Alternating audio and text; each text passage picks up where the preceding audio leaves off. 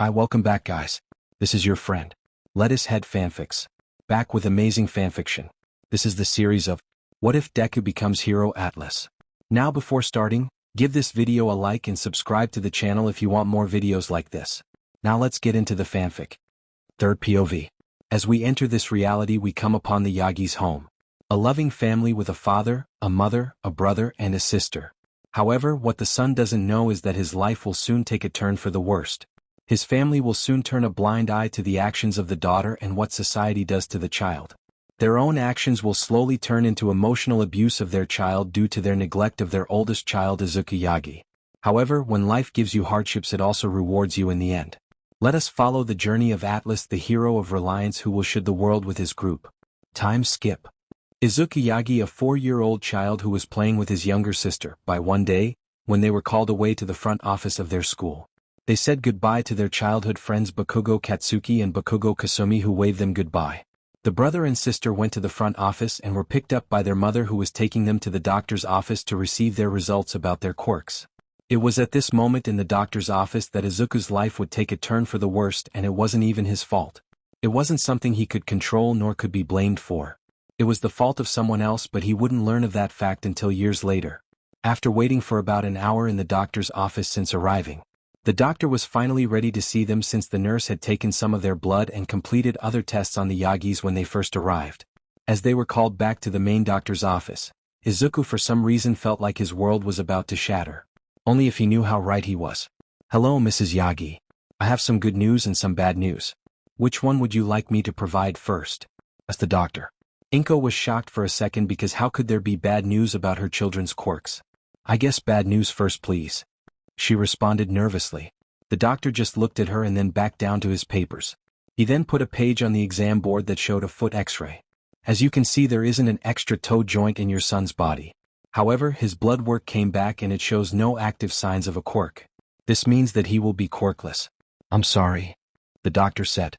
Izuku at that moment had dropped his All Might action figure down to the ground without even realizing it. Inko used her quirk to grab the toy while asking the doctor to explain more. "It should be impossible to not have an active quirk gene in the body, but your son doesn't show signs of having any active quirk gene. This means he won't receive a quirk," said the doctor one more time before moving on to the good news. "In the case of your doctor, we can see she will have a replicate of your quirk telekinesis. The quirk seems to be about as strong as your quirk is. As such, she should show signs of it in the next few weeks," the doctor said. Inko was thrilled for her daughter and turned around to her and hugged her. They were so happy that they didn't notice Izuku looking down with some tears in his eyes. "Can I still be a hero even without a quirk?" is the thought that went through Izuku's mind at that moment. Then he remembered heroes like Eraserhead whose quirks only stopped other quirks. "Yes, I can. I just have to train and try harder than anyone else will so I can achieve my dream of being the #1 hero like All Might," thought Izuku. Though Izuku didn't show this determination on the outside since he was still sad that his mother wasn't trying to console him and was only focusing on his sister's quirk. Inko just grabbed her things and told her son that it was time to go while she carried her daughter. The doctor knew what was going to happen but he couldn't do anything about it. The boy's fate was sealed the moment he said that the son was quirkless. The doctor hated that fact and looked at the boy and said, "Just keep your head up high and don't give up. No matter what the world or your family throws at you," the doctor said. Izuku was confused about why the doctor said this. Surely his family would still love him? Surely his friends at school would still be his friends? Right? Izuku, his sister, and his mother all got into the car and started to head home. Izuku could only feel a pit of dread fill his stomach because he was not likely what he was seeing. His mother was only talking about his sister and hasn't even mentioned him once since they got in the car. It was all about how to celebrate his sister's getting her quirk like Izuku no longer existed. Soon they arrived at their home, which was a smaller apartment. Izuku found his father waiting inside for the family. As soon as they entered the house he moved over to see how the doctor's appointment went. "Well, how did the doctors go? What quirks did they get?" Toshinori asked Inko. At this Inko froze for a second and made a glance at her son. She sighed and then looked at her husband. "Izuku is quirkless, but Izumi has a replicate quirk of mine which means it's pretty strong," Inko said. Toshinori walked over to Izumi and picked her up and started to cheer with her and said that he would start training her soon in the future so she could grow up to be a strong hero. The entire family moved into the kitchen to start eating dinner. However, in truth, it wasn't the entire family. They were missing the son who they left at the door. Izuku just realized how true the words of the doctor were turning out to be, and it hasn't even been a day since he was told he was quirkless. Izuku decides to just head to bed and hope that tomorrow would be different, that his parents would remember him and ask him how he was. Later that night Izumi would realize her brother didn't eat dinner with the family. She still loved her brother because he would always protect her when a kid attempted to bully her. However, she was scared for him since she has seen fights on the TV that showed heroes fighting powerful villains. If he doesn't have a quirk, then how can he fight villains? Won't he just die? Is the thought that went through her mind. As such, a pure thought of a 4-year-old child turned Izuku's life for the next 5 years into hell. Time skip. It was now the next day at daycare. Izuku decided to go play in the sandbox by himself while Izumi took their childhood friends off to the side. Hey Katsumi Katsuki. We got told our quirks and mine is a version of my mother's quirk. Izumi said. Both of the Bakugos told her congratulations but had asked about Izuku's quirk. Izumi hesitated at this second but pushed forward because she didn't want to lose her brother. He doesn't have a quirk. He's quirkless according to the doctor. The doctor said he didn't have an active quirk gene in his body even though he doesn't have the double toe joint in his body. Izumi said. This made both of the Bakugos freeze. Izuku always wanted to be a hero, so how was he going to do that if he didn't have a quirk? Then Izumi started to talk about her fears that she has about her brother becoming a hero and him dying to villains. The Bakugos agreed with Izumi and decided on a plan of action. If Izuku can't handle us picking on him, then he will realize he can't be a hero. We just need to be mean to him until he gives up on his dream of being a hero. Katsuki said. His sister didn't really know about that, but Izumi quickly agreed with the idea since she didn't want to lose her brother. Soon a plan of action was decided that would set fate into motion for Izuku. About 30 minutes into playing, Izuku saw his sister and childhood friends come over. Hey brother, do you still want to become a hero? Izumi asked as they all were around Izuku. Izuku had a bad feeling but responded regardless. Yes, more than anything I want to be able to protect people with a smile on my face and let them feel safe when I arrive. Izuku said with a bright smile on his face. Katsuki then punched Izuku in the stomach while he yelled, "You should give up. Quirkless people can't become heroes," he yelled.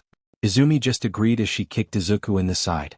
Soon Kasumi joined in a bit slowly but nonetheless joined in as well. They were calling Izuku names like useless, quirkless loser, and then Katsuki created a new name for Izuku. You know, your name can be read as Deku. That's it. You're Deku from now on. Katsuki said. Soon the bell went off signaling for everyone to return to class. Izuku got up and made his way back to the class while in pain. The day slowly passed but soon the end of the day came and it was time for everyone to go home. As Izuku made his way home with his sister, she told him, "Just give up or else we won't ever stop," Izumi said. Soon they made it home and his parents just welcomed them back. They didn't bring up Izuku's bruise, thinking he just roughhoused with Katsuki during daycare or else the daycare would have called. Time skip. Izuku ate dinner with the family but kept his voice silent. His parents were worried a bit but put it off, thinking he was still upset over the news of being quirkless and that he would soon start talking at the table again and being his cheerful self. Izuku made his way to his room after dinner and got on his computer and started to look up basic exercises that he could do for his age. He soon found a simple exercise plan for himself that included sit-ups, push-ups, running, planks and some other things. He decided to start out small and slowly move his way up to higher amounts.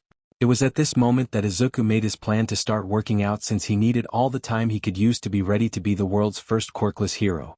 Izuku decided to start out with a set of 30 of each workout and working his way up to doing a mile run as soon as he could. Once he got used to doing that set without much trouble, he would slowly increase it. Izuku POV. It has been 2 years already since I was diagnosed as quirkless by the doctor.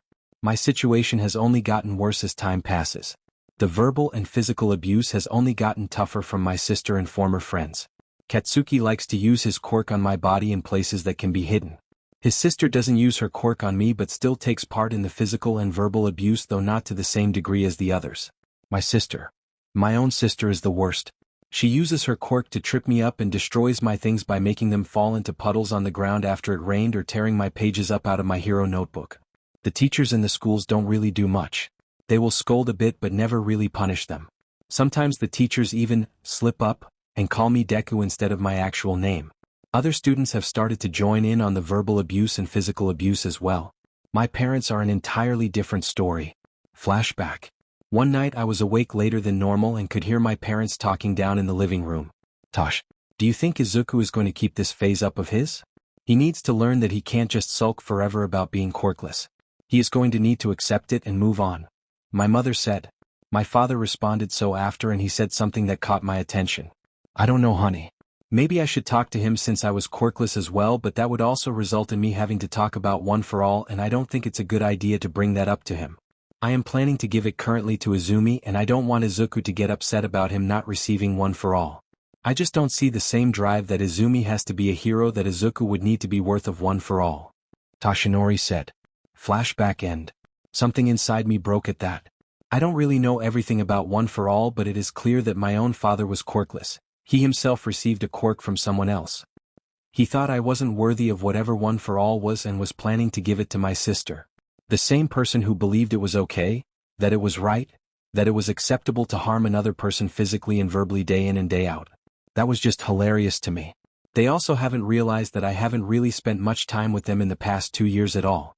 I've learned how to cook my own meals because my own mother stopped making them for me.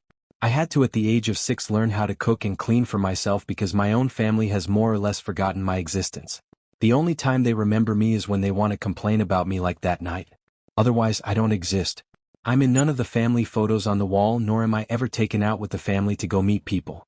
I've resorted to doing random jobs for people in the neighborhood who take pity on me and give me some money for the random jobs. This allows me to pay for some of the things I need and the lessons I take outside of my parents' knowledge. I have also recently started taking martial art lessons at a local dojo that knows a bit about my situation and was willing to forego the parents' signatures to allow me in the dojo. Flashback. Izuku POV. I was running away from my sister and her friends one day after they decided to teach me my place, according to Katsuki. They decided to be extra tough on me that day. I knew I had some cuts across my back and several burns that will likely scar thanks to Katsuki. My sister even used her quirk to throw rocks at me, which will leave a lot of bruises on my body.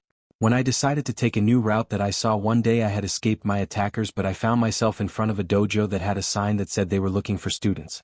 The sign said they teach multiple martial arts and basic handling of a pole weapon.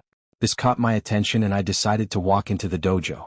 I soon found myself in the building where I saw an older male sitting in a room drinking tea. Yes, I know it's Silver Fong. I watched the male for a few moments when he spoke up, which made me fall back on my butt. I know you are outside, young child. Why don't you come in here? I can hear you breathing a bit off. Why is that? Asked the man. I decided to risk it and go inside. The only thing he could do worse than the others is to end me. I soon made my way over to him and sat in front of him. Hello, child. What is your name? He asked me. I decided to see his reaction, so I went with my normal introduction when I want to know if I can trust someone. I'm Izuku and I'm quirkless, I said with a straight face. He froze a bit while drinking his tea but then kept going. I see. Now why are you here, Izuku? He asked. He only slowed down for a bit before he kept going. So he either is really good at hiding his emotions or doesn't care, I thought. I saw the sign outside and would like to take classes. I can pay only a bit of money and my family can't know about this. They would never agree since they see me as glass because I'm quirkless. However, I refuse. I am to be the world's first quirkless hero, I stated with determination. Funkispo, this child. I can tell that he is being harmed, but from who I don't know. He said his family treats him like glass, so it might be from his family or others around him. He seems to have done some physical training himself. The fact that he doesn't want his family to know is concerning and suggests that he might be getting harmed at home by family. The fact that he wants to be a quirkless hero is shocking because of how much determination I can see in his eyes. Interesting. Let's see how this goes, I guess. Oh, please explain why I should risk my dojo by teaching you without your parents' consent?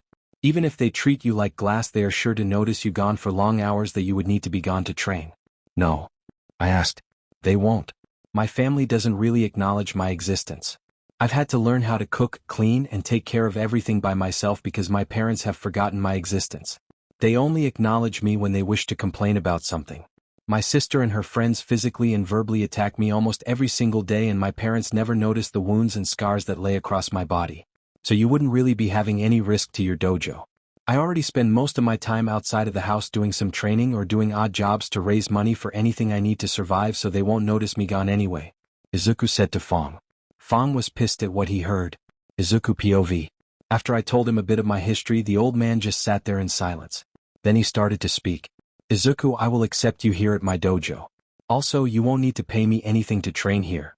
I want this to be a safe place for you to escape to. Just make sure your family doesn't learn that you are coming here since they would put a stop to it. I will also tell you this. I am a part of a mercenary group, so I will sometimes go away for missions every once in a while, but you will be free to enter the dojo and still train when you need to. Also, my name is Silver Fong. Just got me Fong, okay? The old man said, now known as Fong, said. I was happy. He didn't reject me and accepted to train me. This would help me in the future since I will have some actual training when I attempt to get in the hero course in the future. Replace the kid with Izuku. Flashback end. That was how I found myself learning from Fong about basic martial arts styles and basic weapons handling for a pole weapon. I've so far been learning at a good pace according to Fong since I only found him half a year ago. I also learned that Fong's quirk is a minor energy manipulation that allows him to put a lot of energy into his attacks since he has trained his quirk to blend into his martial arts.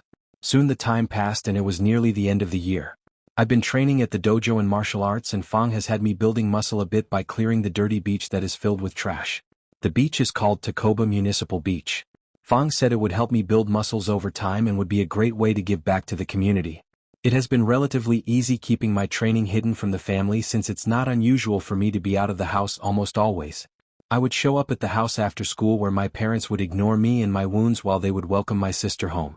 After about 30 minutes I would change clothes and head outside. I shouted back towards my parents that I was going to go out and would be back later. They would just wave their hands and never respond verbally to me when I said this. This didn't bother me as much as it did the first year anymore since I knew by now that they didn't care for me, that they only cared for my younger sister. As such, I stopped trying to get their approval or attention since I now had a goal and didn't want them to stop me. Third POV. Time skip. Time has passed and now roughly 2.5 years have passed. It's been 4.5 years since I was diagnosed as quirkless and 4.5 years since my family stopped caring about me. Over the years I have completed quite a few things and have improved my training quite a lot. Fong has told me how proud he is of me with what I've completed. The beach that Fong wanted me to clean has been completed a few weeks ago. The beach started out with a large amount of trash and I thought I would never clean it at my age. However, with Fong making a schedule for me and not allowing me to rush it, I was able to completely clean the beach. Soon the beach was cleaned and it looked amazing and the results for my body have paid off. Though I'm still short a bit for my age.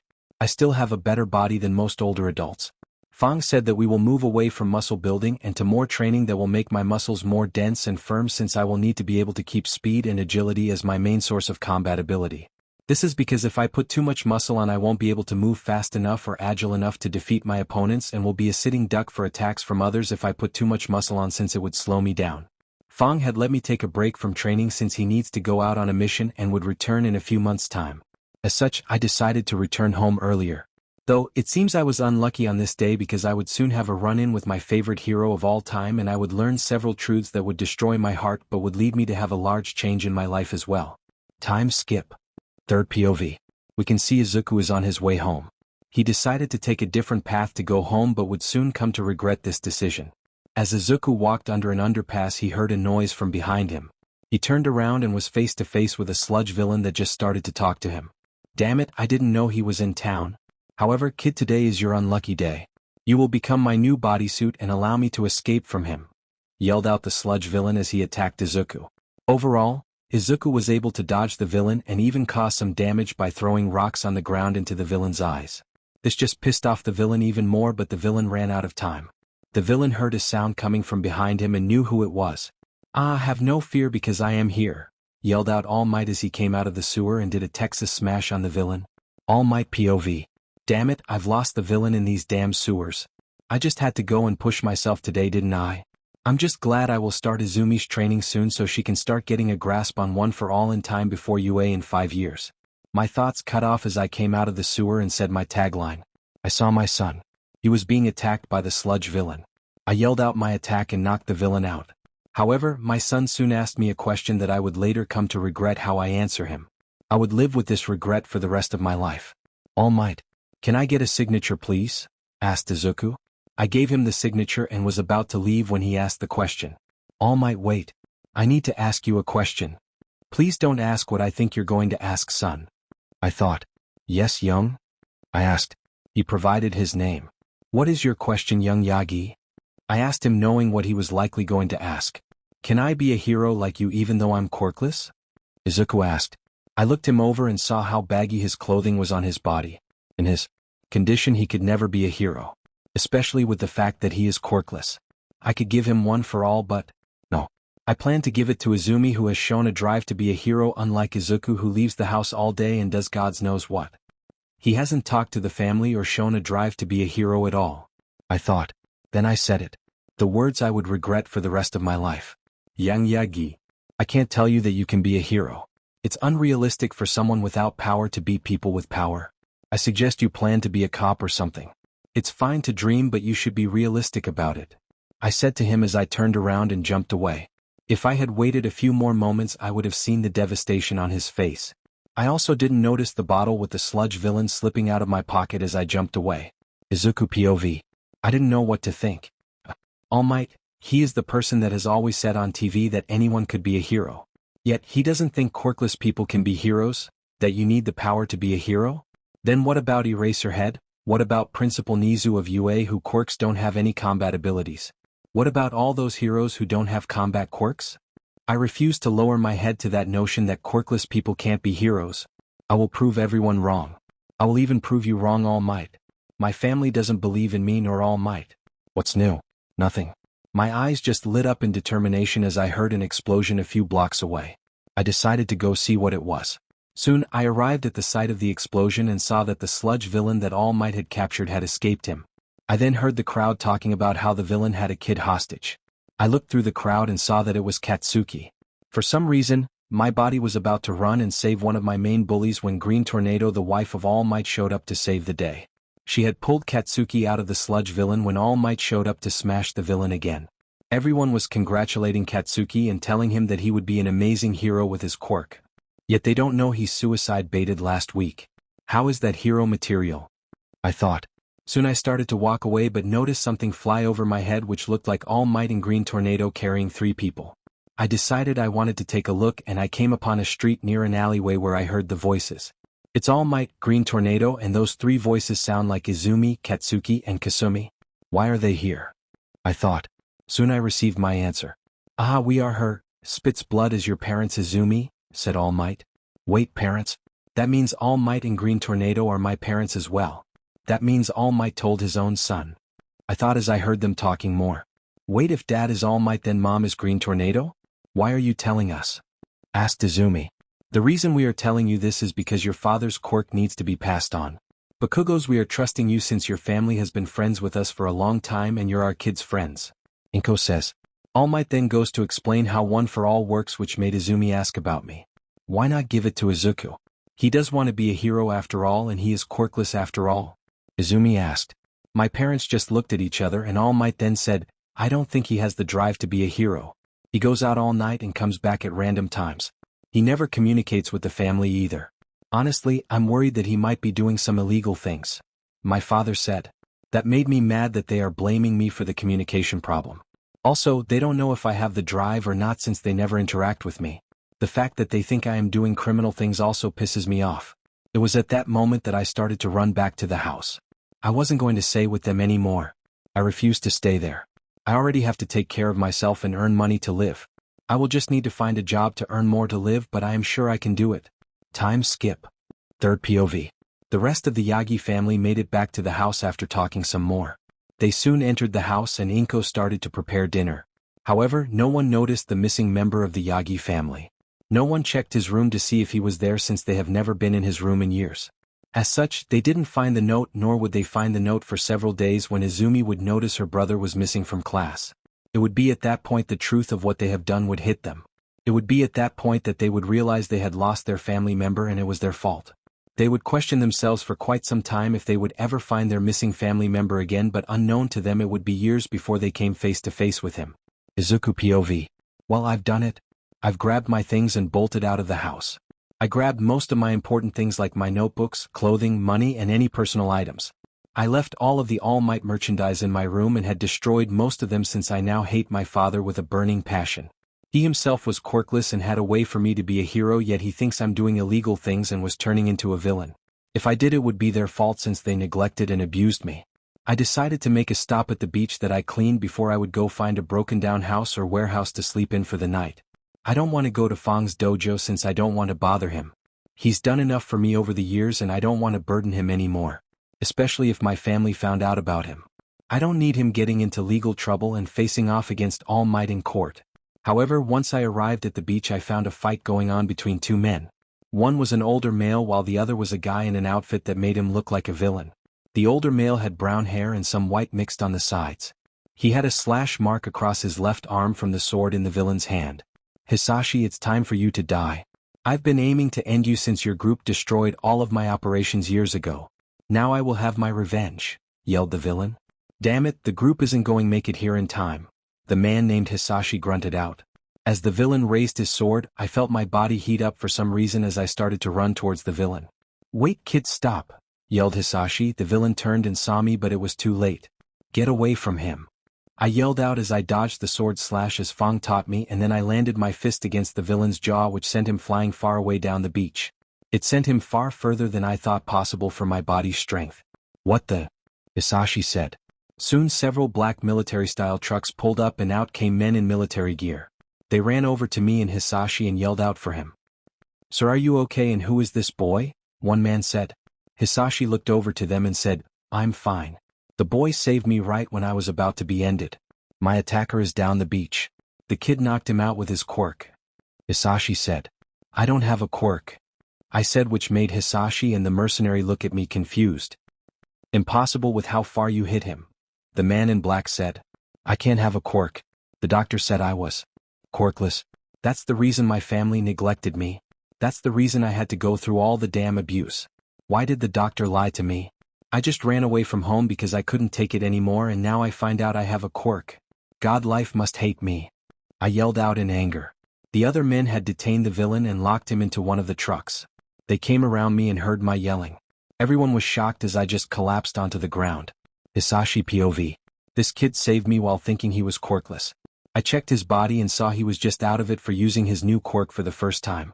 I noticed under his shirt that he had trained his body quite well. He said he was neglected and abused, which caused him to run away from home. Maybe it was fate for us to meet. It's time to go. However, bring the boy with us. We're returning to Germany. Also, have a few men start looking into him. His ID in his pocket says his name is Izuku Yagi. Find everything you can about him and see if you can verify his statements about the abuse and neglect. Pull video footage from his schools and anywhere he goes. I told my men as I and Izuku were loaded into one of the trucks which started to head towards the private airport for my company's planes. I might just have found a successor to take over Titan Group and all of my companies.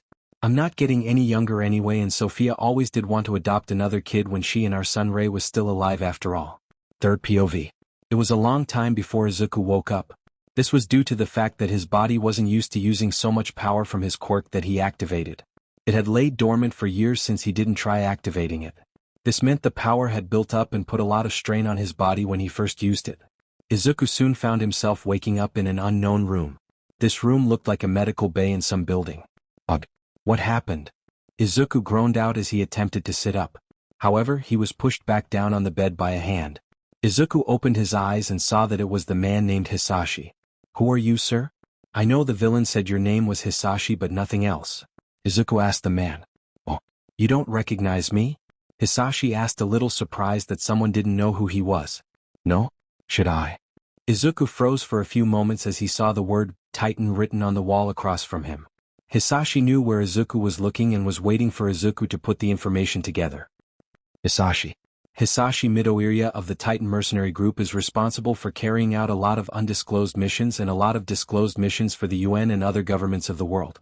You deal with threats that normal heroes can't deal with or threats that the government isn't willing to deal with. You also do private work for individuals that request and pay for it, but the missions can't go against any regulation set by the UN, which you make clear to any person seeking your group's help. Izuku said without taking a breath. This caught Hisashi's attention since Izuku knew a bit more than the average person would normally know of the group. Most people only know that the group does work for the UN and that's it. Correct on your information, Izuku Yagi. Now can you tell me why you decided to help me with that villain and what is going on with the new quirk you've just gotten? I want to hear everything from you before I make a decision on what to do with you. Okay? Asked Hisashi. Izuku felt warm and safe next to Hisashi and he didn't know why. Izuku just agreed to give the person anything he wanted since Hisashi shouldn't harm him since Izuku had saved him. There wasn't much going on in my head when I helped you. My body just started to really move before I knew what I was doing. I had gone to that beach since I was the one that cleaned it. I wanted to stop at it before I tried to find a place to sleep for the night. I had just run away from my home since I could no longer take the neglect from my family and the abuse from my sister and everyone else. My parents ignored my wounds whenever I was home and thought I was doing illegal things since I went out to train every day. That day I had found out that All Might and Green Torrendo were my parents. All Might had told me about 30 minutes before the second sludge villain attack that quirkless people could never be heroes and I should be realistic and go be a police officer or something. I later learned he was my father after he and Green Tornado took my sister and her friends Katsuki and Kasumi Bakugo off to an alley where they revealed their identities and told my sister some information. They also said that I didn't have the drive of being a hero and talked about how they thought I was doing illegal things since I left the house every day and came back later and wasn't communicating with the family. The problem with that thought process is that they stopped caring for me and talking to me when I was around 4 to 5. I had quickly learned how to cook, clean, and overall care for myself since my mother stopped cooking and doing things for me. I also started to do odd jobs for people to earn money to support myself since I was never given an allowance either. I did find a dojo that allowed me to train at. I don't want to say his name so he can't get in trouble since Japan requires parent approval for training in dojos. This is a good overall summary of my life of being beaten, verbally abused by everyone, and neglected by my parents. And suicided baited as well recently. Anything else you need to know? Izuku said in one entire breath. This shocked Hisashi and the guards he had in the room since Izuku said that all in one go. Hisashi then looked over to one of his men who nodded his head and made a sign that showed Hisashi that Izuku was 100% truthful. This man had a quirk that was similar to a lie detector. The quirk allowed the guard to see a person in colors when activated. The more red someone turned meant that the person was lying more and more. However, if the person turned green then they were being more truthful. It didn't let them know what was a lie or a truth but allowed them to see how truthful someone was being with them overall. This allowed them to get a general idea if they could trust the person. Izuku never said one lie and was 100% green. Hisashi was disturbed by the amount of pain and suffering Izuku had gone through and could still smile and help people that he didn't even know when he had thought he was quirkless. Hisashi had come to a decision. Izuku was going to be his new son and he would raise him how he should have been. So, I will be truthful. I had a guard in the room with a quirk that allows us to tell how truthful you are. Hisashi said as he pointed out the guard to Izuku who just waved at the guard. The guard looked like he wanted to laugh. I am amazed at the fact that you can still smile after so much pain. You even saved me when you didn't even know me nor thought you had a quirk. For that, I want to offer you a new path for you to take in your life. You can reject me and I'll help you in another way. But the offer I want to make is to adopt you. My wife and son are deceased now and I'm alone in this world. As such, I want to take you in as my new son. My wife was always wanting to adopt a child when she was still alive. As such, Izuku Yagi, do you want to become Izuku Midoriya? Hisashi asked. Izuku POV. I froze. I didn't know what to think. I was just offered to be adopted by Hisashi Midoriya, the leader of the Titan Group and the world's wealthiest businessman. If I accepted, I could get far more help on becoming a hero. However, how will he be able to adopt me when my parents are top heroes in the country? I want to accept. However, how would you adopt me since my parents are the top heroes of the country? They wouldn't let it happen. I asked. Hisashi just looked at me and laughed a bit. Izuku, we aren't in Japan anymore. We're in Germany. You've been asleep for about 2 to 3 days now. It's Monday currently and I've checked the news and so far they haven't noticed you're gone. Also, adopting you will be easy since it can be done here in Germany and the UN will approve of it. They owe us a lot of favors and when they learn about how All Might was to his own child and me wanting to adopt the said child, well, they will agree quickly since they have always been concerned about who would inherit my companies and mercenary group. Hisashi said. Then please adopt me. Wait. What? I said. Hisashi just laughed at me. I pouted a bit and he just grabbed my head and made a mess of my hair. Yes, As my son, you will need to learn how to handle the Titan Group and run all of my business. As such, being my son is no easy task since you must be strong to run the mercenary group and smart enough to run the companies. You will also need to train to be a hero if you are still wanting to do that. When you are old enough you can enroll in the #1 hero school in the world that is located here in Germany. Though we do need you to learn German and some other languages soon so you can help in the business and the mercenary group. Hisashi said. Though he didn't know I know parts of other languages since Fong taught me some on the side. It's mostly enough for very basic conversations and directions. I do know some parts in German and other languages to hold very basic conversations and ask for directions, I said while speaking German. This caught everyone's attention quickly. Can you tell me where you learned since that was pretty decent? Hisashi asked. I explained that it was the same person that taught me martial arts in the dojo. The dojo owner knew some other languages and taught me basic phrases and things so I could have some basic understanding if I ever needed it. Then I remembered that Fong would be wondering what happened to me when he returned to Japan from his mission. He says, sorry, I mean Dad. He had asked me to start calling him that. Could you have someone deliver something to the dojo owner so he doesn't worry about me? He knew some of my home life but not everything. He might get worried once he returns to Japan from his mission. He was a mercenary as well. His name was Silver Fong. I said. Dad had a very shocked look on his face and everyone in the room came to a stop and looked at me. I asked what was wrong and soon got shocked myself. Izuku, are you sure his name was Silver Fong? Asked Dad, which I confirmed and gave a general description. Son, you don't have to worry about him. I'll call him later and have him come to Germany. He actually works for me. He was one of the people I was going to have you train with later on. He is one of my top mercenaries that works for me and carries out missions from time to time in the Asia area. Dad said. I was shocked. The person I've been learning from worked for my new father. How the hell does that happen? Well, the world works in weird ways. Anyways, we should prank him. When you have him come, you shouldn't say it's about me so we can surprise him when he sees me. I said while fist pumping in the air since I could never get a prank on Fong while I was at his dojo. Dad just looked at me like I was crazy and I told him why I wanted to prank him. Dad just shook his head and laughed a bit. Dad had a doctor bring over some test results that they had run on me while I was asleep. We then started to talk about my newfound quirk and what the Titan group had discovered while researching me to verify my story on the beach about a new quirk. They discovered that the doctor's office we went to had made a mistake and given me the blood results of another person who was indeed quirkless. The results for the blood work that the Titan group ran showed I had a high level of quirk genes in my body. It was to the point that they brought in one of their men from another base nearby and had him look at me. This guard had a quirk that could figure out someone's quirk once it was activated. We soon learned that I had two quirks and something that neither the doctors nor agent could understand. The quirks were solar stockpile and energy manipulation. See descriptions in the author note page. The solar stockpile has been passive my entire life since I never attempted to activate it, but it was growing in power and would keep growing. All the time I was in the sun I was absorbing power without knowing it. Now I will absorb power at a faster rate since I now have it active. I could also manipulate my energy to come outside my body or use it inside my body. Dad said we would train my quirks later and get a better understanding of my current limits and figure out ways to improve them. Then we talked about the unknown quirk or power. The agent and doctor said it's something that is requiring a third-party source to trigger but don't know what it is. They explained that there is a chance it will never activate and I shouldn't worry about it since we don't know if I will ever receive it. As such, it was time to go to my new home. Ready to go home, son? Dad asked. Yes. I responded. This was the start of my new life in Germany. Third POV. Soon Izuku and his new dad, Hisashi, arrived outside where they got into an armored car that was parked out front of the Titan's medical base. Once inside, Izuku and Hisashi were then driven towards the center of the city. I hope you don't mind, but we will live in the city. It's not a large mansion but a large business building that I run the Titans organization out of. The business all have separate buildings but I do most of Titans and the business meetings in this main building where I have many floors dedicated to residential space for me and now you.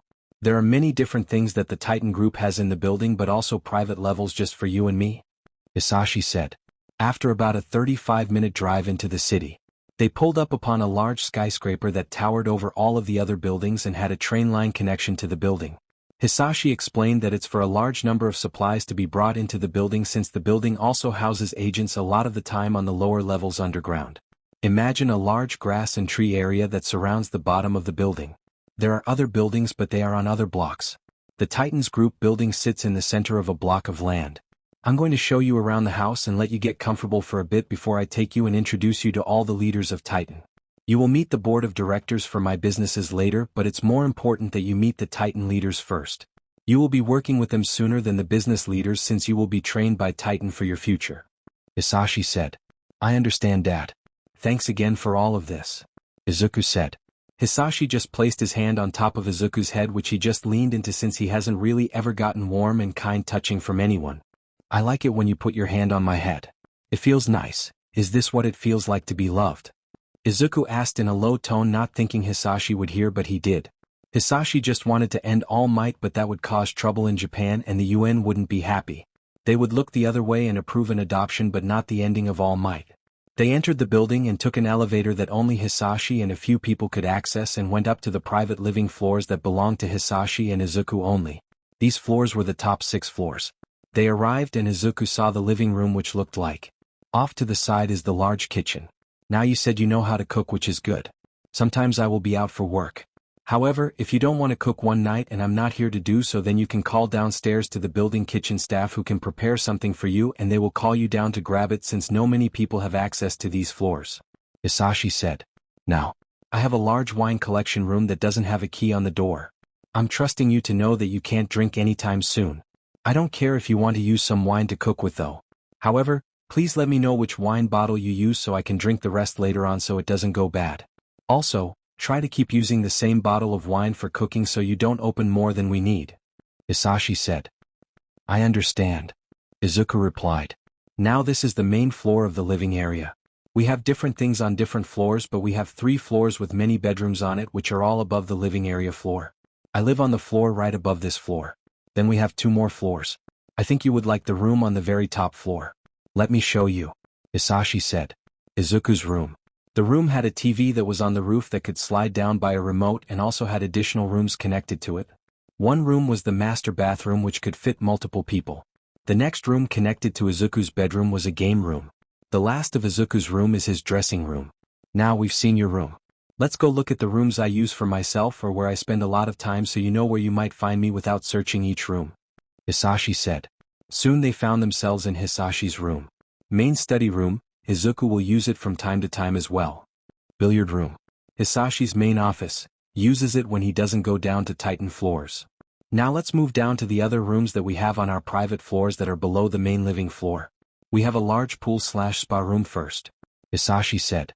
On the last private floor, we can also find a combat/training floor which does connect to a separate weapons training room as well. Izuku POV. I was shocked at the number of things that are limited to just dad and myself. I know he had a child and wife before. But even then this is a lot of space for just 3 people. I know I want to ask dad about his deceased wife and son later but not right now. I will when it feels more comfortable doing so. Soon though we finished looking at the other random rooms which just contained either empty bedrooms or rooms that I will likely not touch since even dad said he doesn't touch them. Most of the rooms were storage rooms for old things that he has gathered over the years from missions. After spending about 2 hours relaxing around the house and getting used to the place, Dad returned with a keycard, an ID, and some medical injection device. What is all that? I asked him. This keycard is to get you into the building. The ID is for you to keep in the event you're ever asked for identification. The UN has approved the adoption and they were pissed to hear about what All Might did. As such, the ID is your new papers and proof of citizenship here in Germany and your name is now Izuku Midoriya. The UN did have to invalidate your Japanese citizen when they got Germany to grant you German citizenship since I live here almost year-round. Hope you're not mad about that. Izuku wasn't. Also, the medical injector is for a microchip to be placed in your body. This chip acts as a keycard to get into the private living floors as well as any secured room that belongs to Titan or my businesses. It can also be used to access any private document or other things that belong to me. Your authorization matches mine, so don't abuse this.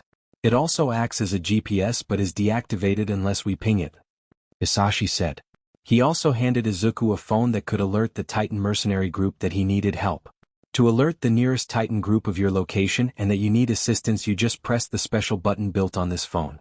Hit it 5 times to request a ride from your location. Hit it 10 times if you need a tactical assault group on your location because of a threat. Hisashi said. Thank you, Dad. While we are just talking, can you tell me about your deceased wife and son? I would like to know about them since they would have been my family if they were still alive. Also, would it be weird if I called them mom and brother? I asked a bit nervous since I really wanted to learn about them. Dad was silent for a moment before he started to talk. Soon he explained what they were like and what they liked to do. He also explained that they died due to a villain attack when he was younger and that is how the Titan group came to be since he didn't want more people to go through his pain. Also, it wouldn't be weird for you to call them that. I'm sure they would be happy in heaven to hear that from you, Dad said with a smile on his face. I just hugged him and thanked him again for giving me a home. Another hour passed and it was time to go meet the leaders of the mercenary group Titan. These leaders were the people that commanded most of the group when Dad was not directing managing something.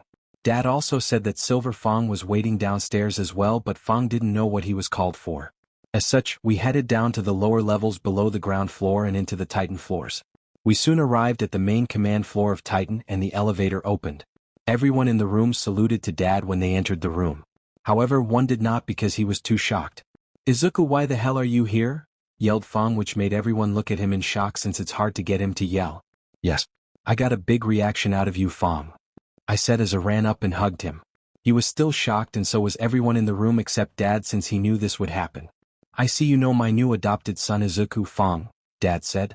Fong just looked up at him in surprise and then his face turned into one filled with rage which confused everyone in the room except me and Dad since we know why he is pissed. "Izuku, he just said new adopted. I know your home life was horrible but for you to get adopted. What did they do?" Fong said with the last part in a very cold tone which made a lot of the Titan members freeze since Fong was a veteran mercenary that rarely got pissed off.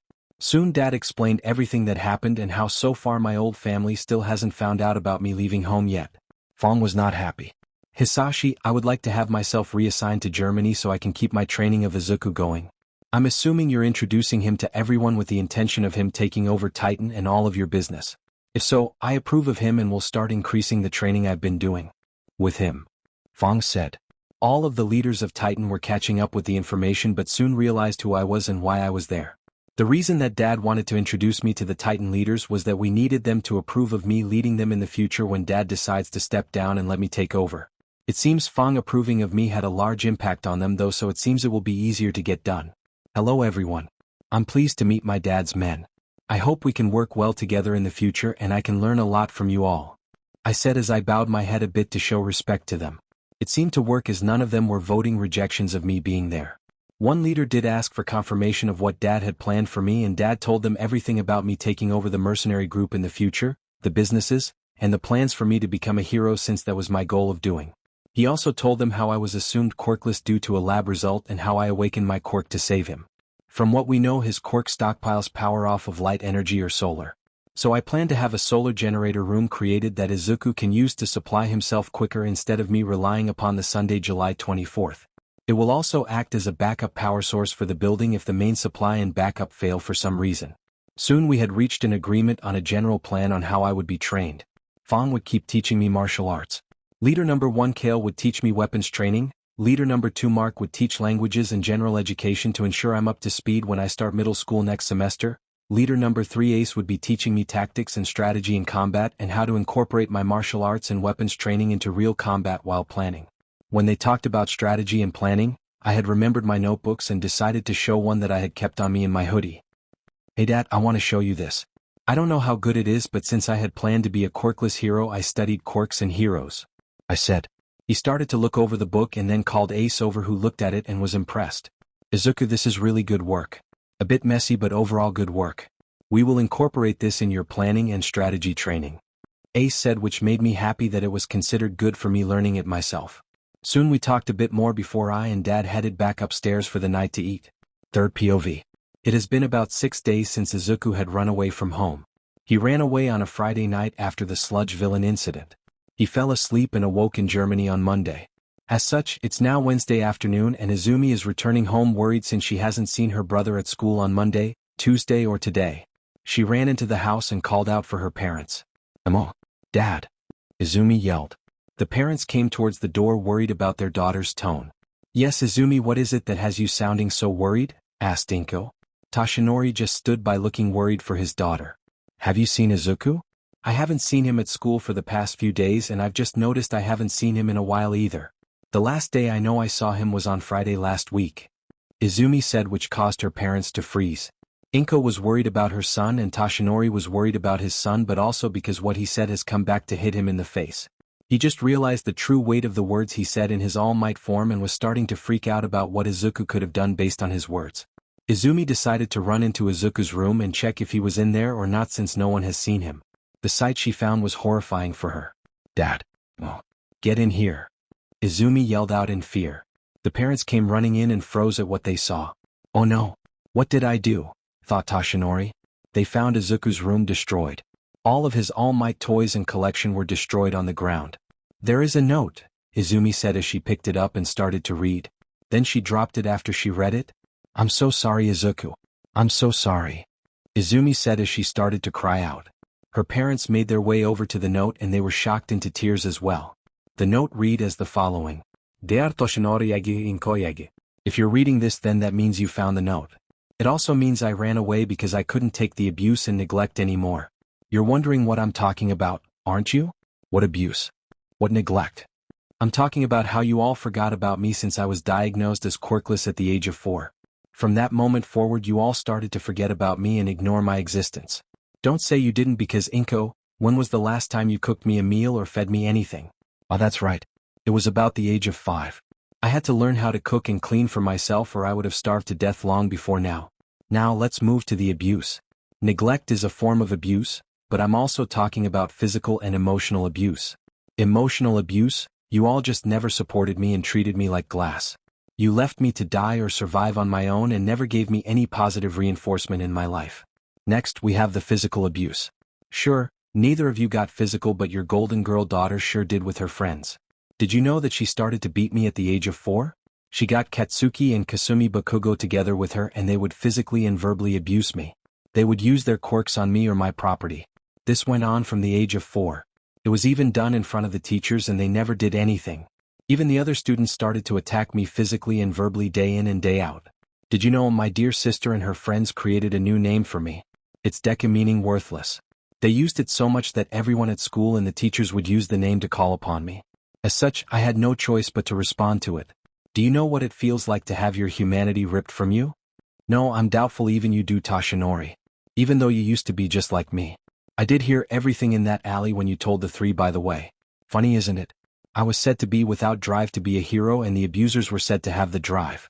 Did you know that those abusers also told me, if you want a quirk so badly, then go take a swan dive off the roof and pray for it in your next life?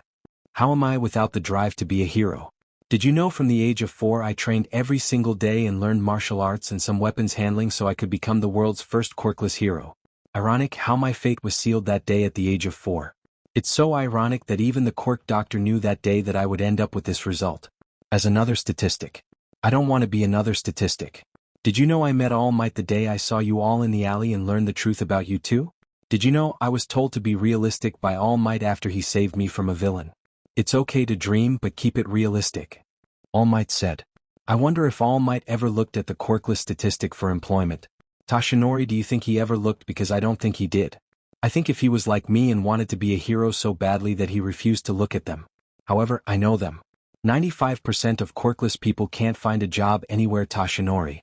Do you think All Might knows that quirkless people aren't seen or treated as humans? That we are treated as dogs that can be ended on the spot? I refuse to be a dog anymore for this family. I refuse to have my humanity stripped from me anymore like I'm so lab rat. I have the right to life just as much as the next person. However, this world seems to be set on removing my human rights, to strip me of my humanity. As such, I ran away from home and decided to make a new life for myself. I've survived in this house doing everything myself. As such, I'm off to make an attempt to create a new life for myself in the world. Will I survive or will I die? That's the question now, isn't it? I wonder though when you will notice my absence. I'm betting on Izumi noticing I've been gone from school for roughly 2 to 3 days before she alerts anyone. That would just be sad that you didn't realize your child was gone for so long. How are you going to explain this to the world, Toshinori? I hereby disown myself from the Yagi name. From your former son Izuku. The letter was shocking. They didn't know how to react. Their son was gone for days and they just realized it. What is worst is that they can't deny anything that was said in the letter. Inko had broken down in tears on the floor as she started to remember the little amount of time she had spent with her son. Toshinori just felt sick to his non-existent stomach. He felt like One for All was trying to rip him apart because of how angry it was with him. Izumi, is what said in the letter about you and the Bakugos true? Toshinori asked slowly, fearing the answer. She didn't answer for a few moments but responded. Yes. I don't know about the suicide baiting part, but everything else was true to my knowledge. Izumi said. This just made the parents break down even more. I need to call Nizu, Gran Torino, Night Eye Recovery Girl, and the detective. We need their help. Toshinori said. This was how bad it was. All Might was willingly calling his old sidekick who he hasn't talked to in a long time. Time skip. 2 hours had passed and everyone was in the room in front of the Yagi family. So All Might, please tell us what you called us for. You said it was a family emergency. Nizu said. Everyone was wondering what it was. All Might handed Nizu the letter and he started to read it. As time passed his face became angrier and angrier. Nizu throws the teacup at All Might. This shocked everyone that didn't know what the letter said since Nizu loves tea. Are you kidding me? How offend you dare you All Might? I should arrest you right now for what you've done. You're lucky you're the damn symbol of peace or you would be sitting in jail tonight. Nizu raged out. Everyone else that was called was really confused at this point. What was in the letter that was so bad that set Nizu off like that? Sir Night Eye grabbed the letter so he and the others could read it. They soon understood what happened and they understood why Nizu was acting like he was. Why did we never learn of your son until now? Grand Tornio yelled out. He was so pissed off because Toshinori was a hypocrite for treating his son this way, for telling him to be realistic. It never crossed our minds. It just happened that we pushed him out of our lives and it resulted in this. Toshinori said. Bullshit. Stuff like this doesn't just happen. Recovery Girl said. Sir Night Eye had a guess that All Might had planned to give Izumi the quirk and wanted to know if he had done it already. All Might. I'm guessing you were planning to give Izumi one for all. Please tell me you didn't give it to her already. If you did, she needs to give it to someone else since she is clearly the wrong type of person for it. Your son is a far better person to wield it and should receive it. Sir Night Eye said with a cold tone. Izumi just flinched at this and spoke up. No, he hasn't given it to me and I have to agree I don't deserve it, Izumi said with some tears in her eyes. Inko just put her hand on her shoulder and rubbed. Soon the conversation moved to what to do next. You guys will have to report your son missing. Are you going to do it as the Yagis or as the Hero family? Do it as Yagis and there won't be much search by police and heroes due to bias against quirkless people. Announce it as heroes and your reputation takes a hit but you will get a better search going. The detective asked. It was soon decided that it would be done as All Might and Green Tornado since they needed to own up to this. All Might wouldn't have his form forever. As such, it would get linked back to them anyway. Better to deal with it now rather than later. Time skip. A day has passed and Mighty Tower had arranged a press conference. Everyone was wondering why the meeting had been called and soon they would receive their answer. There was even an agent from Titan at the meeting recording for Hisashi who wanted to be kept up to date on the Yagi's movements for a while. Soon All Might and Green Tornado came out to the stage. Reporters were trying to ask all sorts of questions. Soon things calmed down and they started. Thank you for coming. Today my wife and I are announcing the start of a missing person case that is personal to us. The missing person is my son Izuku Yagi who has gone missing as of last Friday. All Might said. This created a shocking amount of reactions. It was known that the family had a daughter but didn't know her name.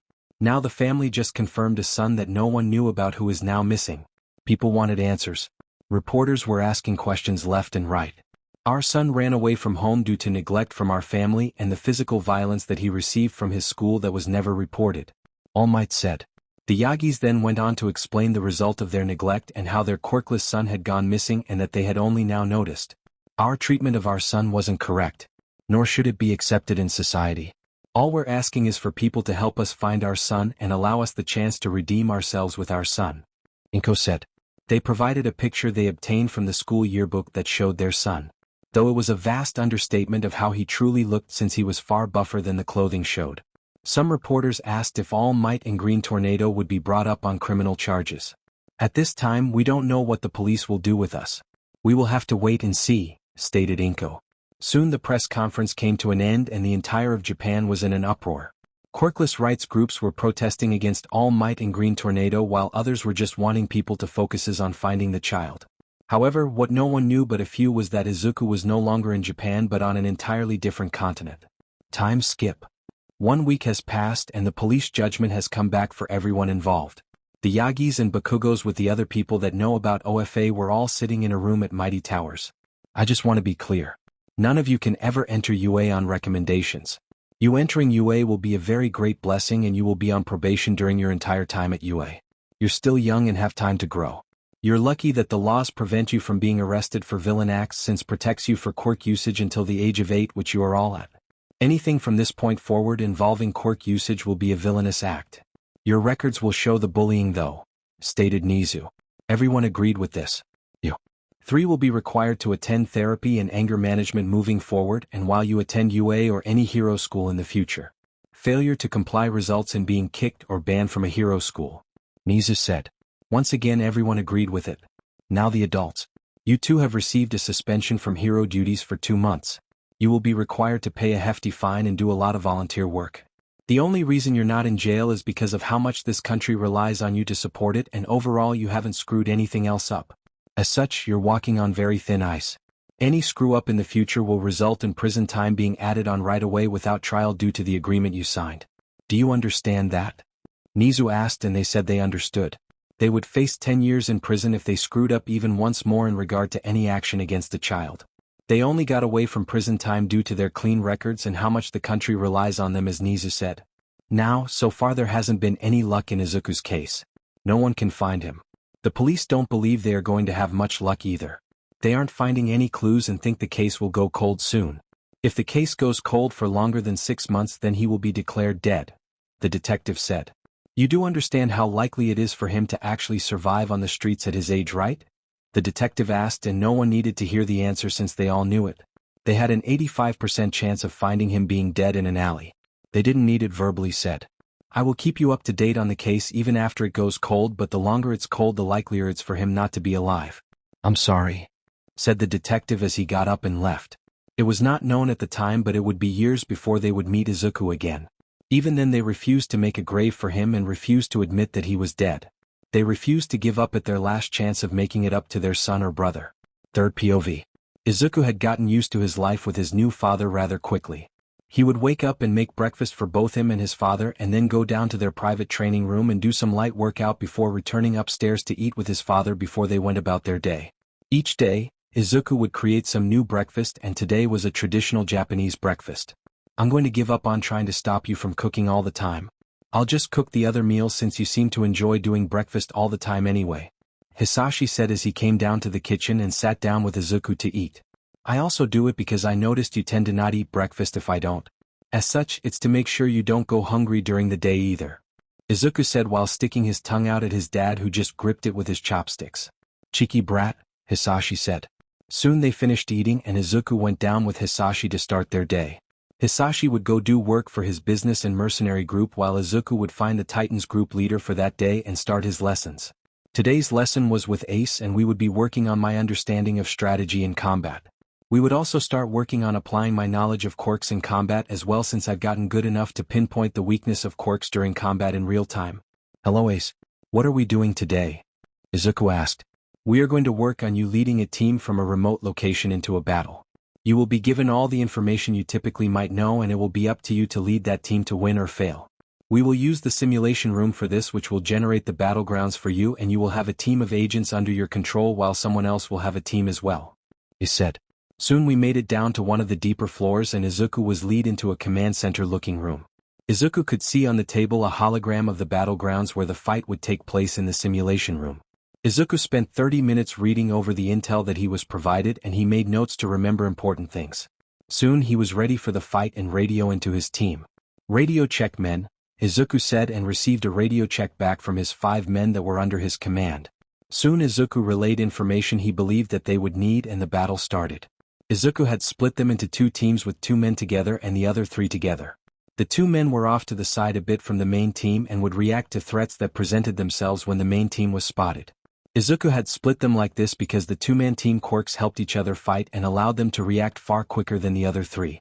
Soon the teams came across the enemy and Izuku's plans were coming out in his favor. Alpha 1 and 2.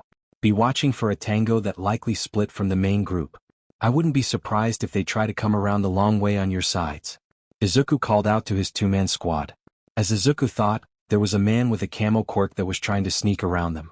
They were able to kill the threat and moved on, winning the game by forcing the other team to give up due to them being trapped from multiple sides.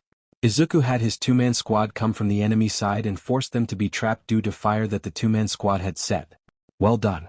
There were some mistakes, but those will go away with the experience. One thing to point out is the fact that the camo quirk user could have gone to the other side. He didn't, but it was a real possibility. You need to account for situations like that next time, he said. Izuku had noticed that 2 hours had passed since they had started. Izuku had asked what would be next, but Ace said he was done for the day since it finished sooner than he planned. As such, Izuku decided to go out in the city and enjoy himself. Ace told Izuku to take at least 2 plain cloth guards with him since Hisashi would be devastated if he lost Izuku. Izuku knew he shouldn't risk anything since if people found out his connection they would come after him. As such, he did stop by the room for agent assignments. Hello. I was thinking of going out to enjoy the city since I haven't gotten the chance to since I've arrived in the past 2 weeks. Ace told me that it would be better if I got some guards to come with me in plain clothes, and I agree since it would make Dad happy as well. Do you know if there are any agents open to an escort assignment currently that would be willing to go? Izuku asked. Yes, we got several agents that are needing some experience since they are a bit newer. They are trained to handle the situations, but they do need some more hands-on experience. How far are you planning to go?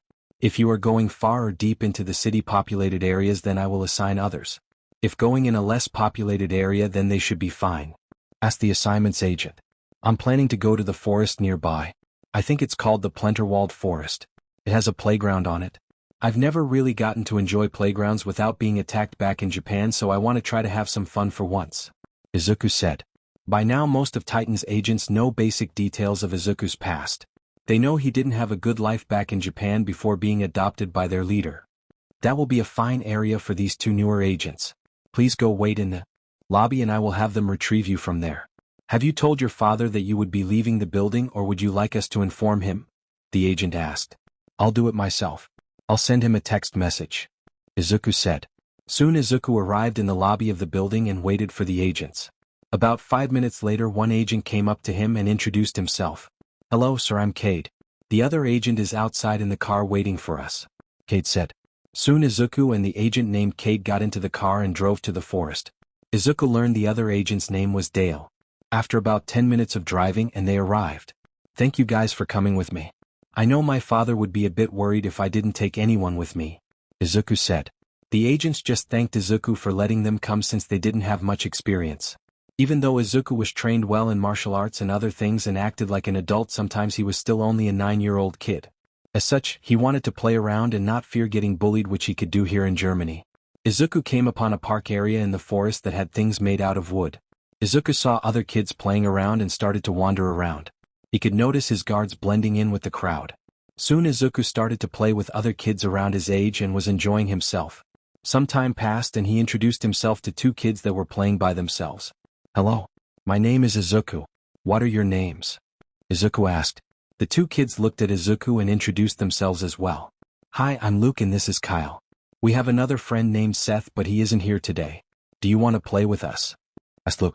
Izuku agreed and soon they hit it off and started to play games together. However, during this entire time, they never made physical contact with each other. That was a key factor in finding out something. Izuku and the two boys soon made their way deeper into the forest area, which was outside the viewing area of his guards. Izuku didn't realize that at the time he had set his two guards on a chase on trying to find him since they no longer could see him. About 30 minutes later, both Luke and Kyle touched Izuku. It was at that moment that Izuku felt pain across his body, but it was more concentrated in his left and right biceps. Ah, why am I in so much pain? Izuku yelled out. This caused his two guards to find him and come running. Kyle and Luke were in shock. They felt their marks burning on the biceps but were in too much of a shock from what they were seeing. Izuku is our soulmate, both of them thought. They knew they were connected but not each other's direct soulmate. They could feel each other, but the connection wasn't that of soulmate but as two pieces that required a third piece to be placed between them, which was missing. In their days, they didn't realize it until it was too late, but Izuku's guards had taken Izuku away. Though the kids thought that they were his parents and not guards since they were in plain clothing. Luke and Kyle tried to give chase but couldn't keep up. We're going to lose sight of our soulmate, they both thought. They arrived back at the playground area and they couldn't see their soulmate or his parents. As such, they ran over to the guards that their family had watching them. The Clayton, Walton, Woods, and White families all belong to powerful families in Europe. The Claytons own Europe's largest hero support company, Walton's owns Europe's largest weapons development firm, Woods own Europe's largest entrainment and media company, and the White family owns Europe's largest healthcare and drug company. They told them that they needed to get to their parents as soon as possible since they had found their soulmate who had just been taken away by his parents. Izuku POV. It hurts. Why does my body hurt so much?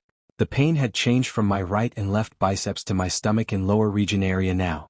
It hurts so much. It feels like my body is on fire. I want Dad. Please. Dad. Izuku cried out. Third POV. The guards were moving as fast as they could. One guard had called into the main base and alerted them of the situation and told them to get the medical team ready in the building. There's a tactical assault team near us that will meet up and guard us on the way back. Hisashi has been informed and he is pissed that something has happened to Izuku, said Dale. Kate could only agree with Hisashi feeling right now. How could they f up and let Izuku get attacked somehow on a simple trip to the park? It was unlikely that they would have their jobs after this. They might not have their lives if Izuku doesn't make it out of this.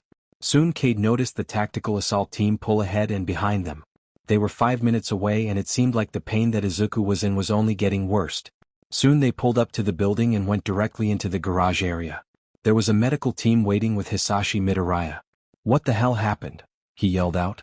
"Sir, we lost Izuku after he followed 2 kids around his age into the forest. We arrived after hearing a scream from him since we were trying to find him when he went out of our sight. There was only a window of about 3 minutes between us losing him and him screaming. There are no visible wounds that we can see," Cade stated. The medical team rolled Izuku into the medical wing and started looking him over and doing tests. Time skip. Third POV. About 1 hour had passed since they had gotten Izuku back to the base. The results were back and the doctors were confused like hell. "Sir, we have the results and we believe we found the reason he was in so much pain," the doctor said. Hisashi was just worried at this point. The doctor soon showed a picture of Izuku's bicep and explained that he now had 2 new tattoos, or markings on his body, but he also received some other things. He also received a new organ system. It appears to be an organ that will allow him to reproduce. "We brought him the agent who can figure out quirks." He looked at Izuku again and saw that the hidden power or quirk has been triggered. Whatever happened in that forest triggered the power which resulted in the new marks and new organ system. From what the agent has stated, the new marks are soulmate marks and the new organ is due to the marks. It will allow him to reproduce for his soulmates if they ever attempt to have a child, the doctor said. Hisashi was just confused and asked for more details which the doctor gave. Based on the results, the organ and marks aren't fully active. It requires another step from both sides to complete the bond. The organ is also useless without the bond being completed and only the soulmates can ever use the organ to get the young master pregnant, but it requires his consent to have it work as well. So we don't have to worry about someone random ever getting the young master pregnant. It also appears the marks provide a boost in healing abilities and acts as a GPS to his soulmates when it's activated. The mark will also burn slightly whenever he meets his soulmates and hasn't completed the bond, the doctor finished saying. Hisashi was happy his son wasn't in danger of death. He was annoyed that his son now has 2 new soulmates that he knows nothing about but is interested in how that relationship will go. Hisashi then goes to find the guards and he finds them waiting outside. "You know why I'm here, correct?" he asked. The guards nodded. "You are lucky my son isn't dead. Or else this would be the second son I would have lost. Though his pain isn't your fault. It seems his third hidden power was triggered by the 2 boys he was with. They are his soulmates, which means we now have to find them," Hisashi said. The guard gave the information they knew, which was just their first name and a general description. For some reason, Hisashi felt like he knew who they were but couldn't place it. "You 2 will not be ended or fired today. Though my son escaped your sight, it's your job to always keep your client in your line of sight of at least one of you at all times. You 2 will become permanent guards to my son whenever he needs an escort somewhere. There will be other guards as well until you 2 have enough experience to be by yourself. You're now on guard duty for life, so you better get training for any situation and take any free mission in your free time when my son doesn't need you, because his word is the law now for you both. Do you understand?" Hisashi asked. The guards agreed and thanked him. "We will gladly do guard duty for the young master. It indeed was our fault since we didn't keep him in eyesight or even get more details out of the kids. We really screwed up," thought both Dale and Cade. This was a punishment but also a reward if they can handle doing guard duty for life. If they stay by Izuku's side for his life, it means they would be in the center of power when Izuku takes over for Hisashi. As such, it was a punishment and a reward if they could push to the end. Third POV. Several hours had passed since the doctors had figured out what happened. Izuku had started to wake up and was calling for his dad. "Dad. Dad." Izuku was crying out. "I'm here, son. You're going to be okay," Hisashi said as he came over to Izuku and rubbed Izuku's head. Soon Izuku's eyes opened and he saw his father sitting there. "I'm sorry. It seems I can't go anywhere without being hurt," Izuku said. This made Hisashi's heart hurt since this wasn't Izuku's fault at all, and also the fact that Izuku believes that all of the pain he has suffered was his fault. "It isn't your fault. The pain was caused by the hidden power inside your body. It seems those 2 boys you met were the trigger for it," Hisashi said. Izuku was stunned for a few seconds. The third power in his body was activated? What exactly did the 2 boys trigger in him? What did they trigger?" Izuku asked. Then Hisashi looked a bit around and dismissed anyone that was in the room except the main doctor because he believed Izuku would want some privacy about his new condition. Well, son, it triggered some changes in and on your body.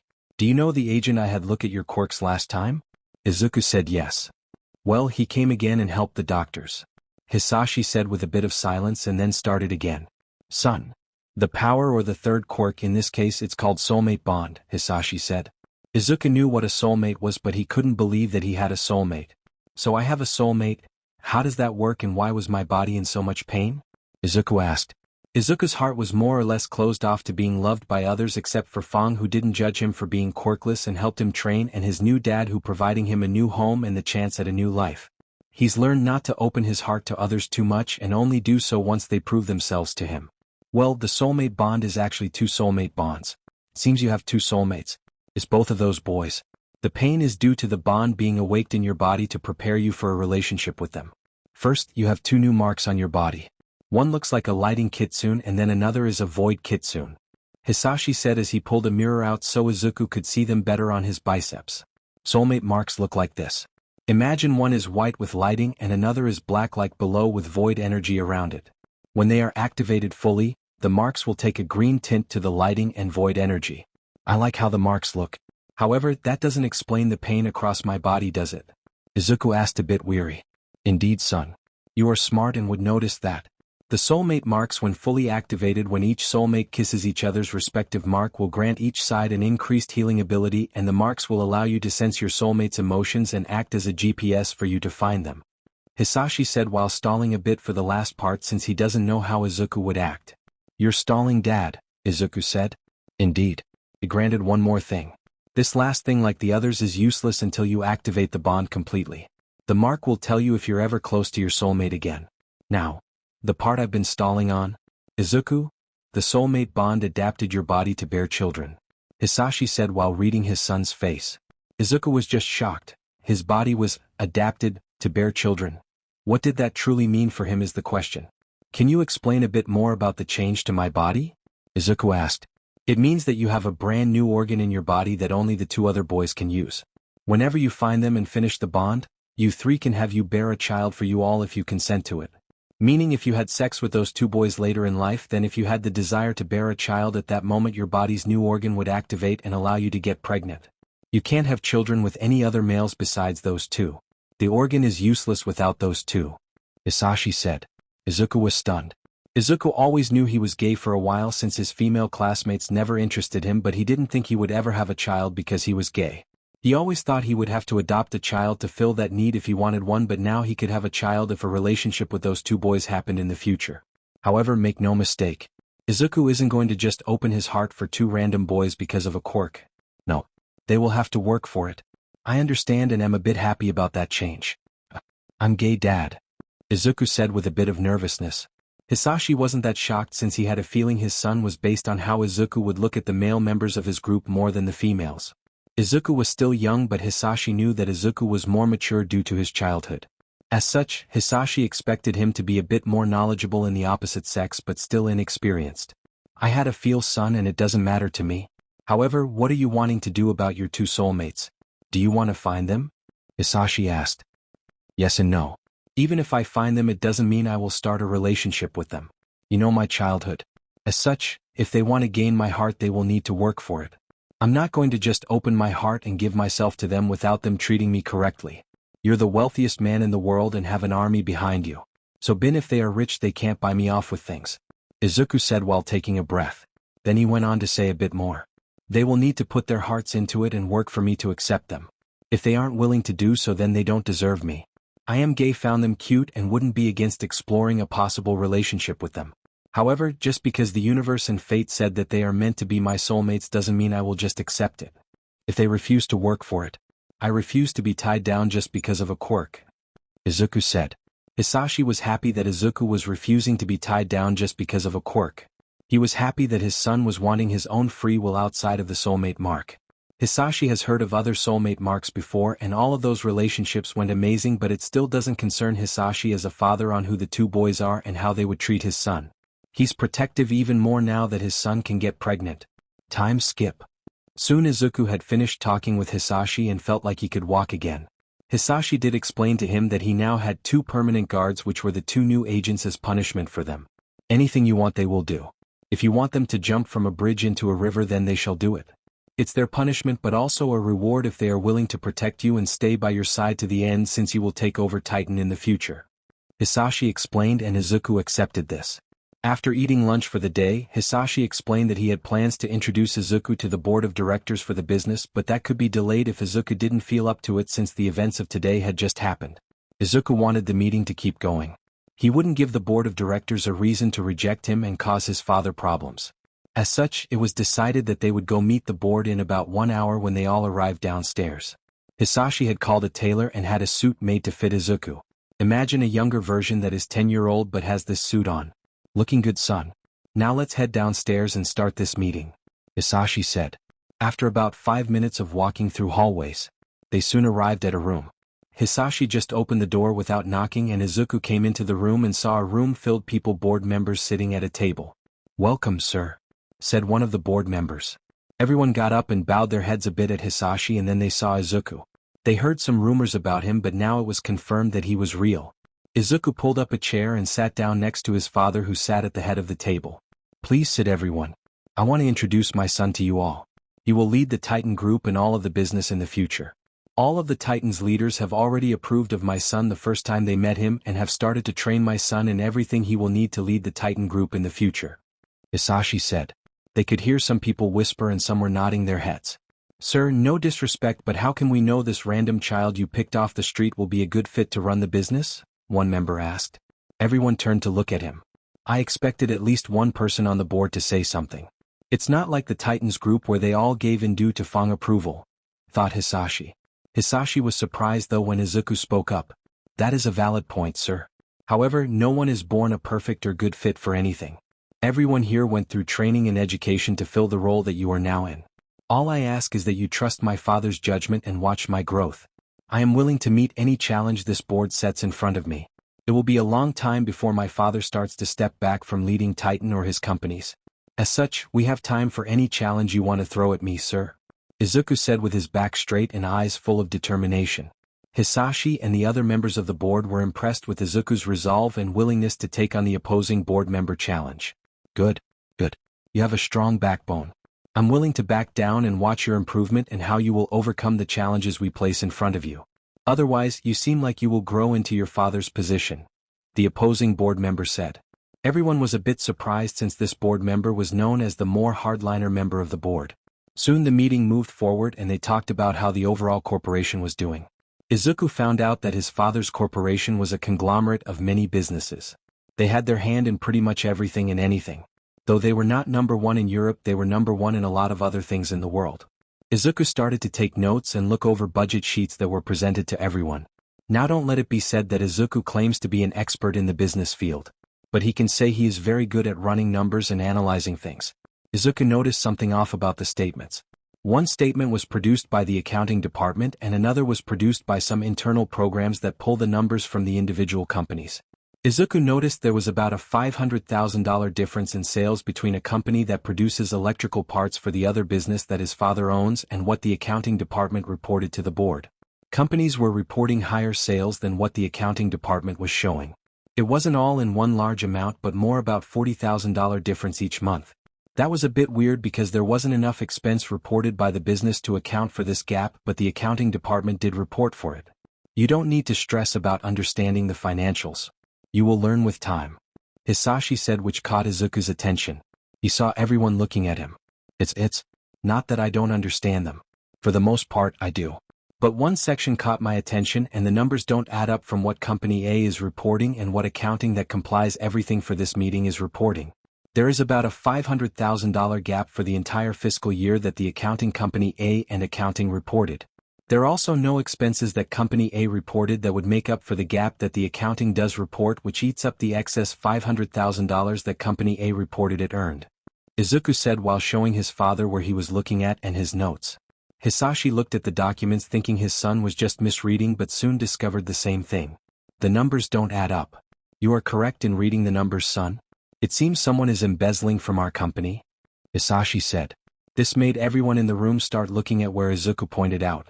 I suggest hiring a third-party watchdog to run an audit of the accounting department to determine how widespread the embezzlement is running and to find out who is all involved on any level, Izuku recommended. Some of the board members looked like they wanted to object to allowing a third party in their company records.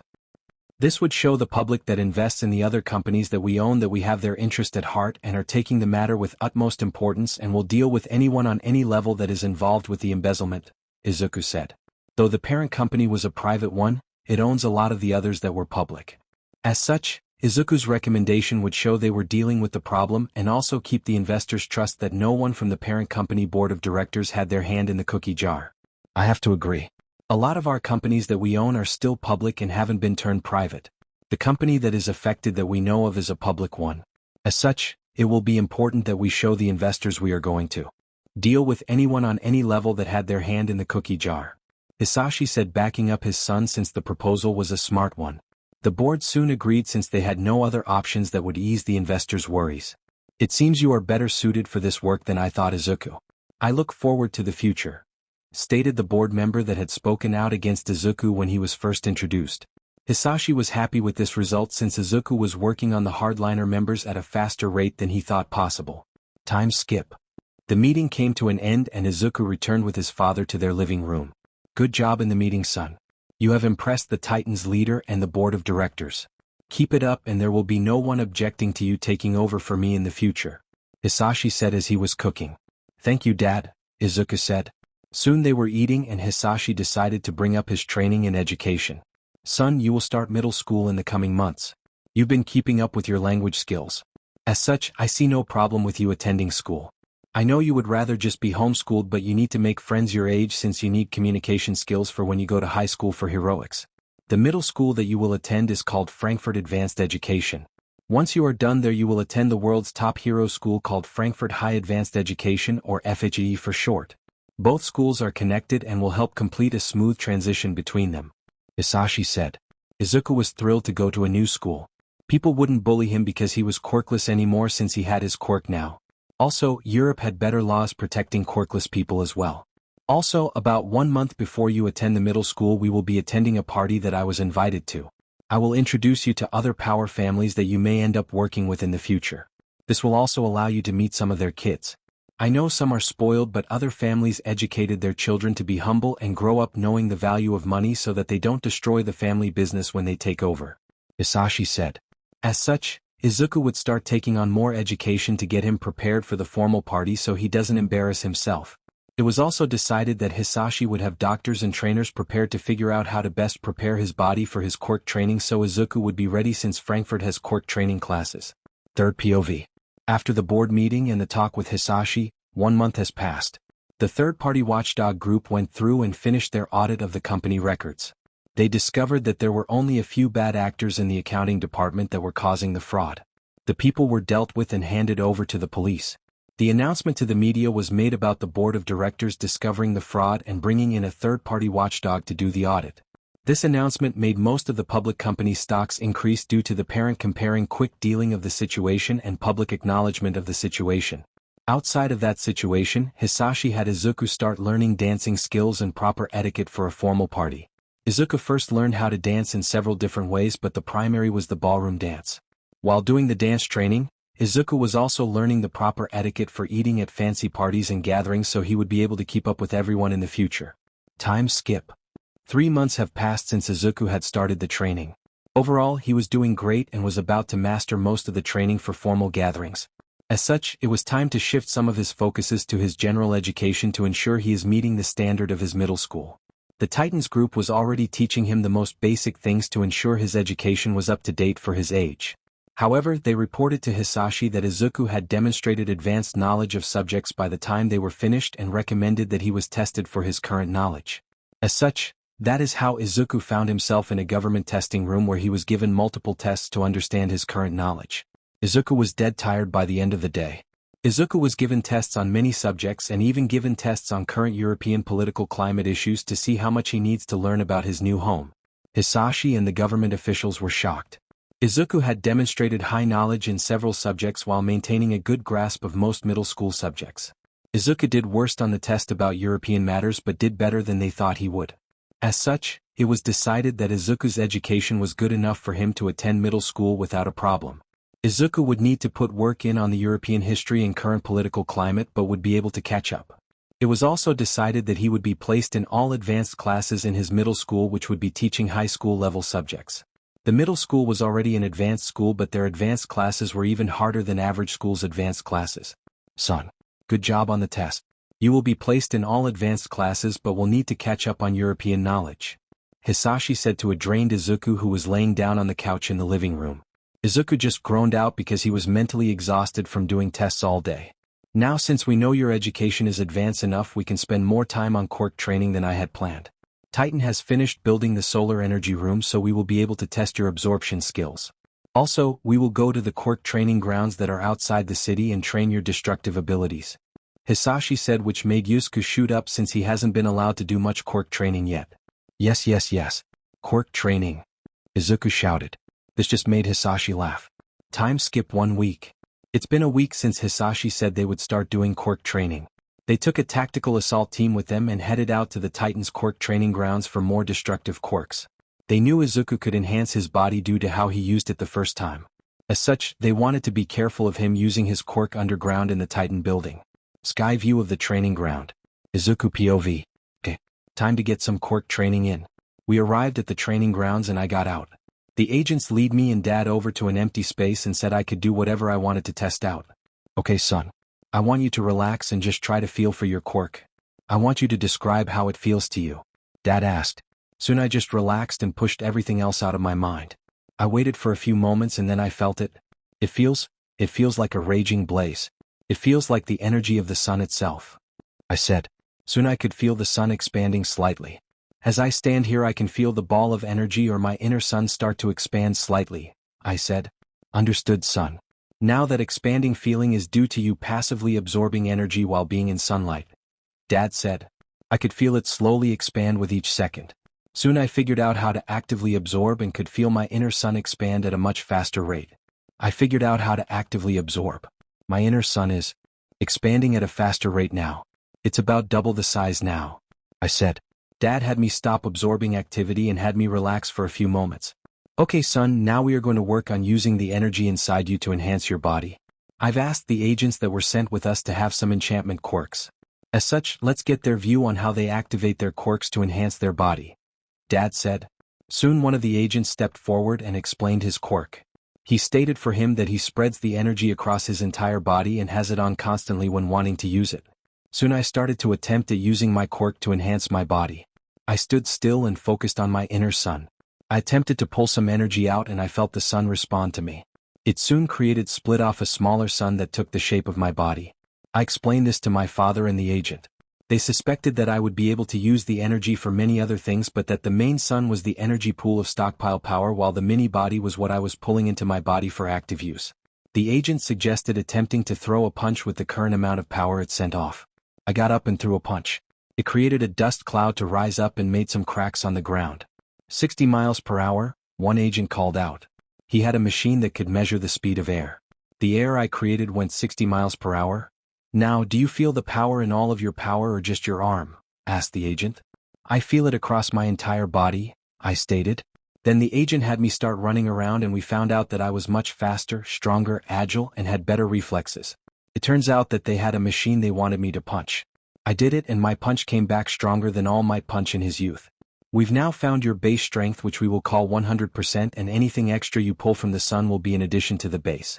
Anything you remove to lower your power will decrease 100% until you hit 0%, which would be your natural body's abilities. Now, it's time to see if you can pull more energy from the main sun and feed it to your miniature body, Dad said. The agent suggested that I attempt to create a link or a chain that connects the main sun and my miniature body. Soon I closed my eyes and visualized the sun and miniature body.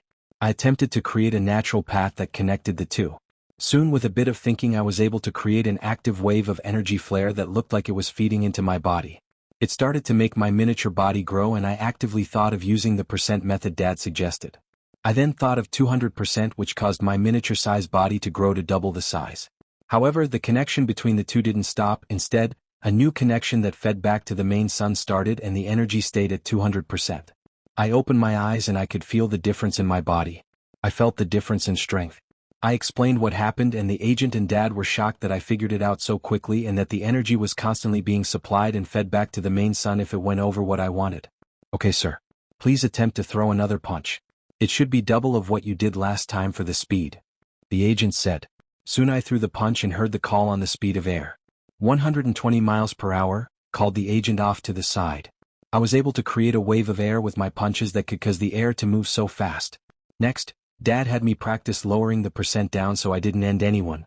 He wanted me to get better at decreasing the percent more than percent since I would need to control that better before moving forward. We spent the rest of the day practicing and had me spar with the agents on site. I was able to lower my percent down to anything I wanted within 2 seconds. Dad wanted me to practice more in the future at the main building and get it down to an instance or 1 second. I wasn't allowed to use more than 50% of my quirk strength inside the building though.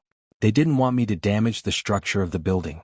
Dad did say that he would arrange more trips out to the training field in the future for me with a tactical assault team to train with when he can't come. Third POV. The family arrived back home and went to clean up from the training. Soon they made it back downstairs and sat down. Son, remember you still got time to learn how to use your quirk to its current extent. The middle school you're going to has a quirk training class and they have a field for destructive quirks to be tested on. So don't rush it and harm yourself. Hisashi said to his son. Soon it was time to go to sleep and start their next day. Time skip.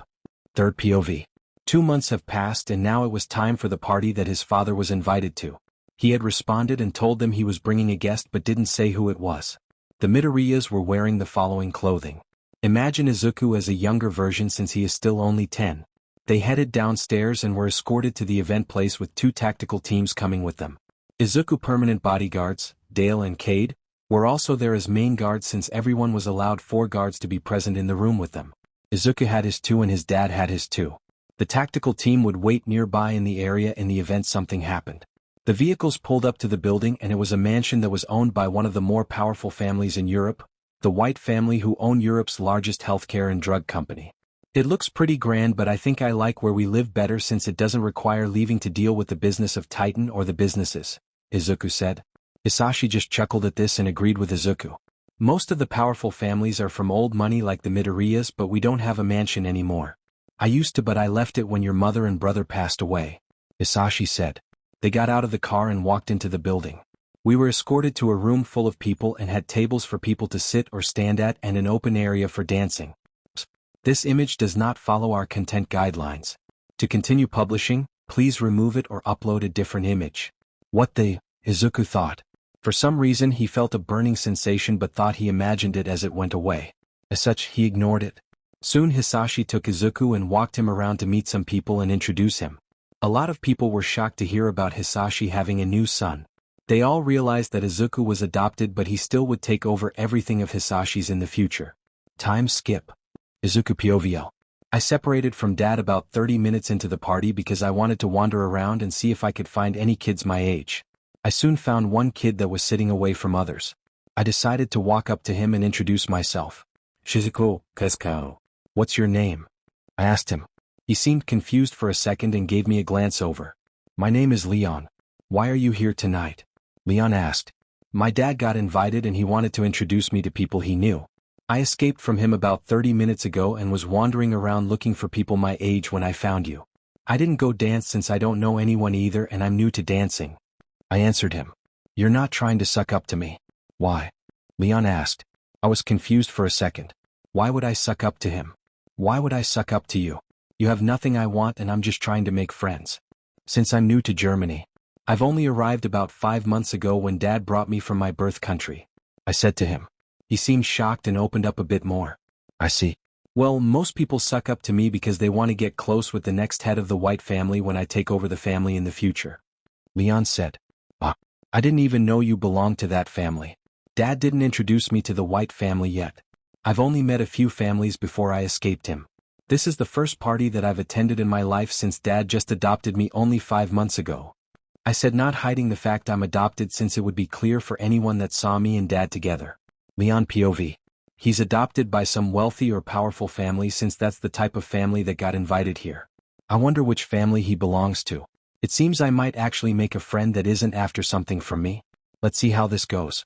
What family adopted you? I asked him.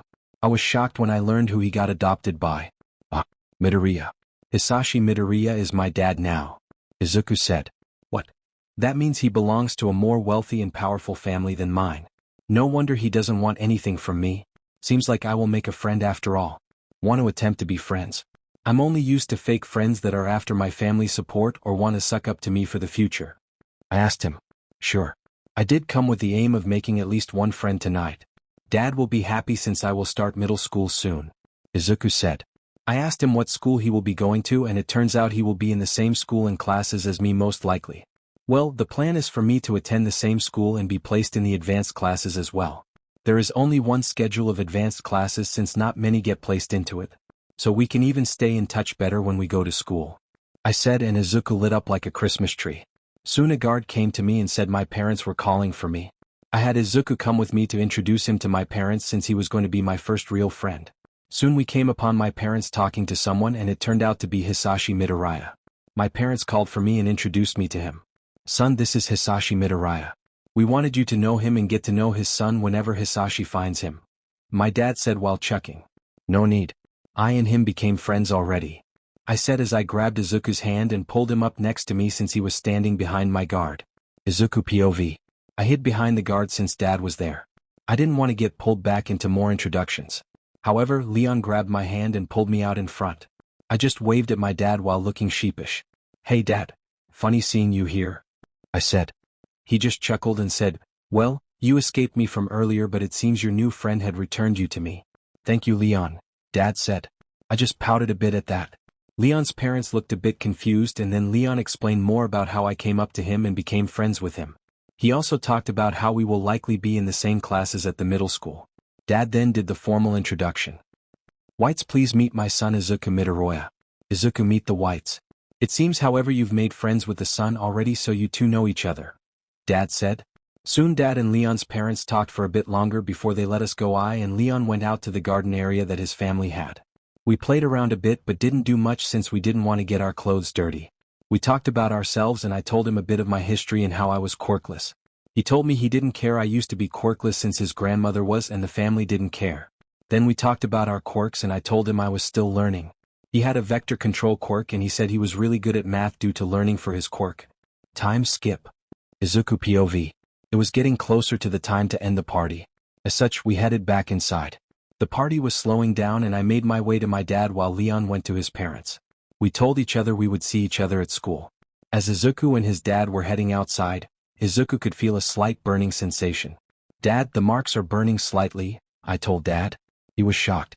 He asked if both or just one was burning. Both. Which means both of them are here at the party. I said, and then the sensation stopped. It seems that they had already left. It's gone. I think they already left and we had just entered the range just before they left. I said. I will contact the Whites for a list of all the guests and we can see if we can figure it out. Did you feel it at all besides now? Dad asked, and I told him I think when we first arrived, but I thought I imagined it since it was only for a second. We decided to just go home and Dad would try to figure it out. At least we know they are from the more wealthy or powerful families. That helps limit our search. What I nor Dad knew was that my soulmates were running around the entire place all night looking for me, but Leon had taken me outside, which they forgot to search. As such, they thought I had left already and only realized I was still there when their cars had already left. Their parents had planned to do the same thing that my dad was going to do. However, we would soon find each other sooner than either side thought. Third POV. Another month has passed and it was now time for the start of a new semester. Izuku had kept doing his studying and training with the Titans group. He was able to figure out that he could bring some energy out of his body, but it was currently a slow process since he wasn't used to it. As such, it became one of his main training focuses. Though it was time for Izuku to face the thing he fears the most. Cool. We could find Izuku in his living room pouting about going to school. I don't want to. What if they turn out like my old school? I don't want to be bullied again. Hisashi just sighed and grabbed Izuku by his leg and dragged him to the elevator with Izuku not fighting back. They soon made it up to Izuku's room where Hisashi forced Izuku to change in his uniform. Think of a 10-year-old version, also imagine any other student in this uniform. You look good, son. Now let's go downstairs. I've got an agent waiting so we can take a picture to celebrate your first day of middle school. Hisashi said. Izuku just lunged and hugged his dad and had small tears in his eyes. Thank you for being such a great dad. Izuku said. Soon they made it downstairs and had their picture taken. What Izuku didn't know was that Hisashi had agents take pictures of them both whenever they could, since Hisashi was creating a scrapbook of them. Time to go, son. Hisashi called and they got into a car. They set off for the 15-minute drive towards the edge of the city where the school was located at. Wow. This school looks amazing, Izuku said. He could see a lady waiting outside the school. Hisashi said that was the principal who was waiting for them so she could show Izuku around the school. Hisashi wished Izuku a good day and said that Izuku's main guards would come to pick him up later on. If he needed to stay late then he should text them and him as well. Shizuku, Kao. My name is Clara. Welcome to Frankfurt Advanced Education. I will be showing you around the school. If you have any questions please ask me. You will be placed in the advanced classes which you will start today. Normally, most students and their parents visited the school at the end of last semester, but we've learned that you are new to Germany and wanted to ensure you know the rules and directions of our school. Please follow me, Principal Clara said. Soon the tour was done and the principal led Izuku towards his homeroom. This will be your homeroom for the rest of your time here. Homeroom 1S, Principal Clara stated. I was sent inside and I saw the only person there so far was Leon. Izuku POV. Hey Leon, I said while rushing over to him and hugging him. It's good to see you again, I said with a happy tone. He just smiled and hugged me back. It's good to see you as well, Izuku. I heard from my parents about the Soulmate thing. They just gave your dad the list of guests about 2 weeks ago. Do you know how the search is going? Leon asked. I told him no since there were quite a few guests coming and going from all different families so it would take a bit more time. I know I want to meet them but I don't want to be tied down to them just because of the marks. I want them to actually love me outside the marks and work for my love. You know a bit about my past but it has made me close my heart a bit to others. I've been slowly opening but I'm going to be a bit more on guard with them because of the mark themselves, I said. Soon about 30 minutes passed and more students arrived. One kid came in and he had white hair with black tips on his hair. He introduced himself and told us his name was Seth Woods. Then came the 2 kids from the park. Third POV. Luke and Kyle arrived at their school together since Luke's parents dropped them both off. The families have been close since they knew they shared a soulmate. Their parents have been trying to find their soulmate for almost half a year since the incident in the park but couldn't find anyone that matched that description in the city. Because Izuku stayed in the building or only went out with Titan guards to their locations. As such, they were a bit depressed since they have missed the chance to get to know their soulmate twice. First in the forest when the mark appeared and second was at the party when they felt them for a split second but couldn't find them. They even felt them when they left. It was like the world was just jerking their chain the entire time. Soon they arrived outside of their homeroom and they felt the soulmate mark start to burn a bit. They entered with their hopes burning bright and they saw him. It's you, Izuku. We found you. Kyle yelled while Luke said, We've been trying to find you forever. How were you able to get around all of our family guards that been looking over the entire city for you? Kyle and Luke made their way towards Izuku who was just in shock. He didn't expect to find the 2 soulmates right in his class. So they're who you've been talking about? Leon asked, which made Luke and Kyle look over. Hello Leon. It's been a while since we last met. They both said one after the other. Hey Kyle and Luke. Been a while, Seth said. Izuku then realized that this was the Seth that his 2 soulmates mentioned in the forest. It seems everyone knows at least one person in this room, Izuku said, which made everyone chuckle a bit. Soon the teacher came in and had everyone sit down so he could start class. Luke and Kyle would keep sneaking glances at Izuku who was sitting with Leon. Leon just laughed at Izuku while Seth just shook his head at his 2 friends' antics. The class was progressing as everyone answered the questions and did the work the teacher provided. Soon it was time for lunch. Leon and Izuku grabbed their things and walked out of the room. Luke and Kyle just shouted for them to wait while Seth was sighing again at his friend's antics. They have 3 years to get to know him. If they rush it they will put a negative image in his mind. I know I want to find my soulmate one day but damn they are being crazy, thought Seth. Soon Izuku and Leon arrived in the lunchroom with Luke and Kyle following close behind. Izuku just giggled a bit at how they were acting. Leon just shook his head. They really want to get close to you. I guess you won't have to worry about them just wanting you because of the mark, Leon said. Kyle and Luke heard this comment and were worried that Izuku thought they only wanted him because of the mark. They wanted to get to know him outside the mark as well. The mark only helped them find Izuku who was their missing piece. Izuku, we want to get to know you outside of the mark, Luke said in a serious tone. Indeed. We want to prove to you that we would always care and love you.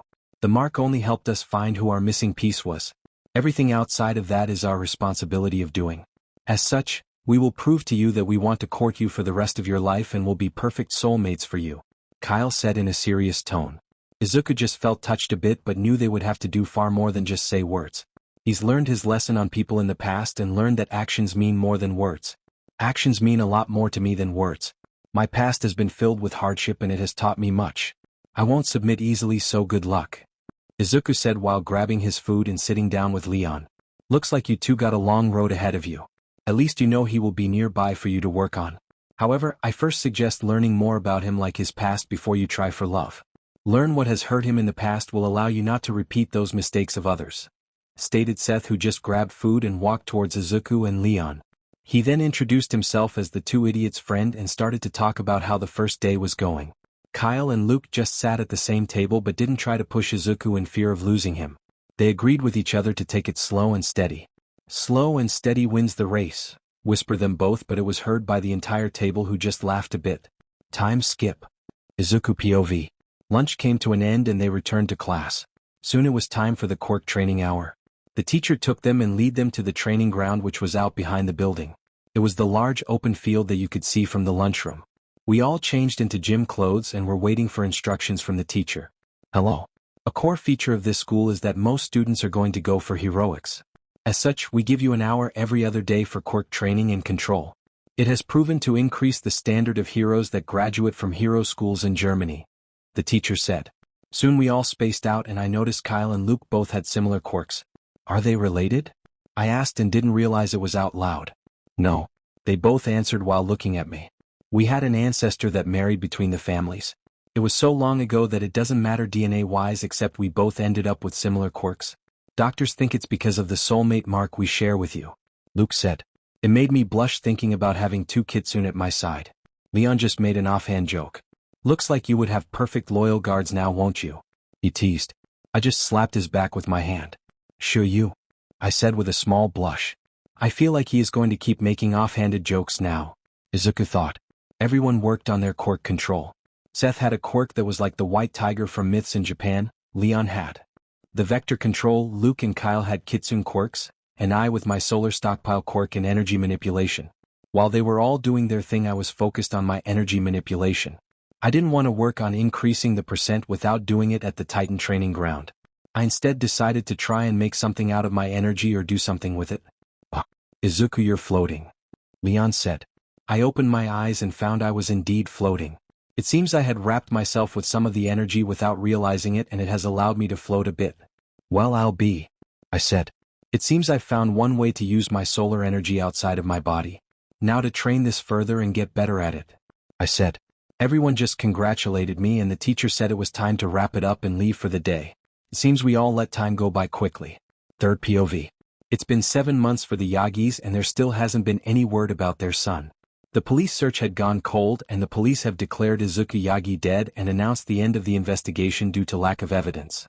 People were disappointed that Izuku Yagi, the son of All Might and Green Tornado, was never found. Trust in All Might and Green Tornado has taken a hit, but they still maintain their positions by the skin of their teeth and the fact that everyone could see how it impacted the Yagi family. All Might would still smile, but everyone could tell it was not as bright as before.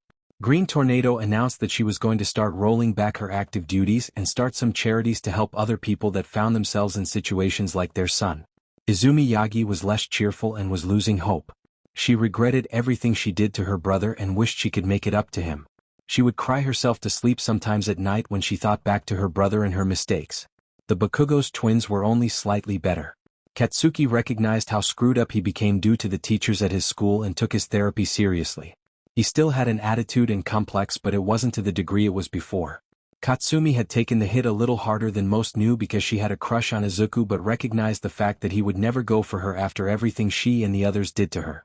Soon the school was closed down and demolished because of what they allowed to happen.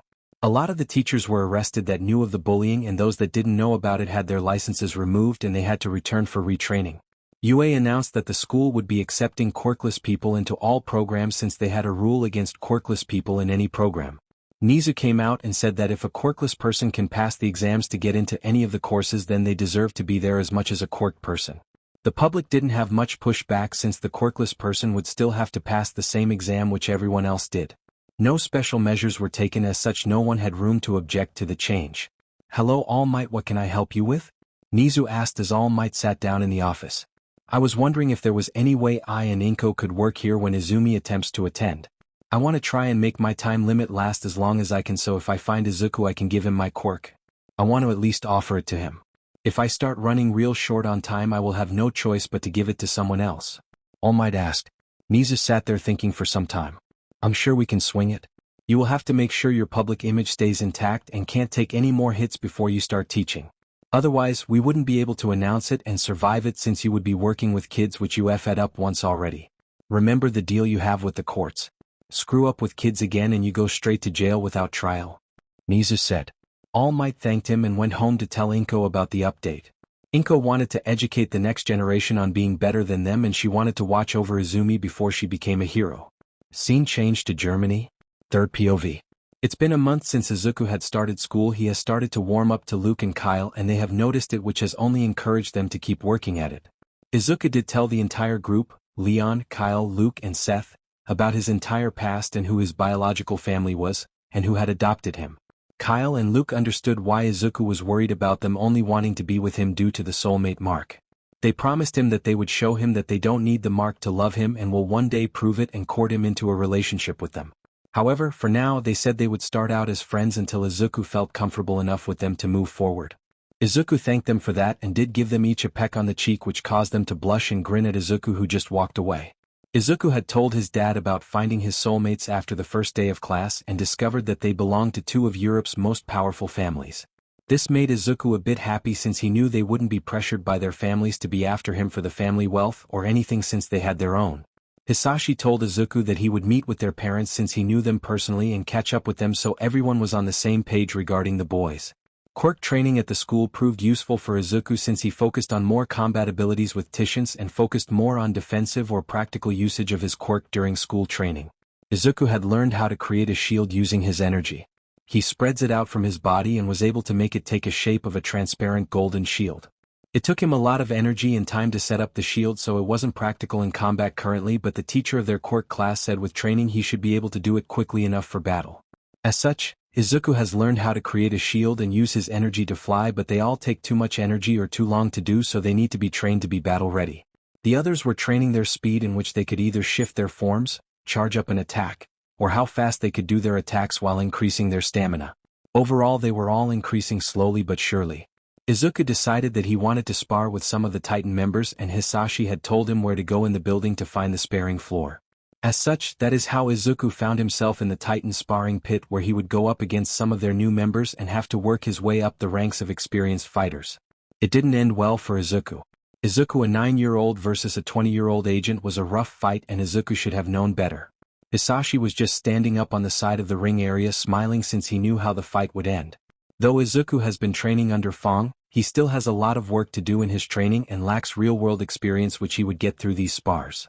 Izuku did better than Hisashi thought, but overall it turned out how he thought.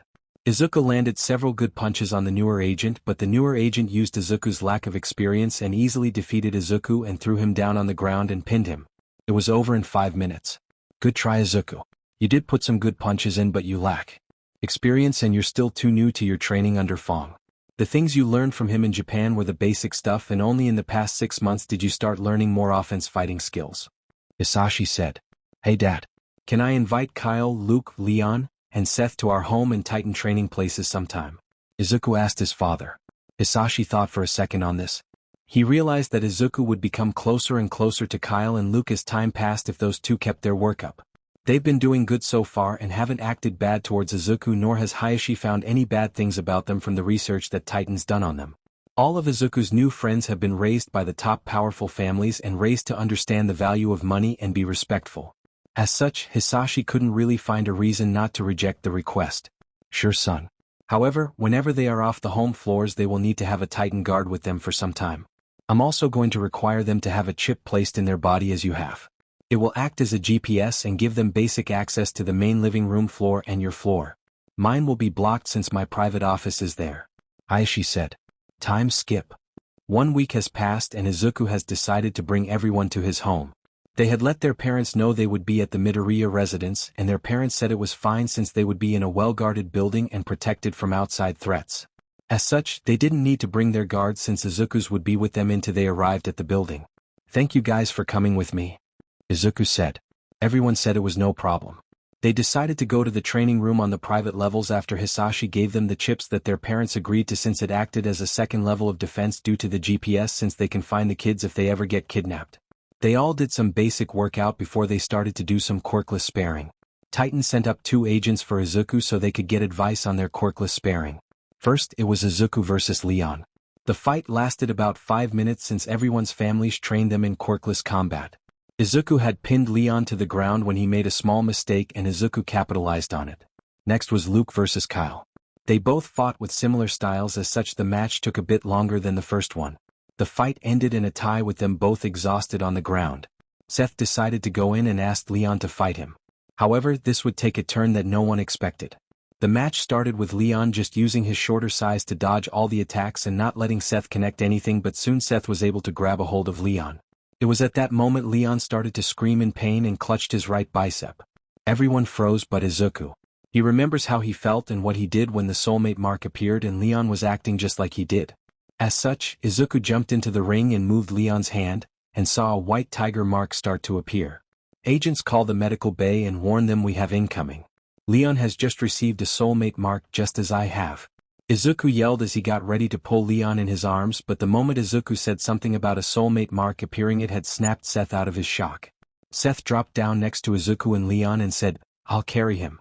We need you to get us all down to the medical bay and make sure no one stops us," Seth stated. He then pulled Leon in his arms and whispered that it was going to be alright. They soon made their way to the elevator and Izuku triggered it to go down to the medical bay floor. Hisashi was already there waiting and was on the phone with Leon's and Seth's parents. "Yes, they just arrived. Leon is showing the same signs my son showed when he received his marks.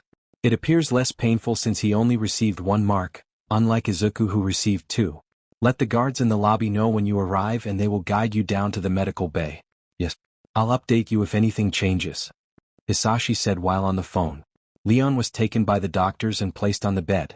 They started to do the tests they did on Izuku and had called in the agent with the quirk that can view another person's quirk. Time skip. 1 hour has passed and Leon's and Seth's parents had already arrived and were sitting with them in the medical bay. Izuku and his 2 soulmates were in a side room with a window to the medical bay. "So, why does Leon's soulmate carry him but you 2 didn't when I got my mark?" Izuku pointed out, teasing Luke and Kyle.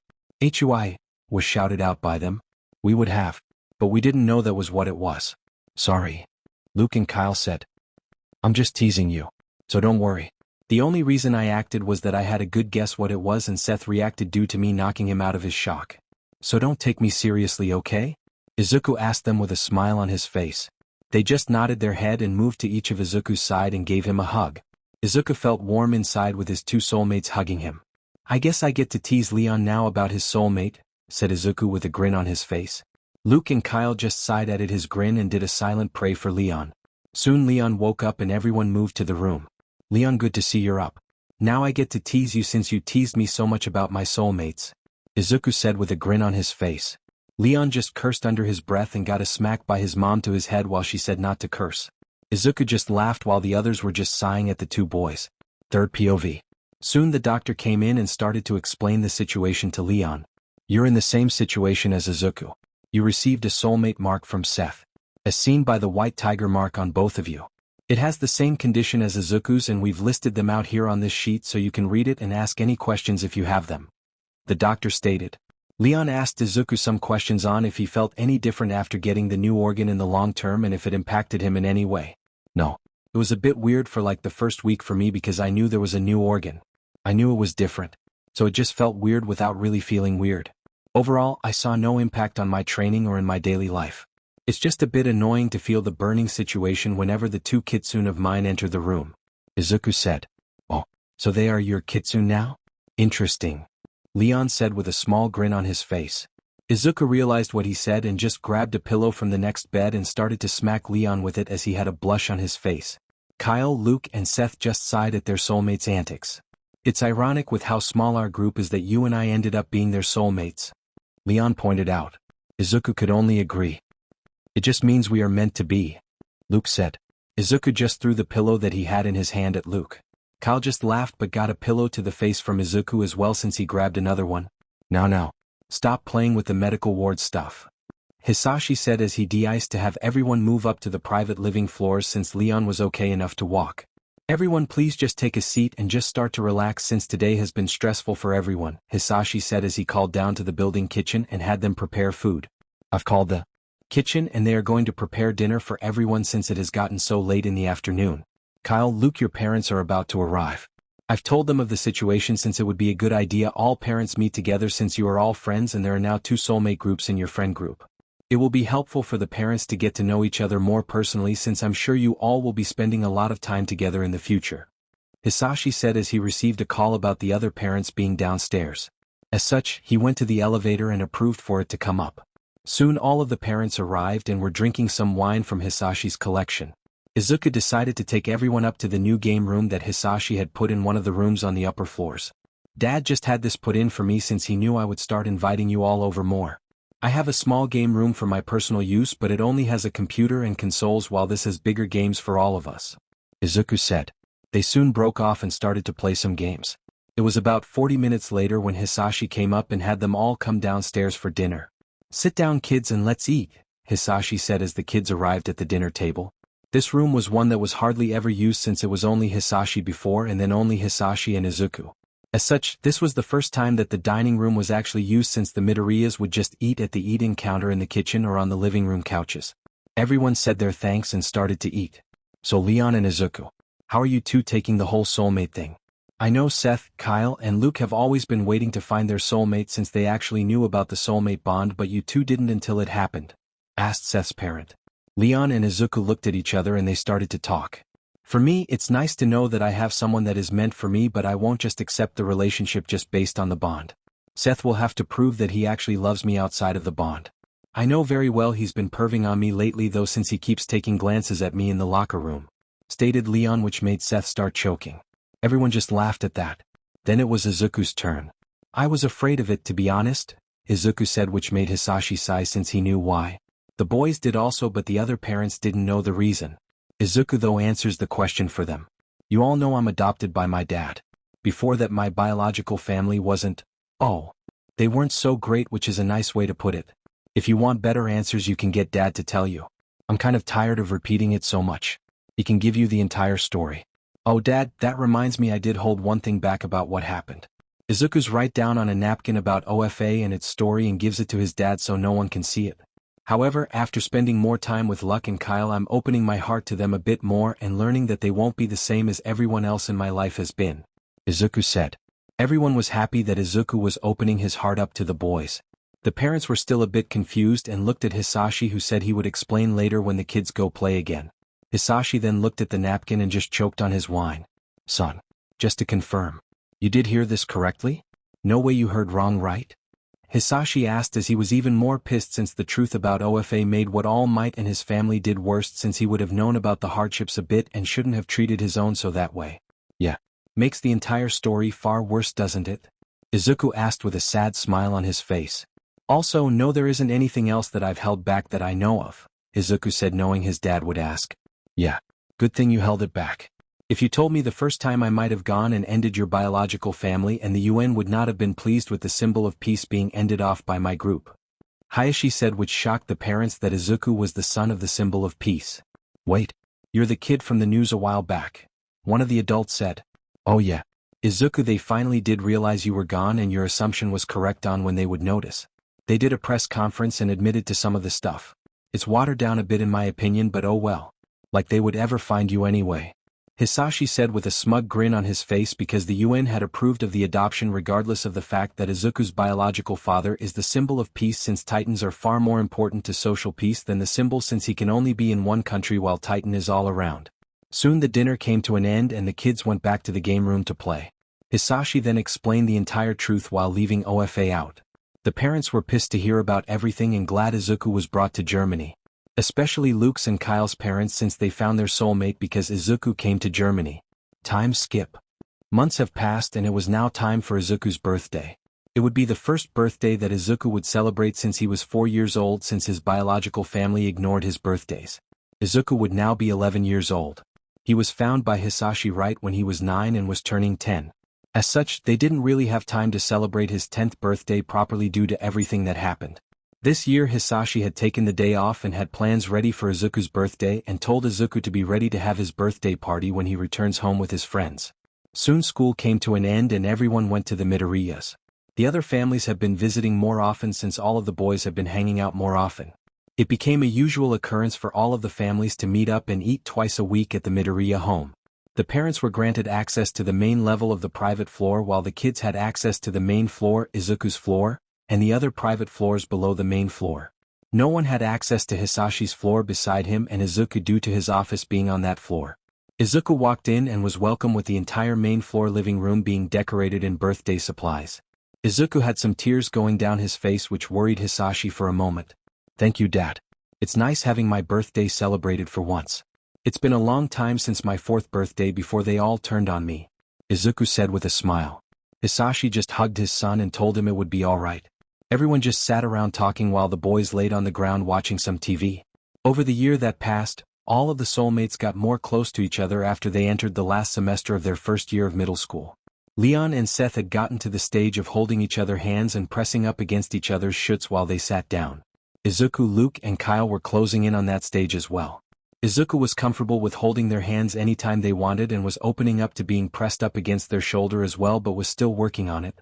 Kyle and Luke just took every step slow since they knew it would be hard work to open Izuku's heart fully due to his past. They were happy with any progress they got. As Izuku was sitting down on the ground he noticed there was a small gap between his two kitsune. He decided he wanted to push himself a bit more since he was getting more and more comfortable with them. They showed him over the past year that they were willing to go as fast as Izuku wanted and kept up with their actions instead of just words which truly melted his colder heart. As such, Izuku moved between the two boys who were sitting up against the couch and sat down while grabbing a hand from each of them. Everyone in the room noticed the change but didn't comment on it. Soon the party came to an end at night since it was now just the adults drinking some wine while the kids were hanging out on the living room couches together. Everyone was saying their goodbyes when Izuku hugged Luke and Kyle and then let go and ran deep inside the main floor room. "PFT. I think he broke himself with that action," Leon said.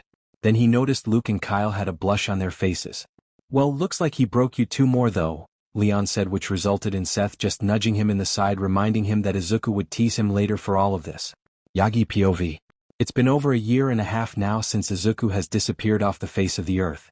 The Yagis held a small event amongst themselves and the Bakugos for Izuku's birthday.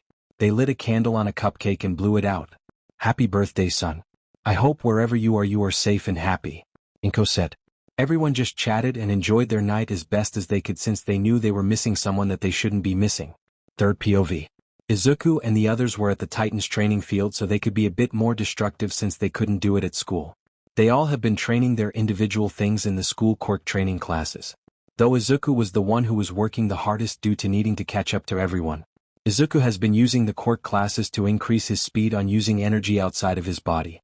At the start, it would take around 30 seconds to get the energy around his body to allow him to fly, and even then it was hard to fly and use his quirk at the same time. He also started at around 45 seconds on building up his shield. Over time from the quirk training classes at school, he has gotten the flight down to 5 seconds and the shield building down to 10 seconds. This was a vast improvement in the time he spent training it. Today he was working on increasing the control of his quirk to higher percent amounts. He can drop his quirk percent down from 100% nearly at will without any real-time delay. As such, his father and Titan advisors approved of him working on finding his body's current upper limit before his body gets hurt. Due to there being 5 heirs of powerful families being on site, Titan had sent 4 tactical assault squads which consist of 6 agents each for a total of 24 agents on site. Some members were there to help them train while others guarded the area and made sure the heirs didn't come to harm from external threats. Izuku POV. Everyone took some space to themselves and started working on their quirks. Izuku then started up his quirk and started to increase the percent. First, he went to 200% since he knows he can do it from there. 120 miles per hour, called out an agent. Then I went up to 300%. 180 miles per hour, called out the agent again. I felt the strain at the 300% mark. At 300% I punched with enough force that someone would feel like they were in a Category 5 hurricane. The agent also said that the 300% would be enough force to rival All Might in his prime. This shocked me greatly. I had enough strength to rival All Might in his prime. Though I wouldn't be able to use it in battle since 300% did strain my body, which means I need to train my body to be able to handle it. Otherwise, I could move around using lower percent and then up to my attack to 300% right before contact to get the best results. However, currently, it takes too long to power up to that amount, and I noticed that my sun has shrunk over half of its size with those attacks. Meaning I need to get faster at absorbing if I want to use multiple attacks like that in the future. Everyone else was just shocked at my level of strength that I had just displayed. I decided to increase my percent to 200% and see the energy consumption rate if I was just using it to move and not attack. After about 10 minutes of just running and doing a lot of agility training on a course nearby, I noticed that I had less energy being consumed. The current theory I had was that when I attack I'm using energy to create the force of the attack itself, so it consumes more instead of just powering my body to move. That was useful information to know. Third POV. While Izuku was doing his thing, Luke was working on his transformation speed and how fast he could generate his lighting balls for attacking. While doing this, he was also working on his stamina training by working on lasting longer after each attack he does. This training was also done by Kyle, who had a similar quirk. As such, their training mirrored each other for the most part. Seth was training his speed on creating attacks out of his mouth while moving, since he had to concentrate to create his attacks. He knew he needed to be able to move and create the attacks at the same time. As such, he was working on that. Leon was working on his control distance for objects. Once he used his vector quirk on something, he could also control it and change the vectors again even if it was far away. He had a natural range that he could change the vectors of anything, but he also wanted to be able to change vectors of stuff that was at a distance if he had already touched it once and changed its vectors. The training for them went on for several hours before they all got tired. Izuku decided he wanted to see how far he could push his percent before causing damage to himself. This would be a painful lesson because he would jump from 300% to 350%, which would fracture his arm. Izuku soon yelled out in pain due to his arm fracturing. One of the agents came up and checked him with his quirk that could locate damaged areas for him to attack. "You fractured your right arm. We will need to get it healed back at the base," stated the agent, but Izuku didn't respond. His eyes were wide with shock. "What the?" Izuku then closed his eyes and felt his energy that he had in his body slowly transfer into his wounds. He then forcibly redirected energy to it to increase the speed, and within 5 minutes his fracture was healed. "Check my arm again please and confirm what I did," Izuku asked the agent. The agent checked and was shocked that it was 100% healed, like it never fractured in the first place. "You healed it?" the agent said. "It seems my body naturally uses the solar stockpile to heal myself. I can forcibly speed it up.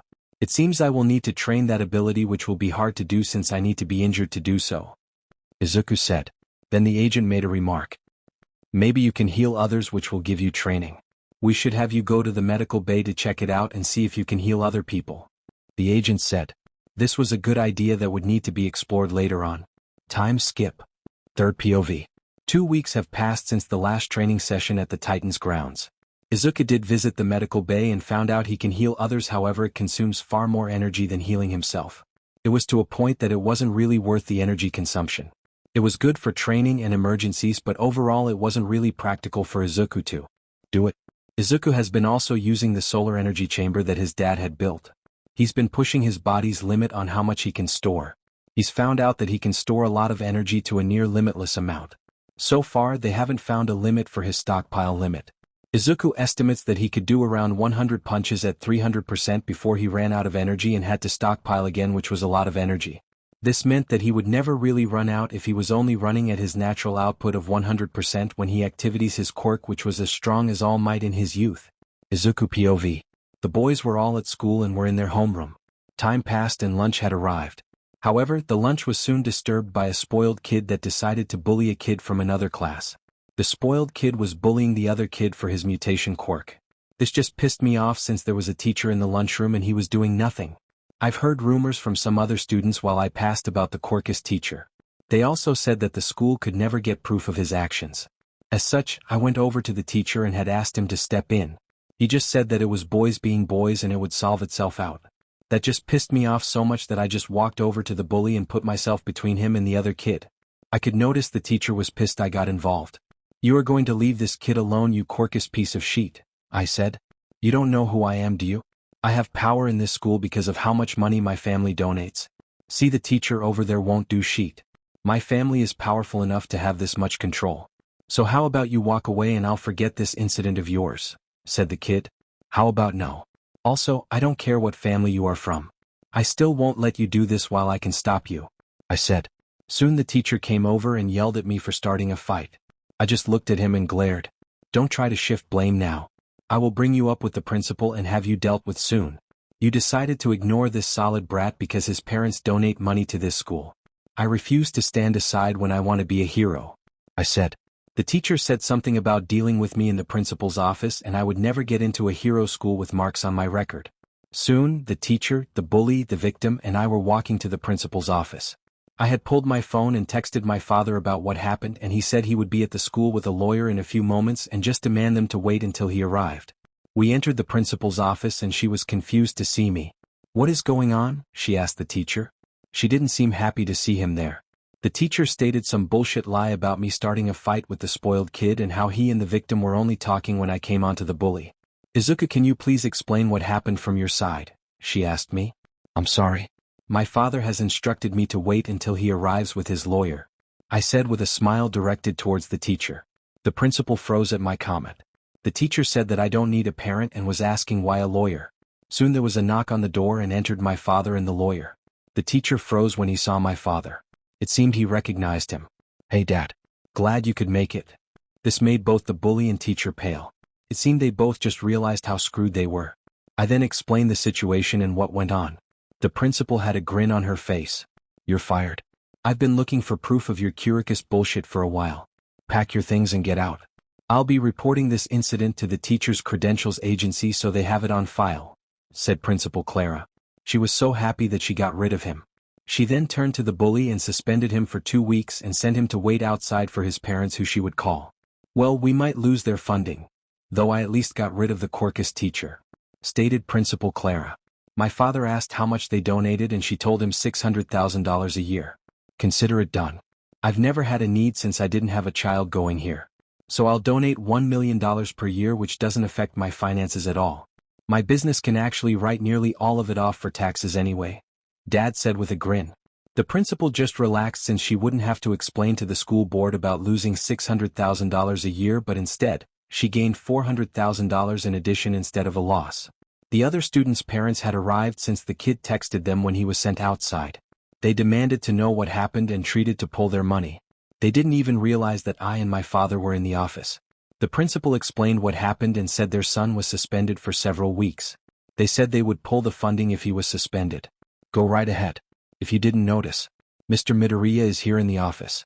It was his son that stopped your son. He's already said he will donate $1 million per year, so your donation is covered even if you pull it. Don't try to threaten something that won't be missed, stated the principal. The parents looked embarrassed in front of my father and excused themselves and took their son to leave. Dad said they likely wouldn't pull the money since if the truth got out it would be an embarrassment for their family. Soon I went back to class and the day came to an end. Dad just told me he was proud that I stood up for injustice and told me to keep doing it when I needed to since we had the money and power to back me up in my actions. He just warned me to make sure I was right in my assumptions when I did things. Third POV. Time has flown quite a lot for Izuku and his friends. Izuku now finds himself starting his last year of middle school. Overall, it was a wild ride last year for many reasons. One reason in particular was the kidnapping attempt. The spoiled brat and his family were pissed about Izuku sticking his nose in their son's business. As such, they hired some villains to attempt to kidnap Izuku one day. Flashback. Izuku POV. It was the start of summer break and Izuku was going out with his 2 guards to the local Oktoberfest that was taking place. Izuku knew he couldn't drink, but it didn't mean he couldn't enjoy his time or eat food at the festival. The rest of his group didn't go with him this day because their families had annual family festivals that they do each year themselves, which were going to be done the first half of the week before they came back. As such, Izuku was by himself with his 2 guards. They had been at the festival for about 1 hour before the events took a turn for the worst. His guards were attacked by several villains that kept them occupied. Izuku, seeing this, pulled his phone and pressed the special button 10 times before another 2 villains started to attack him. Due to the fact that Izuku wasn't a mercenary nor had a hero license, he couldn't use his quirk that much. He was only allowed to use it to defend his body and others from direct harm. Meaning he could defend but not attack due to quirk laws in Europe. They were less strict than Japan but still were strict nonetheless. Izuku was on a losing front since even though he was overall overpowered with strength more than All Might, it was useless if he can't attack and only defend. As such, Izuku was defeated by the villains attacking him since they increased their numbers from 4 people to 10 people. 3 people were each fighting his guards while 4 were attacking him. It was a losing battle since they were outnumbered in a crowded area where they had to worry about harming random people. Third POV. Young Master. Dale shouted while trying to get to Izuku. As the villains were starting to pull back, 2 tactical assault teams arrived on site with police coming in behind them due to reports of a villain attack. They also had several heroes on site as well that were fighting some other villains that were causing a distraction for the main villains. The assault team ignored the other villains and went straight for the ones that had Izuku. Soon after 5 minutes of fighting, they had the entire villain group secured and had Izuku in a transport heading back to the tower with a full assault team. Hisashi was worried when his agents ran into his business meeting with the board of directors. They shouted that Izuku's GPS and an emergency alert was triggered by Izuku and that he had requested for an assault team to his location. Then they received a report via local police of a large team of villains attacking the festival where Izuku was at. Soon Hisashi was waiting in the garage where the assault team would return once they had Izuku. They had alerted the tower that they did secure Izuku, but he was not awake. It was another 15 minutes before they arrived. One agent got out and said that his guards are still on site with the others giving reports and helping the other team clean up. From what we were told before we left, Izuku was the target. The other team will start questioning the villains the moment they are allowed to. The police have been notified that Izuku was the target and have turned the case over to us to deal with since they know we will want it. The agent said. Hisashi was pissed but also happy. He was pissed at whoever had the balls to go after his son but was glad Izuku and his guard held on long enough for backup to arrive. Time skip. Third POV. It was later discovered after they questioned the villains that they were hired by the family from the school incident. Evidence was gathered and the police approved the arrest warrants. Soon, several teams of Titan groups went and knocked on the family's door very hard. They had arrested the entire family and brought them into the police station for questions. It was only 10 minutes in when the son gave in to the police and gave up his parents. Ironically, since the son knew about the crime and didn't report it, he got jail time as well. The entire family was sentenced up to 20 years in jail and the child received 10 years due to his age. The courts order their assets to be turned over to the Midoriya family as reparations for the crime and emotional damage. As such, the Midoriya family gained a new company. Though small compared to the others, it was still an entirely new company. The house the family owned was donated to the city so they could use the house as an orphanage. Other assets were still kept by the family, but the house and business were taken over due to the family being in the red and being unable to pay the Midoriya cold hard cash. When Izuku's friends heard of this, they rushed back from their family vacations and stayed by Izuku's side. They were annoyed with the Quirk laws because Izuku could have wiped the floor with the villains if he was allowed to attack and not just defend. Luke and Kyle had just transformed into their fox forms and cuddled with Izuku on his bed in the medical bay when they arrived. Their relationship had improved to the point of them dating. Izuku had accepted their feelings and they announced to their families that they were officially dating 2 weeks before summer break had started. As such, it wasn't weird to see them cuddling whenever someone found them anymore, since Izuku was in love with their fox forms and enjoyed the cuddles they gave in that form the best due to how soft he found their fur. Flashback over. Third POV. Izuku had to deal with his father being overprotective due to that event for a while. Izuku understood his father feeling since he had lost his brother and mother in a villain attack in the past and could only imagine what he felt like when the agents walked in on the meeting telling him about me calling for help and then a report of a villain attack. Izuku also spent a lot of time cuddling his boyfriend's foxtails. They made the comment that he would replace them with their tails one day. Izuku responded that he already had replaced them with the tails and they just refused to accept it. This made all of his friends and adults break out in laughter while his boyfriends just pouted and tried to suffocate him with their fur. Izuku just responded that he was dying in bliss, which just made everyone laugh even harder. Moving on from those events. The summer break soon came to an end and they started school again, and they soon went through the second semester of their second year without any incidents.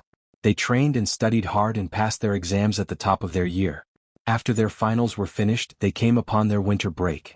They also needed to start their preparation for the last year of middle school before they would go to high school for heroics. It was decided that everyone would take a large family vacation to Zermatt, Switzerland to do some skiing as a family. At this point, all soulmates are dating and everyone considers everyone family due to how close all the families have become. Third POV. Soon everyone arrived in Zermatt, Switzerland, and was staying in the local Titan base. This base focused more on rescue operations instead of combat, but still had several combat teams. As such, it was perfect for the families to stay in and be protected when they were not out in the mountains relaxing. The families spent a lot of time skiing and enjoyed their time. Izuku even started a snowball fight which turned into a snowball war, which he quickly lost because his boyfriends shifted into their half-human form and used their tails to win. Izuku just pouted at that and his boyfriends just used their tails to soothe Izuku's manager. The way into his heart was our damn tails it seems. Thought both Luke and Kyle, which and Izuku somehow figured out that was what they were thinking and called them out on it. Yes and no. Your tails are really just so warm and soft that it does soothe my pouting and or anger nearly any time. I would have been wary if you tried to create a relationship based on me loving you for just your bodies and not you as individuals. Izuku said. How did he? They thought. How did I know what you were thinking? My past made me good at reading people's true thoughts towards me based on body language and what I know of them. Izuku said, which just shocked his boyfriends. Well, we learn something new about you every day it seems, Luke said while just hugging Izuku. Kyle just came behind Izuku and grabbed his waist and pulled them down into the snow since it wasn't too cold out with the sun blaring down on them. Thank you for entering my life and liking me, Izuku said in a very low tone, but both Luke and Kyle heard it due to their fox ears. We care for you far beyond liking. We love you, Izuku, Kyle said, which Luke agreed with. Izuku turned around and kissed both of them on the lips. I want to complete the bond, Izuku said. This shocked them both, but they were happy to comply. Pull your shirt sleeves up so we can see the soulmate marks on your biceps. We will do the same, said Luke. Izuku POV. They said they love me and, to be honest, I've fallen in love with them as well. Dad did say I could complete the bonds between us whenever I was fully accepting of them and felt ready. If they ever tried to push it, Dad wanted me to tell him and he would set them straight. However, they never pushed it nor pushed me to do something I didn't want them to do. They always told me to tell them no if I ever felt them do something I didn't want them doing. As such, I wanted to complete the bond. I knew I wanted to marry them in the future and have children with them. I turned around and kissed both of them on the lips. I want to complete the bond, I said. This shocked them both, but they were happy to comply with what I wanted. Pull your shirt sleeves up so we can see the soulmate marks on your biceps. We will do the same, said Luke. Soon we all had our marks showing. We're going to kiss our marks. After we do, then you will kiss our marks to complete the bond, okay? Asked Kyle. I nodded my head and they both leaned in and kissed my marks. I could feel the marks heat up and burn. I leaned over to Kyle and kissed his mark and then moved to Luke's mark and kissed it. Soon they felt a burning sensation as well as shown by their faces, and the marks changed. Their marks had a green tint on them while my mark had tints that matched them. Thank you, little son, Luke said, with Kyle following up with, indeed, little son. They always teased me about my height since they are both a half-foot taller than me. It allowed them both to lean down and kiss the top of my head whenever they wanted, and I had to stand on my toes to kiss them. They are lucky they can soothe me with their tails. Third POV. Soon we made it back to the base and found all of our families relaxing inside the living room area that was inside the base. Everyone noticed that we were happier than normal, and Hisashi had asked why they were so happy. Luke and Kyle both moved forward in front of Izuku and looked Hisashi in his eyes. Hisashi sat up straight and everyone noticed the change in the room. Mr. Midoriya, Izuku, Kyle, and I have completed our soulmate bond. As such, Kyle and I would request your permission to be engaged with Izuku under the Quirk's Marriage Act under European Union law, stated Luke as they both looked at Hisashi with determination in their eyes. Everyone was shocked. The three of them had completed their bonds. Leon and Seth haven't completed it yet, and everyone thought they would do it first. Izuku, did they force you to complete the bond? Hisashi asked his son without looking. No, I'm the one that brought it up and asked to do it, Izuku said. Hisashi turned his head and looked at his son for a second and then back to Luke and Kyle. Since it was Izuku that asked for the bond to be completed, then I will approve of your request. When we return to Germany, I and your parents will sit down to complete the paperwork to have your engagement registered with the governments of the EU. This law is recognized under the UN, meaning the engagement will be recognized by all countries that are a part of the UN, Hisashi said. The boys untensed and just yelled in excitement. You know, I never did say anything about an engagement. Though I'm not complaining, Izuku said. The boys just gave him their tails, which made him smile. You just want a reason to cuddle with our tails? Luke said. I have no idea what you're talking about. I'm innocent. Ask anyone in this room, Izuku said, looking at his two new fiancées while cuddling their tails. Everyone just chuckled at this since Izuku can be soothed pretty much always with their tails. Remember, boys, no sexual acts until you're past age of 14, which is the Germans' age of consent. You are all still only 13 currently, and you all won't be 14 until the end of middle school and start of high school, Hisashi teased. The three boys just blushed at this while Izuku hid his face with Luke's and Kyle's tails. Third POV. It was now several weeks after the kids' winter break and the first day of their last year in middle school was about to start. The Claytons, Waltons, and Midoriya's families all sat down a few days before classes started again and prepared the paperwork for the boys' engagement under the Quirk's Marriage Act under European Union law. The Claytons and Waltons were in the living room working on the paperwork while Hisashi took Izuku off to the side to confirm with him about everything. Son, I just want to confirm with you that your feelings haven't changed. Registering under the Quirk's Marriage Act under the European Union law isn't a simple engagement. It means that you are getting together with the intent to marry once you graduate from high school. Revoking the registration is not a simple task because of the soulmate bonds. The law would require great harm to come to one of the parties to have it revoked. I just want to make sure this is what you want and I will support any decision you make. Understood, Hisashi said. Izuku just looked at his father and smiled. Yes, it's what I want. With my past, I never thought I would find someone to love me, but then I found Fong and then you. Now I have them as well. They make me happy all of the time, and whenever they think I'm not happy they always tend to me without me asking. I'm happy with them and they worked so hard to get my heart to open to them, Izuku said.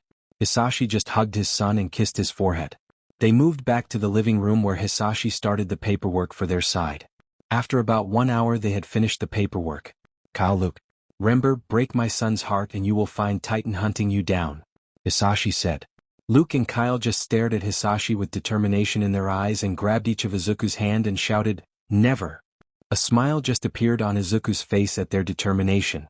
Kyle's and Luke's parents even said, "Indeed, and we won't get in any agent from Titan's path and attempt to stop them. So good luck if you ever hit that stage." Which just caused their kids to look at their parents in betrayal, which made Izuku give them a quick peck on the cheeks to soothe them over. The boys' parents just teased them at that action. Time skip. Third POV. Soon school started up again and now it was time for their last year of middle school. Okay class. We're in our last year before you apply for hero schools. We need to make use of any time we have for Quirk training. Your education level is that of second-year high school students already. As such, half of your time will be split between the education of third-year high school knowledge and Quirk training, said their homeroom teacher. A fun fact about the advanced classes of Frankfurt Advanced Education is that it allows people to graduate from high school quicker depending on their heroic training. The standard early graduation rate is everyone from the advanced education classes will graduate in the middle of their second year of high school if they have enough heroic training. The reason for this is because we finish our third year of high school work in middle school, which allows the high school to have people do more physical and Quirk training. They also teach us college-level classes in their advanced classes to give us a better education. As such, they got to work on training and education for the year. Due to the fact that they are limited from doing destructive attacks or training, they had to focus on non-destructive elements of their quirks. Training results. Izuku had already gotten a good handle on his enhancements to his body's senses: hearing, sight, touch, strength, agility, flexibility. Izuku also used this year to increase his skill at shield making and flight capabilities. Izuku is now able to generate a shield instantly and also generate a shield from a distance. He can also fly using minimal energy as well and has become proficient at flying because the school brought in an individual with a telekinesis quirk strong enough for them to lift their own body. This allowed Izuku to learn how to lift his own body and fly based on them. Izuku trained in the school infirmary and medical bay at Titan's Tower to get his heal ability to work faster and at lower energy consumption. Currently healing a broken arm of his can be done in 10 seconds. Healing someone else takes around 1 minute but double the energy he would need. Now, Izuku had gotten these techniques worked on. He did experiment with trying to create new uses for solar energy outside of his body. Izuku learned that he can form weapons with his energy that have a burning sensation for his opponents. The longer the weapon is against someone, the more likely it will cause an actual burn instead of just heating their skin up. Izuku learned that it takes way too much energy for weapons that he would throw or complex-shaped weapons. Instead, Izuku focused on blunt-type weapons. As such, Izuku was able to create a bow weapon which he was already proficient in wielding due to training with Fong. Izuku just had to work on energy usage to maintain the weapon. He had to keep supplying energy to maintain the form of the weapon, but it wasn't that much that it was impactful like more complex-shaped weapons. Another attack method that Izuku discovered on accident during Quirk training at school was a small blast attack. Izuku had formed a small amount of energy in his hands and had just let it go without realizing it. This created a small blast to be sent off from his hand. The teacher told him to only experiment with it at the Titan training grounds or in high school, since they will have the grounds to keep people staff from any failed experiments. Luke's training was focused on his shape-shifting speeds. He also discovered that he can shape-shift into other people as well when he was thinking of Izuku when he was in the middle of a shape-shifting. This caused confusion for a few seconds before they all realized what happened. Soon Luke fell out of the shape-shifting due to the energy drain. Well, that was interesting but draining, he said. As such, a lot of his training during school was on his newly discovered ability to shift into other people, which would be an amazing stealth and information-gathering skill.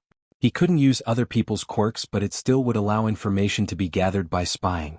One day Luke also discovered that he could travel through electrical devices. He had done this on accident when he was pulling his lighting ability on his tail and had transformed himself into an electrical current and went into a power source nearby. It took him about 10 minutes to figure out how to transform back though. As such, the teachers required him to have a staff member present whenever he tested it. Kyle's training was similar to Luke's. However, he discovered his void abilities could be expanded a bit more. He was able to pull his void energy across his body and move into shadows and appeared in another location. As such, he had discovered shadow traveling. The teachers recommend that he test if he could bring other people or items with him. As such, they had a student with a clone quirk make a clone and had it taken through the shadows, which showed it was possible but more draining on his energy. As such, that became one of Kyle's focuses to get his energy usage down for quick travel, since he aimed to be able to take the entire group with him in one go and still be able to fight. He also learned how to shapeshift into other people once Luke discovered the ability. He had Luke explain how he did it and everyone was happy to find out that he could do it as well. As such, Luke had 2 new things to train and get the energy consumption down for the rest of the middle school quirk training. Seth's training focused on his transformation speed and creating new wind attacks out of his mouth. He was able to transform his air bullets into wind blade attacks. He found out it took more energy currently but saw that the wind blades did more precise damage with cutting where the bullets did blunt damage. He also figured out that he can control the air in his area and started to train in this aspect. If he got it powerful enough, he could in theory create tornadoes. As such, this was where Seth spent most of his time during his last year of middle school. Leon's quirk training was more straightforward since he had spent a lot of his childhood training his math skills to help his quirk training. As such, he focused on his speed of changing between vectors. Though one day he saw a hero on TV use some blade weapons and throw them. This created an idea in his mind of using some form of control over blade weapons. A teacher that had skills as a weapon handler provided some blunt blades and helped Leon learn to use them. Leon soon figured out how to use vector on the blades in an efficient manner, but then discovered that he could also use vector again on the blades in a certain distance if he had touched it once with vector control. This leads him to have some form of telekinesis over the blade weapons. As such, Leon started to expand his area of control on how far away he could still control his blades and how much mental work it took. Soon their training was progressing well. The boys even increased their physical training with the Titans group agents, and by mid-year were able to take on most mid-level agents without much struggle in quirkless combat. Soon, it was decided that Titan was going to teach the boys group combat teamwork and skills. Though they were 1 member short of an entire tactical assault team, they could still act as one with their 5 members since they are all powerful quirk users and have a good range of skills for individual combat quirk or no quirk.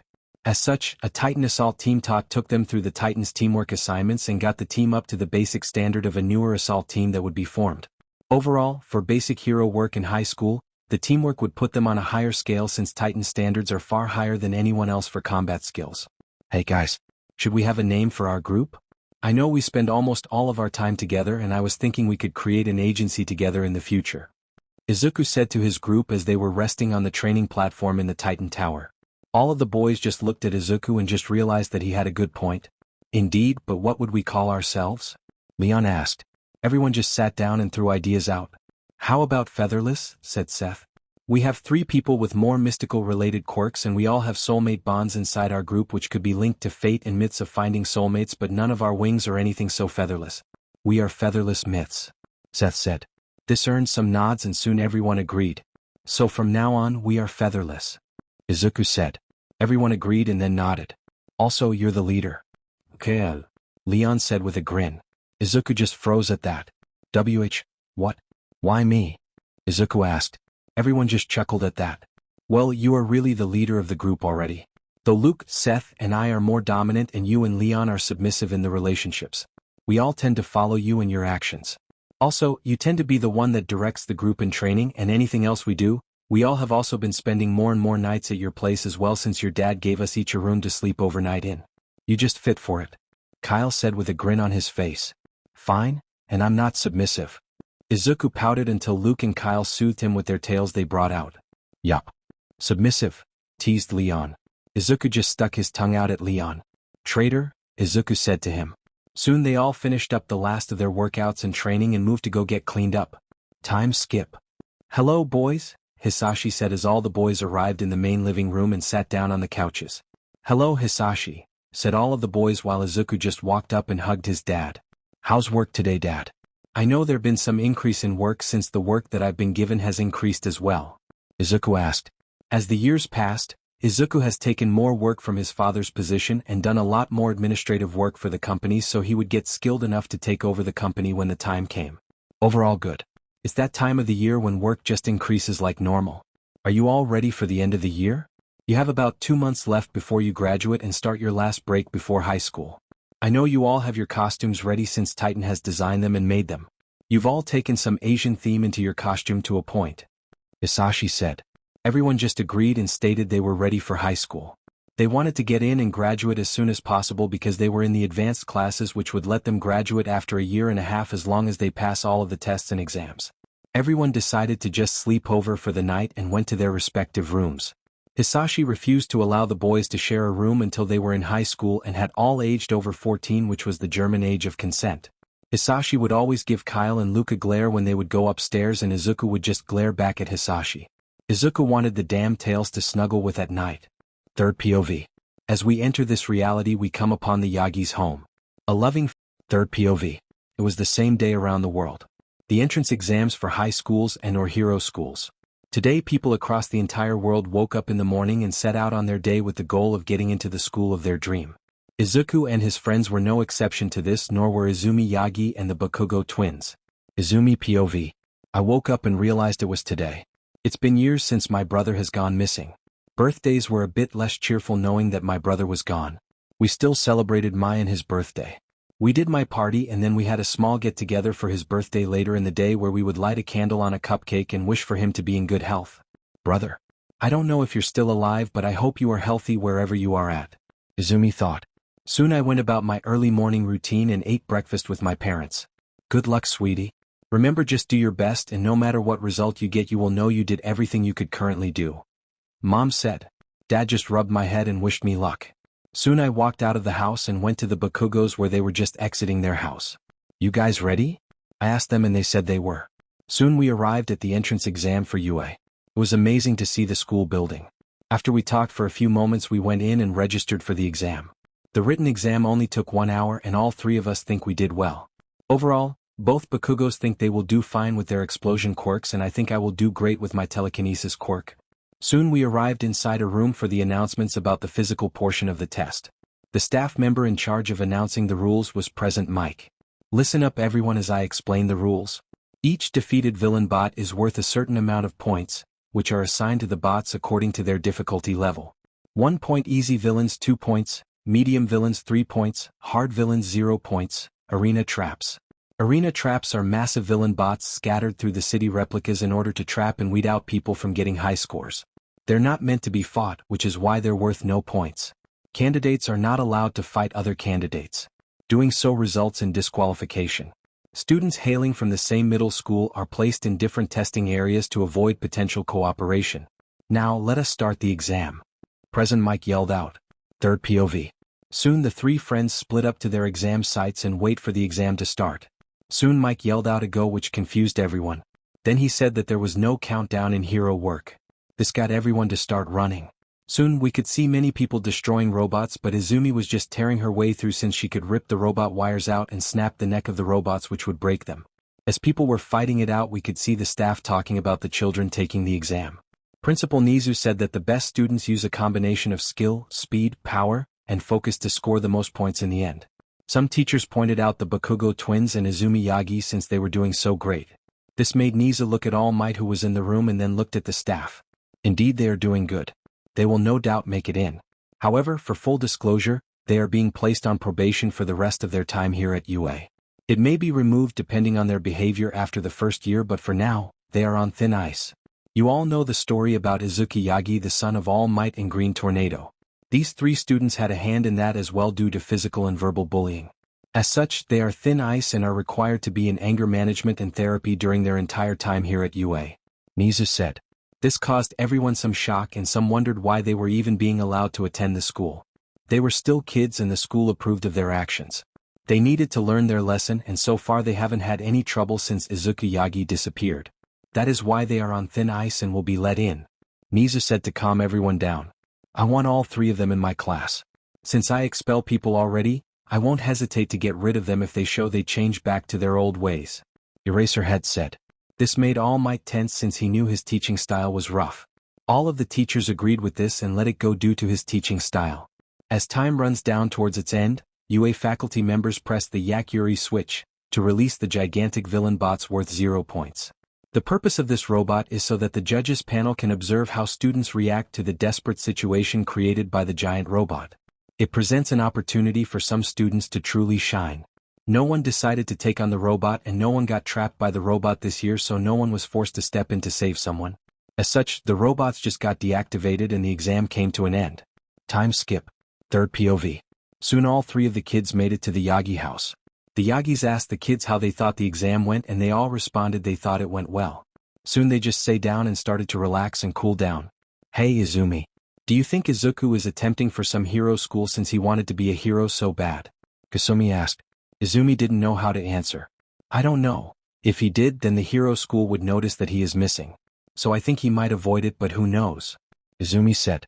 Bakugo just grunted and they all just relaxed for the rest of the night. Germany. Izuku POV. It was time for our intergroup to go and take the entrance exam for Frankfurt High Advanced Education, or FHE for short. This exam isn't like the typical exam for hero schools. It's an advanced school and we are entering the advanced classes of the said advanced school. As such, we are required to fight the current pro-heroes of the EU who volunteer their time for the exam. Most people that lend their time have graduated from this school. The normal entrance exam for those not attempting the advanced course is a physical exam of fighting robots and clones. It's like the UA exam but fairer due to a staff person that has a clone quirk which allows mental quirk users to have a chance of passing. As such, I and the guys knew we would have our hands full with whoever we were going to have to fight. We don't have to take the written exam since we graduated from middle school, which required us to take a placement exam for our high school education, which we all passed and received our high school education certification. Let's get ready, guys. I yelled as I banged on everyone's door in the morning. Leon and Seth had a room on the 2nd floor of bedrooms while Kyle and Luke were roomed on my floor to be near me. Everyone soon got up and went downstairs to eat breakfast since they stayed over the night. Dad soon came down and hugged me and thanked me for breakfast. You all ready? You will be fighting a hero, but they won't go full out. They will give you a chance to show off your skills. However, depending on their ranking, you all likely could defeat them. Isashi said. Everyone agreed with that. Most of us could fight quirkless against mid-level Titan agents and hold our own or win, and the mid-level Titan agents are for the most part on the skill level of the EU's top 30 heroes. Soon we finished eating and got into the escort car that would take us all to FHE. The school is located at the edge of the city and owns a lot of private lands with some mountains nearby where they can use it for whatever they want. Due to the fact that they have had so many top heroes produced from the school, the EU provides a lot of money to the school. As such, if they ever need something they can get it. After about 30 minutes of driving, we arrived at the school, and the tactical assault team assigned to escort us broke off before we neared the school as our car pulled up. I honestly think the school is bigger than UA in Japan, I said, which everyone just agreed. UA may be the #1 school in Japan, but it's not #1 in the world. That title goes to this school. Soon we were escorted to an exam room and were told to wait for the staff to arrive so they could grade our exams. Third POV. After about 30 minutes, the staff showed up for our exam. They then took us to a new location. It looked like an old-style combat training zone. Hello, students. My name is Vincent and I am the principal of this school. As you know, your exam is not the standard exam. You're testing into the advanced classes and need to fight a pro hero who has given their time for this. You all have already passed high school education in the advanced classes at Frankfurt Advanced Education. As such, you are currently the only ones that would be placed in the advanced classes at this school if you pass this exam. You won't know the identity of the hero you are fighting since they are in a different outfit and have a mask on. Principal Vincent said. The staff explained why we were fighting in a more confined old-style area. In real life, you can find yourself in complex areas or larger spaces. In this event, you need to defeat the enemy and assume that any attack you would need larger space outside of this ring is a no-go for you to do. Anything that goes outside the ring would be considered hitting civilians or be causing collateral damage to buildings. One staff person said. This was reasonable since in real life we could find ourselves in a tight area or not, and we would need to make sure we use the proper power level for where we are fighting to ensure no excess damage is caused. The first battle was for Seth. The staff person called the fight to start and Seth went right for a half transformation. He used his agility to maneuver and dodge the attacks of his enemy. The enemy was sending fire blasts out of his hands and could shape it into a sword. Seth couldn't really use his wind attacks since it would make the fire spread. As such, he was forced to do close combat. One new technique that Seth has learned recently was that he could surround his claws with the wind to make his cuts more powerful. As such, when the enemy sent a fire blast towards Seth when he got close, he just cut right through it. He then was able to get up close and cut through the fire weapon in the enemy's hand, which caused them to attempt to step back. It was in that moment that Seth swiped his legs under his opponent and then pinned them to the ground, bringing his claws to their back and threatened them to cut in their shoulder if they attempted to move. The next match was Leon. In this match, Leon used his blades that he got really good at. His opponent was one who had a strength enchantment quirk. This did not help them at all against Leon, who had around 10 blades flying around them. They were able to dodge a lot of the blades, but after 10 minutes Leon had tired the enemy down. It was at that moment that he charged the person and engaged in close combat. This was to ensure that he could capture the enemy without causing major flesh wounds with his blades. After about 3 minutes he had pinned the enemy and had a blade to his back. After Leon was done, it was Kyle's turn. His opponent pulled out a whip weapon which he had. It was short, so we all wondered how they were going to attack. We were proven wrong quickly when she expanded the whip length quickly and almost landed an attack on Kyle. "Well, that was interesting," Kyle said as he transformed to his full kitsune form. He used his tails to counter the whip for each strike that his opponent did. It was a stalemate in that regard until Kyle decided to slowly approach her. He then used his other tails to force her into a corner and demand she gives up, or he would force her down onto the ground. She soon realizes that she would be finished since Kyle had more tails than she had whips. "I give," she said as she dropped her whip. Overall, Kyle's match was a shorter one since he was a perfect counter for his opponent. Now it was Luke's turn. His opponent had a quirk that allowed them to control the earth. As such, the opponent started to waves of earth attacks towards Kyle. There were earth spikes that would break out from the ground and attempt to stab Kyle. He soon transformed into his half form and used it to jump across the spikes and used his tails to break any that got too close to him. However, Kyle noticed that the earth spikes were creating a lot of shadows, which had created one that connected to the enemy's shadow. As such, he quickly transformed into his full kitsune form and jumped into a shadow and traveled right behind his enemy, and grabbed him with all of his tails, forcing the battle to an end. The last fight was Izuku's. Izuku and his opponent entered the ring and the fight soon started. The opponent sprouted wings out of his back and had arms transform a bit into scales. Izuku knew this opponent could likely hit very hard but doubted they could hit harder than him. Izuku decided to end the match in one go. Though the purpose of the shield is to protect, it can also attack in a special way. "Game over," Izuku said, which confused the staff and the opponent until a golden shield surrounded the enemy. Everyone was shocked for a few moments at what just happened. "Oh, how do you defeat me when I can just wait for you to run out of energy?" asked his opponent. Izuku just chuckled at this. "I guess you weren't given information about our quirks. One of my quirks is called Solar Stockpile, meaning I gather energy whenever I'm in the sun. The consumption for the shield when not being hit is very little. Less than me activity absorbing energy, meaning I won't run out anytime soon. You, on the other hand, could only attempt to break out and tire yourself out, or my backup arrives and we suppress you quickly when I drop the shield and end the fight. Either way I win," Izuku said. The principal decided to get involved. "I have to agree it's Izuku's win, but this match didn't show us much of your skills. Would you mind dropping it and fighting it out so we can evaluate your skills better?" Principal Vincent asked. Soon they started the fight once again and the opponent was more on guard this time around. However, the principal wanted to see how Izuku would respond to an unforeseen event. He moved over to one of the other enemies from before that were near Izuku's friends and asked them to jump in at random to give Izuku a challenge, since the principal believed Izuku was better than they first thought. Soon the fight was going on and Izuku had fought close combat against his enemy while only using 50%. While he was fighting, the enemy with the earth spikes jumped in and sent spikes towards Izuku, throwing him off. Izuku then created a pole weapon with his energy and started to fight with it since he needed space to look at both enemies. Izuku used his shield to trap his first opponent with the wings and then charged the earth quirk user. After about 1 minute he was able to get close and defeated the earth quirk user with a punch to the gut. Then he refocused on the wing user with the dragon scales. He dropped the shield and threw the pole at a fast rate towards the guy's feet, which forced him to jump to avoid. It was in that moment that Izuku had flown forward and grabbed him as he jumped up and threw him into the ground by his leg. He then pinned him to the ground and threw a shield on the Earth user to ensure that he couldn't escape or get back up to fight. This fight is over and good job with dealing with an unknown event in your fight, Principal Vincent said. Everyone was escorted over to a separate room and told to wait as the staff talked about the fights. After 30 minutes the staff returned with the enemies they all fought. I want to introduce you all to your opponents you fought.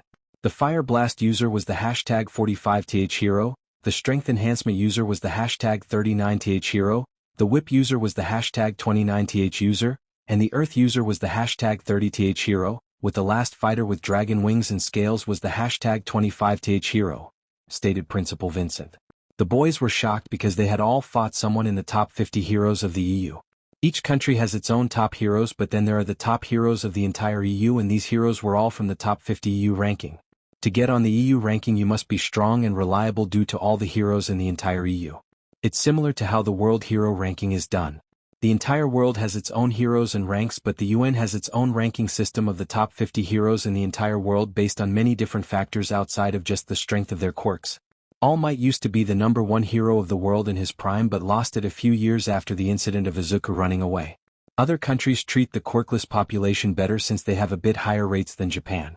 As such, the current #1 hero of the world is actually a hero in the EU who graduated from this very school. Boys, you did an amazing job.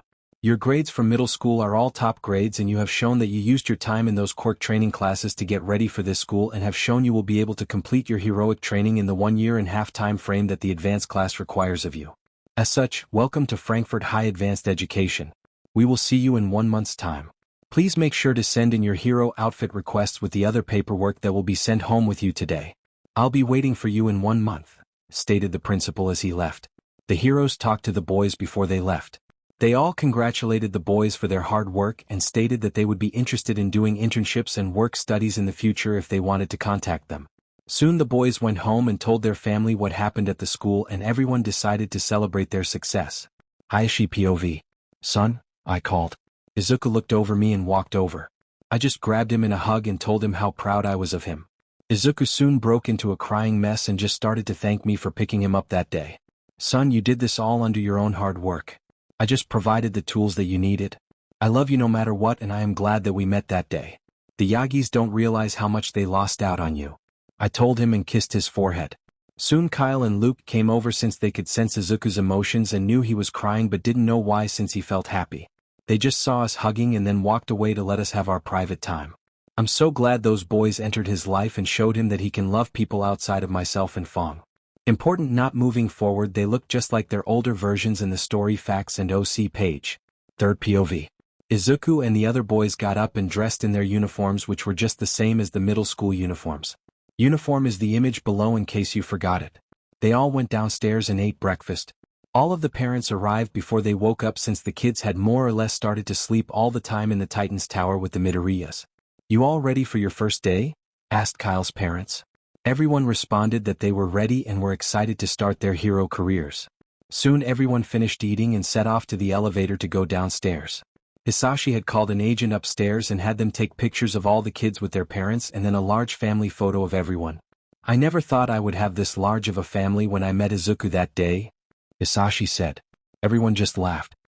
You should love it since the dining room gets used quite a bit now, Izuku commented. Yeah brat, Hisashi said while ruffling Izuku's hair. After allowing the parents to get their pictures, the kids headed downstairs to the car and were driven to the school. Soon they all arrived at the school and entered. They looked at their schedule and it was split between education classes and physical and quirk training for their hero lessons. They found their homeroom class, which was 1S. Their homeroom teacher was the pro hero Kronos, who had the ability to manipulate the time flow, which came in hand for powerful quirks that caused damage. It allowed the hero to undo the damage from quirks or injuries that people suffered due to battles or accidents. Overall, he couldn't undo a large amount of time, but he could undo up to 1 hour if the area is small or 10 minutes for much larger areas. Image by Savannah Martinez. The boys were sitting in the classroom waiting for their teacher to arrive, and soon he entered. Welcome, boys. I've been given information about you all and I just want to run down what I know and if there is anything you think that I should know so I don't offend you for some reason that I don't know about. Kronos said. Soon he went over everyone's file in class with their approval and soon arrived at Izuku. Izuku, your father Hisashi did explain to the principal and myself of your past for the most part. He didn't tell us who your biological family was but did explain everything that happened. The principal wanted me to ask some questions. What I want to know is, have you ever attended therapy or wish to attend therapy for the abuse and neglect you suffered in the past? Kronos asked. Overall, I think I am fine. When Dad first adopted me, he did have me attend therapy for some time. However, Dad helped me greatly with my issues by providing me a stable home and family. Then I met Kyle and Luke, who later became my soulmates. They proved to me that they wanted me for myself and not just because of the bond. This helps me open my heart up more to other people and feel better about my abandonment issues and trauma. As such, unless I have an incident with my past family, I don't think I will have any problems. Izuku said. Kyle and Luke just gave Izuku one of their tails. The family realized after a few months of Izuku playing with their tails that Izuku had been using their tails as a grounding method to deal with his trauma. The Titan's therapist had approved of this method since they were his soulmates and could sense his emotions. It provided a perfect grounding method via him touching and feeling their fur, which kept his senses focused on the present and not the past. The teacher asked some other questions and got a good understanding of everyone's relationships. Just to confirm, you're all friends.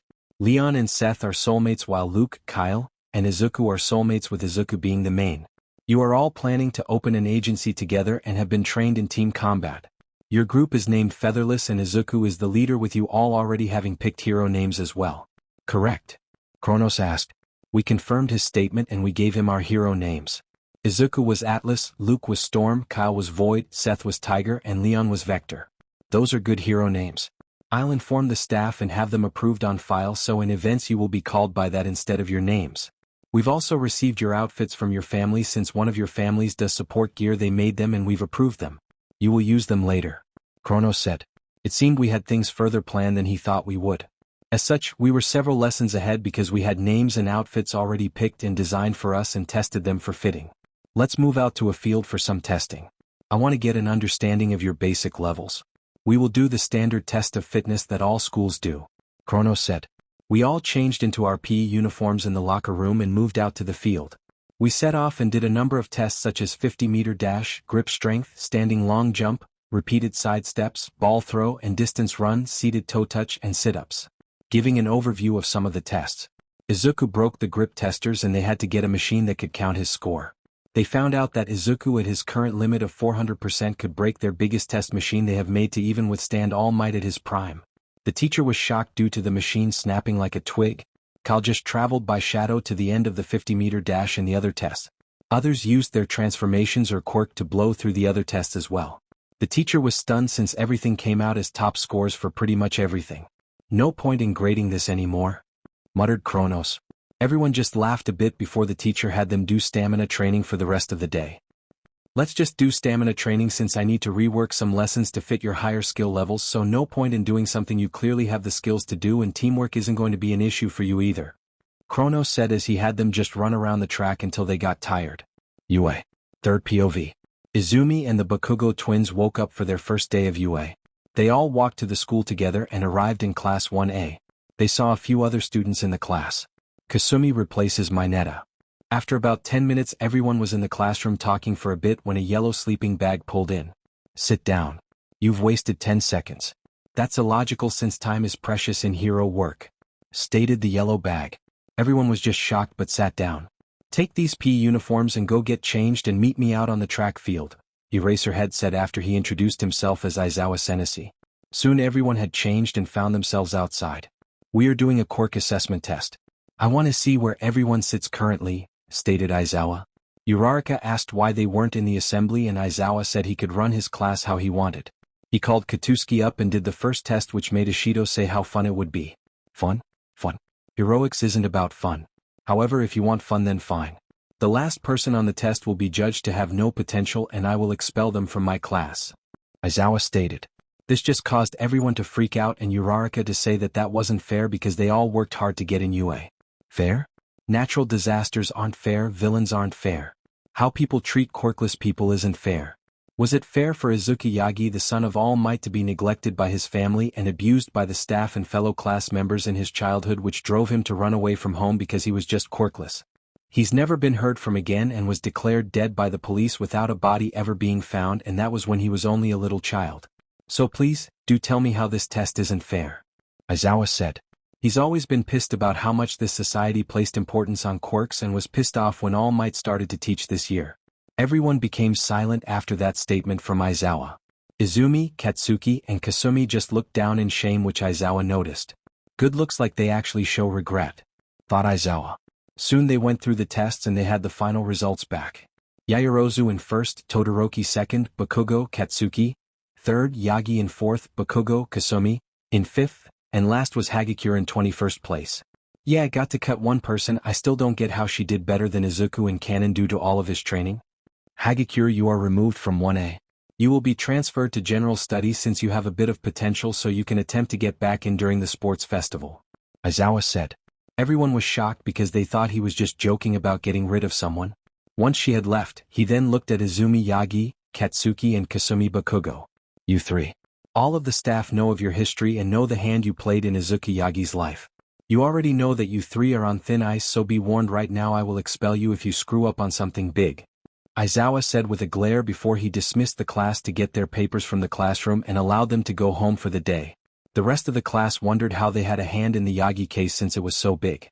The three friends could feel everyone's gaze and knew they needed to tell them about it. I know you all want to know what he meant, so I'll tell you.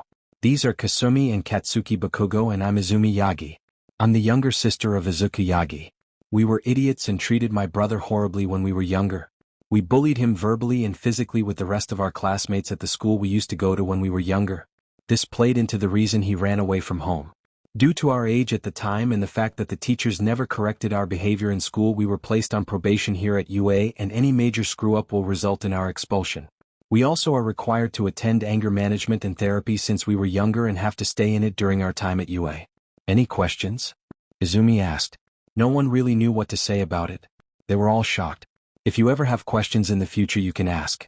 I won't hide what I've done, Izumi said before walking away to go change. The Bakugo twins followed her and changed as well to go home. This brought the end of their first day of hero school. Their outfits were made to fit them and their quirks. Izuku had technology built in that his suit would absorb solar energy for him at a faster rate and directly go into his both via his passive trait. Under the green armor parts and the cape was a black armor that helps protect Izuku from attacks. The green sections had the absorption technology built in them while providing some defense, but the main defense was via the black armor. The cape could be torn easily and used to cover wounds if need to as well. Kyle and Luke's outfits fit their fox fur colors while being able to transform with them in their half-human and full transformation states. It proves some basic defense to them and serves as a way to help them cover their fur from some attacks while in a half-transformed state. Seth's uniform was a large white overcoat that provides him overall defense against most blunt or sharp attacks and has some resistance to elemental attacks. His gloves had slits for his claws when he half-transforms, and the outfit is made to transform and be hidden once he does a full transformation. Leon's outfit was overall for functional use since he needed to be able to move quickly, and the outfit allows him to hide blades in his clothing. It does provide basic defenses against elemental attacks and some sharp attacks as well. Time skip. Soon everyone found themselves in a battleground test site. It was in one of the mountain areas of the private land that the school owned. It was an abandoned mill area of a fake town. The school was really invested in the realism of the place. The place looked like it was lacking repairs, but the staff told us it was structural sound. They reinforce it on a set schedule or if it gets damaged too much. Under the wood floors is a concrete base and pillars in the walls to ensure it stands. Izuku POV. Soon we were told to enter the place and told our objective was a hostage that was kidnapped by villains. There was only basic information of about 5 to 6 villains in the target area, and that was it. As such, it was up to us to scout and gain any information and secure the hostage. Izuku had Seth use his wind and feel for any living people passing through the air in his control area, which has grown large enough to cover the entire fake town. I can feel a total of 7 people in this town. So we have 6 villains and 1 hostage. I can feel that they are all in the tower building in the distance, Seth said. Soon it was decided that they would seek up on the team and see if they could capture one without making noise. If they could, they would have Kyle or Luke transform into the villain. Seth and Leon would act as backup, and Izuku would attempt to throw a shield on the hostage until Kyle could transfer them out via shadow travel. Once the hostage was gone, they would attack the villains and Leon and Seth would defend the hostage. About 5 minutes in, they waited and they had a villain walk by their hiding spot. Kyle and Luke captured him via their tails so he couldn't make a sound with his mouth covered. We quickly knocked him out and Kyle transformed into the villain. We tied the villain up and hid him in our spot before we moved on. About 2 minutes later we found another villain that asked Kyle why he was off his patrol. Kyle just made some excuse up as he got close and attacked the other person before he could respond. We had taken 2 of the 6 villains out. The hostage was 1 floor above us with the remaining villains. We followed directly behind Kyle and he entered the room while leaving the door open. Everyone looked at him and he grabbed their attention when he called out that the hostage was in the left back corner, which caused me to run in and bring up a barrier around the hostage since no one was next to them. Once I confirmed I had it up, Kyle dropped his transformation and we all attacked. Kyle got to the hostage and I dropped my shield, which allowed him to transport the hostage down 1 floor for Seth and Leon to guard. Kyle returned and helped me and Luke take out the rest of the villains. We were able to make quick work of them all as they only managed to make a small resistance due to being caught off guard. 5 minutes later and the fight was over.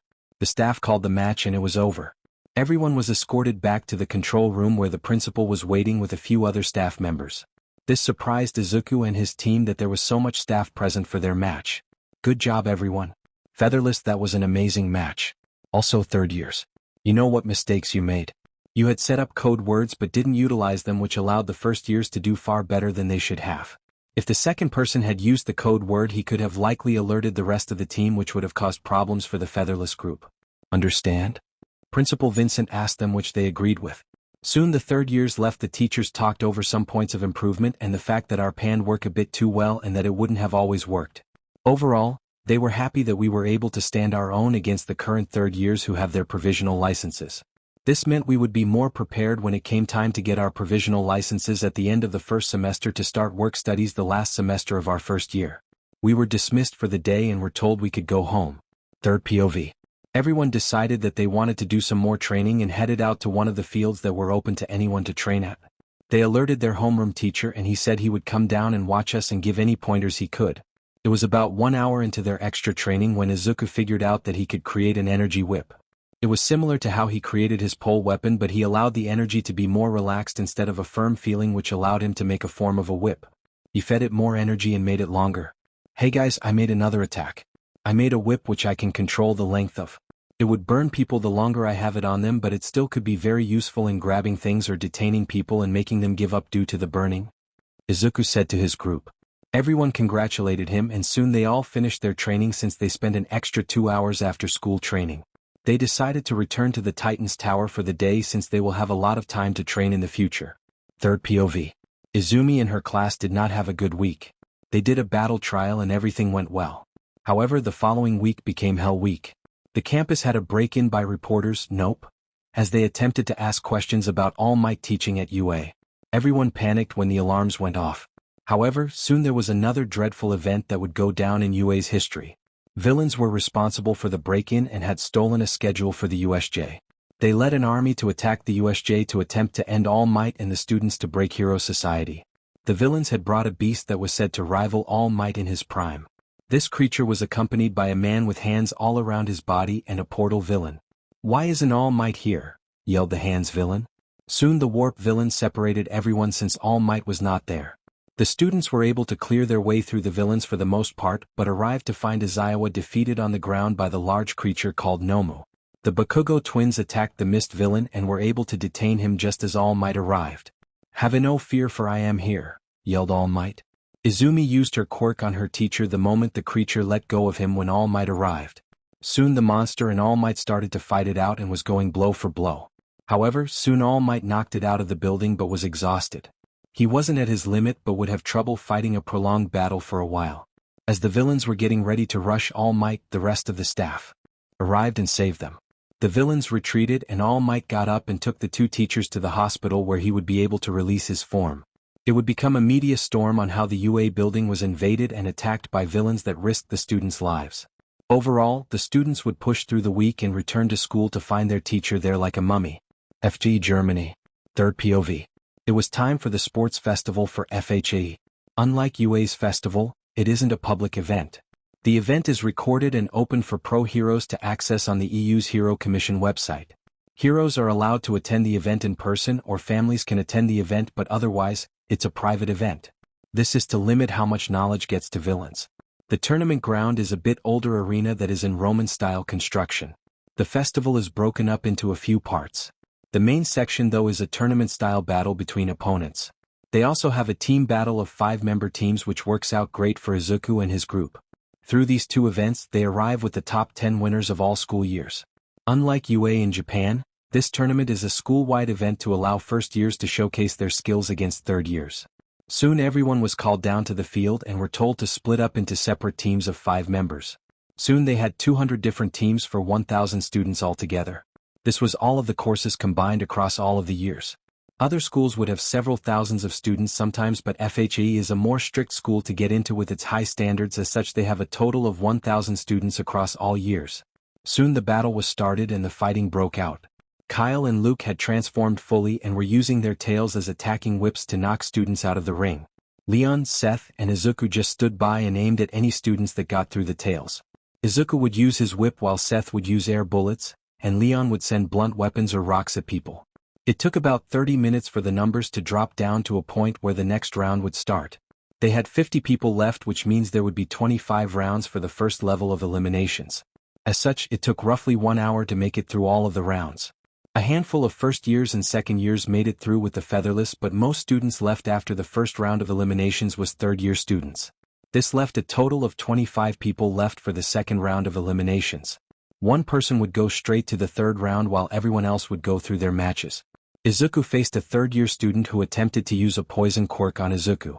Izuku had just closed the student in a shield and had the student suffer from his own poison gas quirk that knocks people out.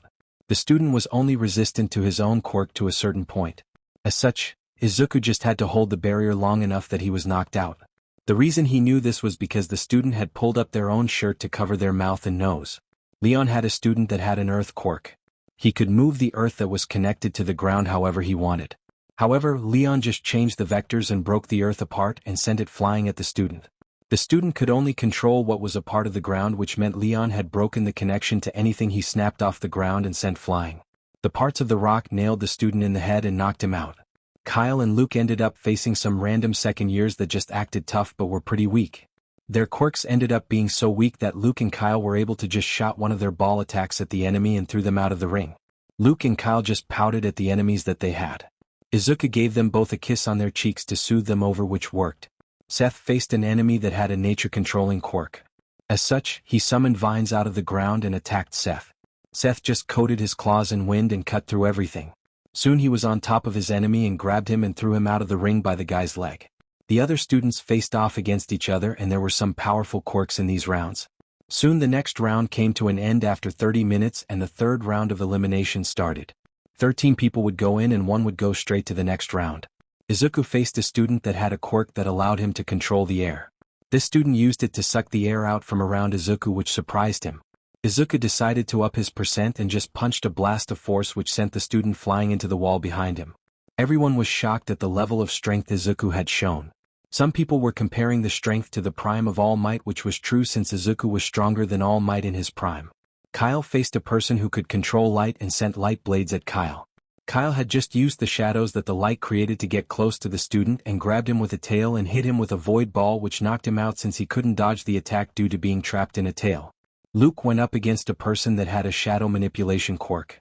Overall, this would be powerful, but Luke had just spammed his lighting ball attacks to quickly end the fight since the shadows would be troublesome to deal with if he gave the student a chance to get a chance at attacking him.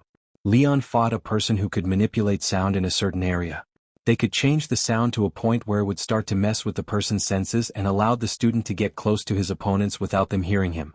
Overall, this would be a very powerful quirk for an underground hero, but against Leon was not enough since he just sent rocks and gravel at the student at a face pace. It was sent fast enough to cause damage which destroyed the student's focuses which they needed for their quirk. Leon was able to get close while the student was dodging and pinned the student to the ground. Seth faced a student who could create bones out of anything non-organic. This meant he could create all the rocks on the ground into bone and control it up to a certain time even after it's not in his hands anymore.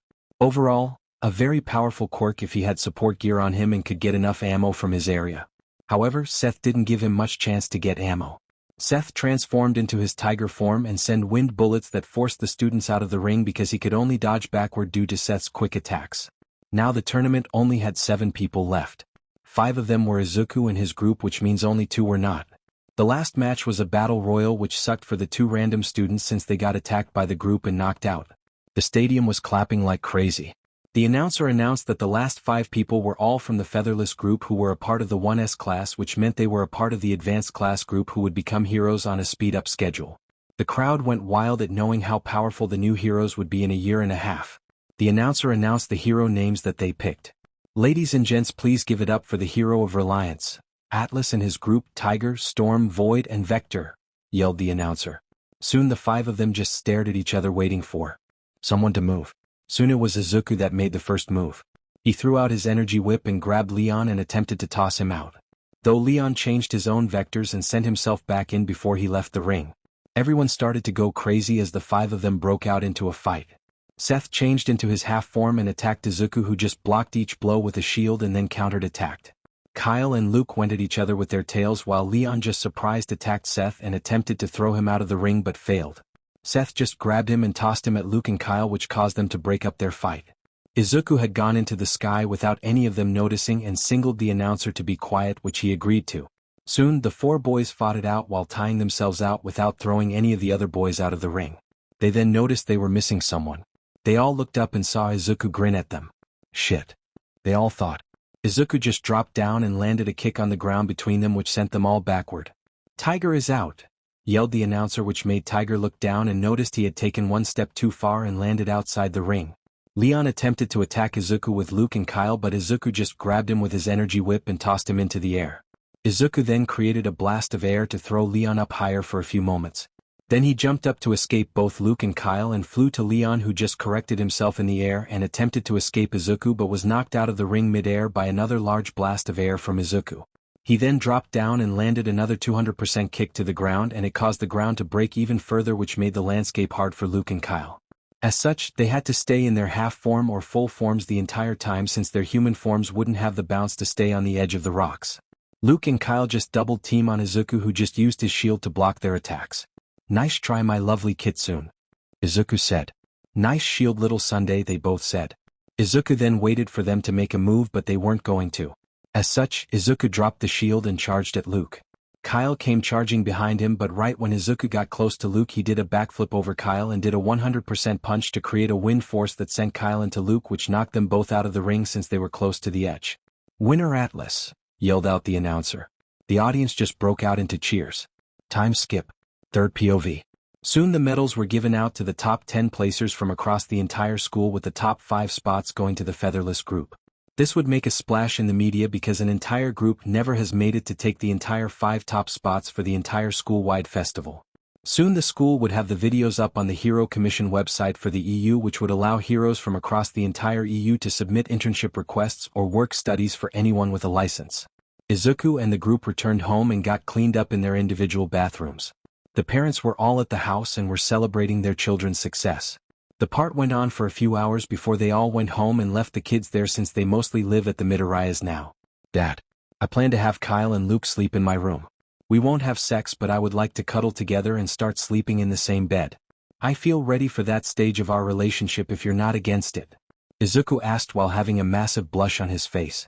This was due to the question, but also because he knew his soulmates could feel his feelings right now. Hisashi just looked at Izuku and just nodded his head and told him, "Let me know if they ever try to pressure you into anything you don't want. I know you are in high school now, but remember, no sexual acts until after you are all 14, which won't be until this semester is done. I know you all will likely do some basic lover things, but no going beyond the waist," Hisashi said as he got up and left for his bedroom for the night, leaving a blushing mess of Izuku at the dining room table. "Dad!" Izuku cried out and got up to go to his room. He told everyone it was time to go to bed, and they all got in the elevator with him when it came back down. Leon and Seth got off on their floor and Izuku and his fiancées got off on his. They started to walk towards their rooms when they felt Izuku's emotions. "Izuku, what's wrong?" they asked as they turned around because they felt his embarrassment and nervousness. They saw he had a huge blush on his face as he said, "I want you to sleep in my room tonight, please." "Dad knows you will be," Izuku said while hiding his face with his hands. Both Luke and Kyle blushed hard and were nervous wrecks as well from what Izuku could feel. "As long as you're okay with it," Luke said as he ran into his room to change to nightwear. Kyle quickly did the same and came back. "Tell us if you ever get uncomfortable and we will go back to our rooms. Even if it's at 5 a.m. "Okay," Kyle said. Izuku nodded his head as he grabbed their hands and led them into his room. Izuku just closed his blinds and had the TV come down from the ceiling. He turned it on to the news and they saw it talking about their group and their hero name. Their pictures weren't released since they didn't have provisional licenses yet nor were on internships, so we were still protected by the law a bit. Izuku sat in the middle of Luke and Kyle and they had just snuggled up against him. They transformed into their half-state and gave Izuku a tail each to play with. "Thank you. You help ground me so often without realizing it. Sometimes I don't even realize it myself," Izuku said to his lovers. They just told him it was no problem and asked if he wanted them to sleep in their half-transformed state. "Only if you can sleep comfortably in it. Otherwise no. The nightmares and flashbacks of my childhood are becoming rare nowadays. Your tails just became a habit for the most part now and they are so soft and fluffy that I just enjoy playing with them outside of grounding needs," Izuku said. "We will see how well we sleep tonight since we have a few days off and don't have to be back to school until Monday. So we have 4 days off so we can see how well we sleep over these days and go from there, okay little son?" Luke asked. Kyle just agreed with that and Izuku was happy. Third POV. Several days had passed and Izuku and the team just relaxed for the most part since they didn't want to stress themselves out. They kept up with their normal training to keep fit, but any extra training was put off to relax their bodies. It was going to be time for them to choose where to go for their internships. The team decided to do separate internships since they could do team training with the Titan agents, which was better than most hero team training from current heroes. As such, they would get skills and knowledge in for their individual use to boost the group's overall power. Izuku found out from waking Leon up in the morning that Seth had stayed in Leon's room. Izuku started to tease Leon, but Leon turned it around on Izuku when Luke and Kyle said they had just slept in Izuku's room for the past few nights. Izuku cried out traitors to his two lovers as they ran away from him. Soon everyone decided to split up in their soulmate groups because the dominants in the relationships want to take their lovers out for a date in the city. They had told the agents last night about their plans and they had agents ready to guard them at a distance. Luke and Kyle took Izuku to the Garten der Welt, which had multiple different cultures' gardens in a park area that did include a Japanese garden. When they got there, Izuku was shocked. "We know you had mostly bad memories of your birth country, but we thought maybe you would like to see some native things from your country like gardens," Luke said. "Yes, I love it. I did like the flowers and gardens of my birth country. Thank you guys," Izuku said as he gave them a peck on their cheek and hugged them. They walked around and spent some of their time in the different cultural gardens before Kyle and Luke lead Izuku to a private restaurant where they ate dinner at. Izuku just blushed at the dinner he saw. "God, my two kitsune are so loving," thought Izuku. "Thank you," Izuku said to them as he sat down when they pulled the seat out for him. They spent the next hour enjoying their dinner with Luke and Kyle testing out cheesy pickup lines on Izuku. One pickup line was so bad that Izuku just started to laugh. It was, "Do you believe in love at first sight, or should I walk by again?" said Luke. "Kyle, there's some lines like, 'Did you just come out of the oven? Because you're hot.'" Izuku just couldn't stand it anymore and laughed so hard. He was glad the restaurant was reserved in full and only the staff and the agents were in the building. "Please, for the love of God, stop," Izuku said while laughing. Soon the dinner came to an end and they returned home for the night since the next day they had to return to school. Izuku walked into the building and saw Seth and Leon waiting for the elevator. Izuku just walked up to Leon and hanged off of his back.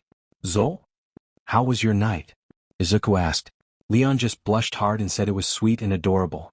Seth had taken him on a romantic boat trip in a waterway that went through one of the rivers in the city and then a private dinner for two. Leon had asked Izuku how his night went and Izuku explained how it was. "They ended our night with cheesy pickup lines. They were so bad that it made me laugh, which was the point, I guess. God, my two kitsune are so lovable. I'm glad they entered my life," Izuku said. Seth, Kyle, and Luke were just standing back a bit with their half-transformations on so they could hear but not intrude. They wanted to know how their soulmates thought of the night so they could plan better next time, and they had got good responses. Soon the elevator arrived and they all got in and went upstairs to sleep for the night. Time skip. Third POV. It was time for the internships. Izuku has picked his and it was an invite from the current number one hero in Germany and also the world's number one hero Deus Ex Machina aka Carson Salazar. Imagine him as an older version and picture from Gloria on DeviantArt. It was predicted that he could likely have taken All Might in his prime. The only reason All Might held the number one spot in the world so long was because of how loved he was, which took a hit after the neglect case. Izuku accepted the request from the current number one so he could learn from him and what it's like as a UN hero, since the team was planning to go for that designation as soon as they could. The other boys all accepted requests from other top heroes in Germany. They were all from someone in the top 10 ranks. As such, everyone was set and would be separated for 1 week. Izuku arrived at the address he was sent to and walked in. "Hello Atlas. I love the hero name by the way," Deus said. "Thank you for the invite Deus," Izuku responded. Soon they talked a bit and Deus told him that Izuku had an option. "I've been requested for a UN mission. I will allow you to come with me or you can stay here and go with one of my sidekicks. The mission is in Japan and we are hunting the hero Ender who the Japanese are having trouble with," Deus said. Though he noticed Izuku's face paled a bit. He asked why Izuku's face was paled. How much do you know about me? How much did the principal tell you if he told you anything?" Izuku asked. The hero froze since this seemed to be a bigger problem than he thought it was. "Nothing, why?" he asked. Izuku then pulled up Izuku Yagi on his phone and handed it to the hero. "Here, notice anything?" Izuku said. The hero was shocked. He had All Might's missing son right in front of him. "Well, you aren't missing now, are you?" he asked. Izuku then explained how he came to Germany and how the UN approved his dad Hisashi Midoriya adoption of him. "So, I'm legally the son of Hisashi Midoriya now and not a Yagi anymore since the UN approved of the adoption and there is nothing the Yagi family can do about it. I also have an entirely new life here that I enjoy so I refuse to go back to the Yagis," Izuku said. The hero nodded and said that Izuku would be staying in Germany then. "Actually, I would like to go but we would just have to be careful my face doesn't get seen by reporters or anything so I would need to wear a mask and maybe a hood. If you can get me that I want to go since I want to learn from you since me and my team plan to become UN heroes in the future. I know I can't hide from the Yagis forever but I'm trying to delay it until I'm an official hero so they can't argue about anything with me," Izuku said in one breath. "I'll let you come. Let's run down to the support department and they will get you a mask and a hood to attach to your head. Once we are done we will be leaving the country via a teleporter Quirk user that the UN has sent us," Deus said. Soon they had a light green hood and a light green mask that would go with Izuku's gear and they headed off. Izuku texted his dad on where he was going and told him not to worry. He also texted his group as well so they would know and said that the #1 hero wouldn't let him be trapped in Japan since he promised to make sure he returned even if someone found out about him. They only know that Deus works out of Germany but Deus sends requests for interns from all over the EU every year. Time skip. Third POV. Atlas and Deus were both in Japan and were running across Hosa City. Many pro-heroes have been ended due to the hero Ender and the UN wanted it stopped since the Japanese heroes couldn't get it done.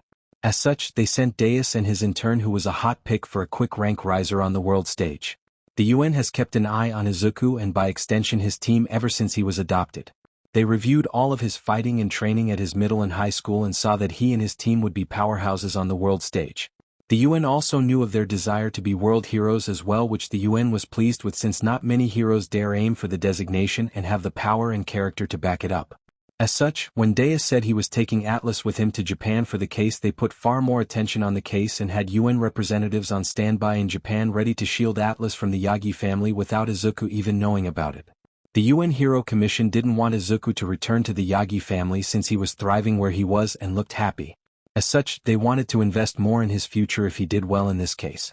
As such, without even knowing it, the hero Ender case became a test for him without his knowledge. Atlas and Deus stopped on a building when they heard an explosion. "Are those Nomas from the news report about the USJ?" Deus said, "Want me to scout for Stain while you deal with that? If I somehow run into him I can use my shield to protect me and any victim from him. Though he would run away after that." Izuku suggested. Deus thought for a few moments but agreed. "You're cleared to fight. Take Stain down if you can but don't risk your life. You have a bright future. Priority is any victims first then Stain's capture. Now go," Deus said as he dashed toward the fire. Izuku just started to scan the back alleyways since they figured he targets people in these. About 30 minutes later Atlas found two figures in an alley with one above another. Izuku moved in quickly and threw up a barrier on the guy on the ground as he saw it was Stain standing above a hero. "I'm sorry I can't let you do that," Atlas said. "I can throw more than one barrier up but I can only use one while fighting currently. I haven't gotten that good to use more than one currently in combat. I also need to get this hero out of here and get him to medical care," thought Izuku. "Oh, are you another fake?" Stain asked. "Actually no. I need you to leave so I can get this hero to medical care," Atlas said, which confused both the hero and Ender. "What do you mean?" Stain asked. "I'm only an intern and I've been given permission to fight you but my orders are victims first then your capture. I know he needs medical care soon but I doubt you will let me just grab him and go. So please leave or I will have to fight you," Atlas said. Stain just stood in silence for a few moments. "I approve of you. What is your name, young one?" Stain asked. Atlas is my hero name. The Hero of Reliance. Atlas stated. Good name. However, I plan to end that hero even if you stand in my way. So I'll give you a chance to run. Stain said. Sorry, can't do that, Atlas said as he got into a combat stance. Soon they both started to fight each other. Izuku stayed ahead of Stain in attacks by increasing his percent to 120%. Stain was impressed by Atlas's abilities and got sidetracked for a second, which allowed Atlas to land a blow on him which sent him flying. Atlas then dropped the barrier and grabbed Native and started to drag him towards the street. However, it seems fate was not on Atlas's side that night as another person came flying down the alley and attacked Stain. Stain, I'll get you for what you did to my brother, stated the new person who turned out to be Lita from Ua. Goddammit, Atlas thought. Soon Stain got up and fought the new Ingenium, and after about a few minutes had him on the ground. Damn it, Atlas thought as he threw a barrier onto Stain himself, since controlling one barrier was easier than multiple and then fighting Stain. Oh, good job on capturing me, Atlas. Stain said. Quiet please. I need to carry both of them and concentrate on keeping that barrier up from a far distance, which is annoying to do. I'm going to have a migraine after this, Atlas said while listening to the new Ingenium telling him to stay out of it. Oh, shut up. You were about to be ended. I don't know why you're after him, but it seems personal. I'm not above personal sheet either, since I'm human, but never go into a personal battle by yourself since it will cloud your judgment. Always take someone you trust to calm your mind. Atlas shouted at him, which made everyone silent. Soon Atlas was dragging Ingenium down the alley to Native and then started to drag them both to the street. He had sent a text of his location to his mentor and was waiting for him. He had called police and medical about his location also. About 5 minutes later his mentor arrived with a few other heroes. Other heroes, please take them. My mentor and I will go back in since I have Stain trapped in one of my barriers and he can't escape, Atlas said. They just stood there in shock as I and Deus walked back down the alley towards Stain. Stain, I'm back with my mentor, the #1 hero in the world, Deus. Would you just surrender yourself to us since you can't escape my barrier at all? Atlas asked. Stain just looked at Atlas and then at Deus, who looked ready to fight. I'll surrender. I believe you are a true hero, Atlas, and await the future you bring. You put the victims ahead of me and even put the idiot that came later ahead of capturing me. You only came back once you had gotten the other two people out of my range. Deus, make sure you teach him well. He will change this world, stated Stain as he took all of his weapons off and placed them down and then got on the ground with his arms behind his back. Izuku POV. Soon I let the barrier down as Deus was ready to act if he attacked. He then placed him in some anti-Quirk cuffs that he had, and we gathered everything and headed to the street where we saw Endeavor, his son, my sister, with an old man, the police chief, and the other two people I saved. I leaned over to my mentor and showed him a text message I wrote on my phone that said that my sister was there, so no matter what I couldn't talk out loud from now on. He understood and nodded. The police chief and other heroes walked over to ask us who we were. Who are you two? I don't recognize either of you, asked the police chief. I'm the #1 hero of the world, Deus, and was sent here by the UN. This is my intern Atlas, who captured Stain, stated Deus. Everyone was shocked that the #1 hero of the world was in Japan without anyone knowing, and the fact that his intern captured Stain. Well, thank you both for coming, but as an intern, he broke the law if he used his quirk, the chief said, which Deus just shake his head no. Wrong. Remember, I'm here via the UN. Meaning local laws don't apply to me nor my intern. I gave him permission to act and the UN laws protect him as my intern in regards to local laws. If you wanted to do anything to him, you would have to take it up with the UN, who would reject your case based on my authority that I granted him, stated Deus. Everyone was shocked and the chief of police just looked stunned. If that's all, we will be leaving since I need to return to Europe. I still need to teach him other things. When reporting this to the media, you are to state that it was my intern that captured Stain. Any deviation will result in the UN cracking down on you. If the media questions about the Quirk laws, then inform them that the UN laws override them in regards to UN heroes whose authority extends to their interns if they order their interns to act, Deus said as we both jumped away onto some building and left. Soon they made it back to the hotel they were staying at and met the teleporter, and they checked out quickly and returned to Germany since Deus didn't want to risk Izuku being found out. Third POV. Izuku and his mentor Deus returned to Germany pretty quickly, which Izuku was happy for. So, that happened, Izuku said with a slight laugh. Indeed it did. That was honestly a strange case, Deus said. Both of them walked into the hero's office and went to his office to find a representative from the UN there waiting for them. Hello, you two. Though we don't have the details yet, we did learn you defeated Stain already. So the UN sends its thanks, stated the representative. I really wouldn't use the word defeat but instead, pacified, stated Deus while Izuku just rubbed his neck sheepishly. The UN Republic looked confused before Deus stared to explain everything that he knew of. So, you're telling me that Stain gave up due to your in turn being what he sees as a true hero because he put the victims before capturing him and kept him caged while Atlas had taken the wounded away and then came back with you? Asked the UN Republic, which Deus just confirmed. She then looked at Izuku and said, well done, I guess. We didn't see that coming. Though I'm assuming your identity is still safe from anyone in Japan figuring it out, she asked. Yeah, I didn't see the end coming either, but better than a battle to the death. Also yes, we got lucky at the end though. Deus threw the weight of the UN around and we left really before the police chief could ask too many questions. My former sister was there at the site with some old man hero. I think he was All Might's old mentor, I think. Izuku said.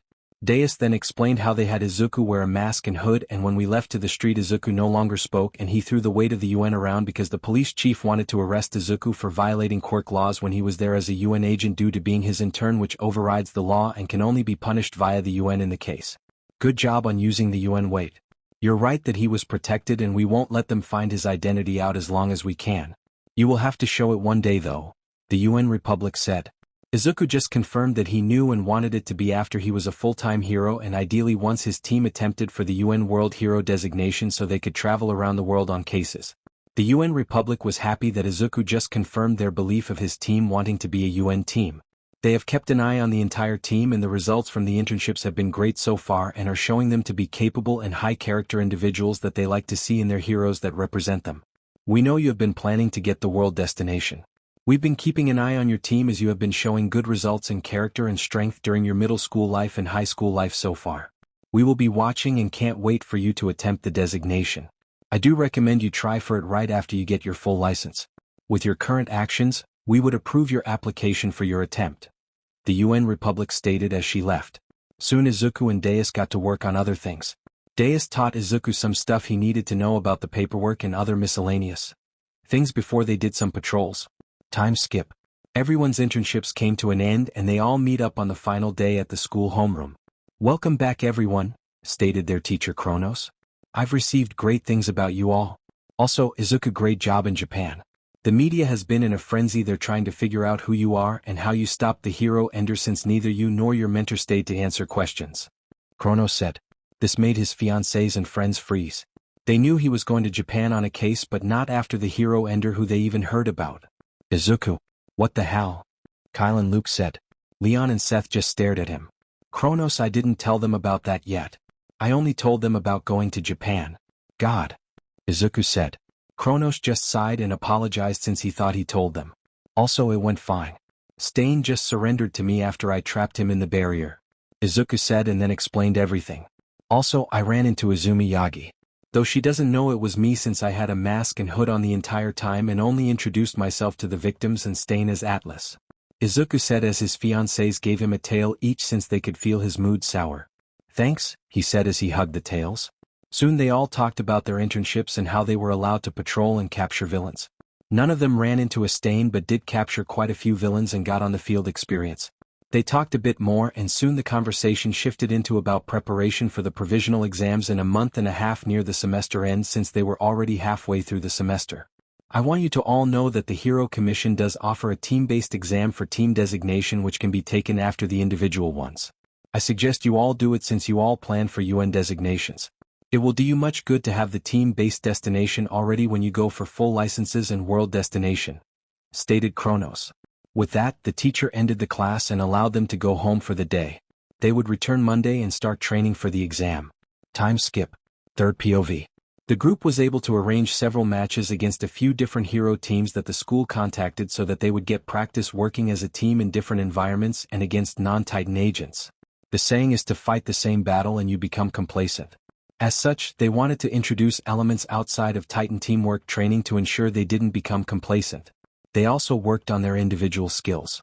Izuku was working on being able to create multi-barriers while also fighting and he soon figured out a trick. Like how the Quirk created a miniature version of himself, Izuku created a miniature version of the shield inside himself and connected it to his son. As such, Izuku was able to feed the shields without concentrating too much of his mind on them. He was now able to throw up 20 shields without having to stop fighting to maintain them.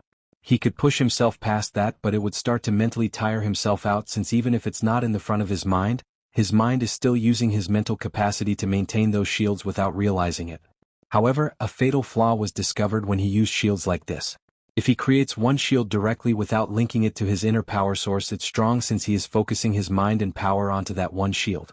However, if he links a miniature shield in his visual representation of his power, the shield strength becomes much weaker. This is due to the fact that the energy manipulation quirk that allows him to create the shield is a mental quirk aspect. As such, if he does not have his full frontal focus on the said shield and is using it at the back of his mind via the inner visualization of his power, he is not strengthening the shields as he does with one to its full power. They discovered this when a teacher attempted to test the difference between the shields. It took the teacher about 30 hits to break a multi-shield version while being unable to break the one-shield version. This would also depend on the hostile quirk as well. Kyle and Luke were able to put their minds together and figured out that they could combine the balls they shot out from their tails. So instead of them shooting an individual ball that was the size of their head, they could move their tail tips near each other and generate a much larger ball that they could charge energy into. This attack for them both became very destructive. As such, unless they were aiming to destroy or cause a lot of damage to an opponent, they could only use it in rare moments. Seth was able to maintain a wall of wind that he could surround someone with. It wasn't to the scale of a tornado, but it was getting close to that point. Seth figured that he could use the high-speed winds to trap someone inside the wall. So unless they had a way to fly, they would be trapped inside the wall of air. They could attempt to break through it, but the speeds of the wind were fast enough to push them back unless they could brute force themselves out. Leon took a suggestion from Izuku. Izuku asked if everything had vectors for Leon, which it did. As such, Izuku suggested reading about light and water and figuring out a way to change their vectors in the air so Leon could create some form of invisibility cloak. After talking with the science teachers at the school and doing some reading, Leon was able to figure it out. At first, it was only maintained for a few seconds. However, after training non-stop, Leon was able to hide himself by changing the light and water vectors around him to hide. As such, he created an invisibility cloak which he could currently maintain for 10 minutes. This wasn't super long, but it was long enough for a lot of short-term missions or gathering information while scouting. Leon had a goal to be able to apply this to other people but couldn't figure it out since he wasn't changing the vectors directly near him but away from him. As such, he was currently stuck on this route. This training went on for several weeks before the boys were set to go for their provisional examinations. Soon the time for preparation came to an end and the time for action was upon them. "Hello, Featherless," Principal Vincent said. The boys just nodded their heads at him and he started talking again. "You're taking your provisional exam tomorrow. I've also informed the exam site that you will be aiming to take the team-based exam as well, since you have told Kronos that you wanted that exam. I wish you all the best of luck and can't wait to see how you will do," Principal Vincent said before letting them go home for the day. It was Thursday currently and they only had the class for half of the day since they needed the rest for the exam tomorrow. It was now time to put all of their training and determination to the test. Third POV. It was the day of the exam. Everyone was up and dressed before normal. Hisashi had already cooked breakfast and the families were in the living room wishing the boys good luck.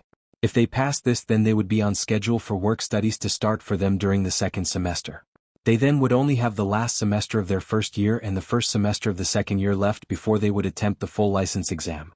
"Good luck, son. Remember, no matter what, I will be proud of you regardless," Hisashi said while hugging his son. Izuku just hugged him back and thanked him. Izuku looked back over his memories since he first met his dad. From the beach, the meeting of the leaders and board of directors, meeting Luke and Kyle, becoming friends with Leon, meeting Seth in class and celebrating his first birthday since the age of 4th, and then all the birthdays he had after coming to this home, to this family. "Thank you for bringing me to Germany that day, Dad. I doubt I would still be alive if I hadn't run into you that day," Izuku whispered into his dad's chest. Hisashi knew how bad Izuku's mental state was underneath the maturity. The therapy sessions had done a lot of good and meeting his soulmates had helped Izuku come far from the destroyed child that Hisashi had found on that beach. Soon everyone was finished talking and it was time for them to head to the school for the transportation to the exam site. The principal, the homeroom teacher, and a few other staff that had direct interaction with the boys were going to be on site for the exam. Time skip. Everyone arrived at the exam site and was escorted by a Hero Commission staff person and a UN representative who caught the boys' attention. The principal and staff from the school looked like they knew that the UN Republic would be on site and didn't mention anything as they walked off in a different direction. Soon, the boys found themselves in a changing room where their suits were being watched over by a UN republic. What is with all of the UN representatives? Thought all of the boys. However, they soon pushed it out of their mind and got changed and talked a few details out for the exam. 30 minutes passed and a staff person from Germany's Hero Commission came in to get them. The boys were taken to a door and it opened for them. They soon found themselves in a room with a lot of other test takers. They could see other exam takers being brought in like how they were. Soon after about another 15 minutes of waiting, the staff announced the exam was starting. The first portion of the exam was a knockout. You had to knock out 10 other people to get points to get to the next round. After that would be a rescue operation of getting civilians from the destroyed city and take them to the medical tents. Overall, the featherless group just powered through the first portion. Izuku just used his flying and threw balls at people and used his shield to block balls from others. Kyle and Luke just used their 9 tails and threw so many balls at people that they got their points in the first 10 minutes. Seth just blasted people with the balls he threw and knocked some people through some damn walls. Leon had smacked Seth on the head for that though. Leon used the balls as he did with his blades. He controlled them at a distance and got his points quickly. The entire group passed the first part without a problem. Then came the second portion. In this portion, the group just worked together and used the shadow traveling from Kyle to transport people quickly. Overall, the exam was anticlimactic for the boys. They did see fake villains that came into the exam, but the boys just destroyed the fake villains like cutting a hot knife through butter. This is too easy, thought all of the boys. Soon they learned that they had passed the provisional exam. Well, that was anticlimactic, Izuku said, and the others agreed. Then they heard a voice. Sorry, but everyone is on the same level as you. If we tailored an exam to your level, only you guys would pass, stated the Hero Commission official. They then were taken away for the team-based exam and were told that this has a high standard due to how teams are meant to be far powerful than individual heroes and deal with almost any threat. The pass rate for Germany's team-based exam is 5%. Good luck, stated the Hero Commission staff person. As the boys stood in front of a door to a new area, they came face to face with a ghost town once it opened. Looks like they created a ghost town city for the exam. Likely we will face a terror threat or military group-style enemies or villains that are holding a hostage that escaped to the ghost town, Izuku stated as he fell into his leadership role. That is why everyone wanted him as a leader. Izuku could analyze situations faster than them and provide some theory on what they might face so they could plan. Sometimes the theories were wrong, but a lot of the time they found the situation just like Izuku predicted based off on little information that he had. Soon the announcer came over the sound system. Good afternoon, Featherless. I'm General Baker. I and my men have taken hostages from the UN representative group. Now, I know the UN and the EU sent you heroes to retrieve the hostages, but I'm warning you now. You have 1 hour before I finish my plans and end them. The Germany Liberation Front shall take back Germany. Have fun with my men heroes. Then the broadcast cut from the voice system. Everyone just nodded their heads and went with the pre-discussed plans for a situation like this. Leon hid via his vectors and moved to scout while Izuku went high into the air to scout from there. Kyle pulled Luke and Seth into the shadows and traveled to a covered spot to wait for information. Control room POV. The staff from the school, the Hero Commission staff, and the staff from the UN all watched as the exam started. How did they communicate the plan? Asked one person from the Hero Commission. A UN rep spoke up. They all received training from Titan. Atlas is the son of Hisashi Midoriya, the leader of Titan. As such, they have received training on how to respond to certain situations and what to do. Here, anyone that can scout without being seen is scouting, while Void took the other two to hide and cover. They are waiting to hear reports back from Vector, who used his quirk to hide himself, and Atlas, who is scouting from the sky. If they find anything to indicate the location of the hostile forces or the hostages, then they will start moving in that location. From there they will start planning out more direct attacks to retrieve the hostages. Also, Tiger could scout, but his wind could cause someone to notice them. He has to actively move the wind, which some people might pick up. It's more useful in windy conditions when a hostile wouldn't notice the change in the wind, stated a UN representative. Soon they saw Atlas and Vector return to the main group. Izuku POV. As I was in the sky, I noticed that there was some movement deeper in town towards a building that looked like a city hall. I started to head back and saw Vector run across roofs as well. Soon we both arrived at the location the others were at. What did you guys find? Asked Tiger. Vector soon started talking. I found several men near the center of the town. I overheard them talking a bit about the hostages being located inside the city hall, but not any details on their numbers or the hostages' numbers. Vector said. I confirmed that I saw some people around a building that looked like a city hall as well. It appeared that there were more people there than on the outer rings of the city. Soon we started to move towards the center of the city.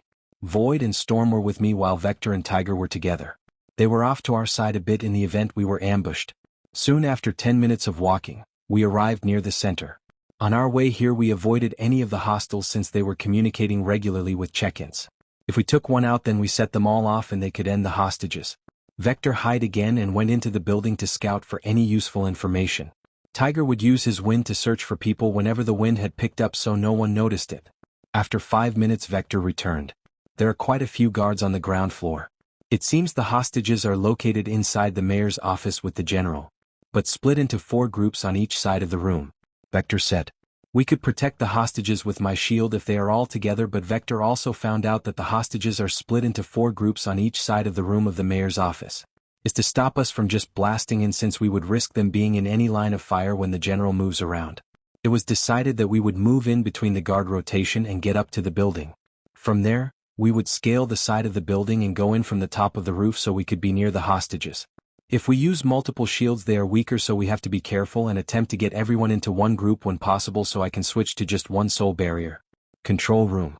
Everyone watched as the featherless group avoided all of the hostile people. They were smart in not attacking the hostiles while they went into the city. However, it can also backfire if they get caught trying to bring the hostages out of the city. They could get surrounded on all sides, one of the commission people said. Some agreed while others didn't, since if Featherless played it smart they could use Atlas's shields and Void shadow travel to get the hostages out of a firefight if they can obtain them. Third POV. The team made it onto the building roof without being spotted. They had to do this slowly but needed to hurry since they only had 30 minutes before the hostages were ended off anyway. As they slipped into a window that Vector opened while he was scouting inside the first time, they arrived in a hallway. They soon moved towards the mayor's office and had Void hide them into the shadows while Vector hid with his quirk. One guard came to report into the general. "Sir, no reports of sighting the heroes currently," stated the guard, who was dismissed soon after. Within that small time frame, Void used his shadow to travel to the guard's shadow and then into another shadow in the room. Vector stayed outside and took out the guard right as he closed the door so he wouldn't return to help the general. They only had a few minutes before someone realized what happened. As Void arrived in the room, he notified Atlas of everyone's position inside the room so the moment that they came out Atlas could throw shields on the hostages. No one but Void can see outside of the shadows while they are hidden. As such, Atlas would be throwing based on Void's directions. When we come out, Tiger throws a wind wall up around the entire building to stop reinforcement and guard the hostages. Storm will help Vector deal with anyone in the building while Void will go out of the wind wall via shadows and attack any guards that are returning toward the wind wall. Retreat if you feel you're being overpowered. The shields can't hold forever like my main shield.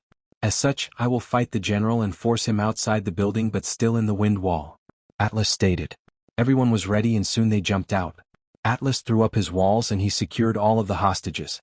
"What?" yelled out the general while suddenly his body bulked up. "Looks like a strength quirk. Good thing I'm forcing him out or he would tear through the shields," thought Atlas. Both the general and Atlas threw a punch. Atlas went at his normal 100% thinking it would be enough, but it wasn't. "Is that all, hero?" yelled the general. Atlas could hear the wind wall go up and saw Vector and Storm going into the hallway to deal with incoming guards. Void had already shadow traveled outside as well before the wind wall went up. Atlas powered up his strength to 150% and attacked again, which the general met with a punch. This time the punch forced the general to be knocked back into the wall but not go through it. Atlas then charged and kicked him through the wall while dropping outside with him. Void was going through several of the guards outside the wind wall without much trouble.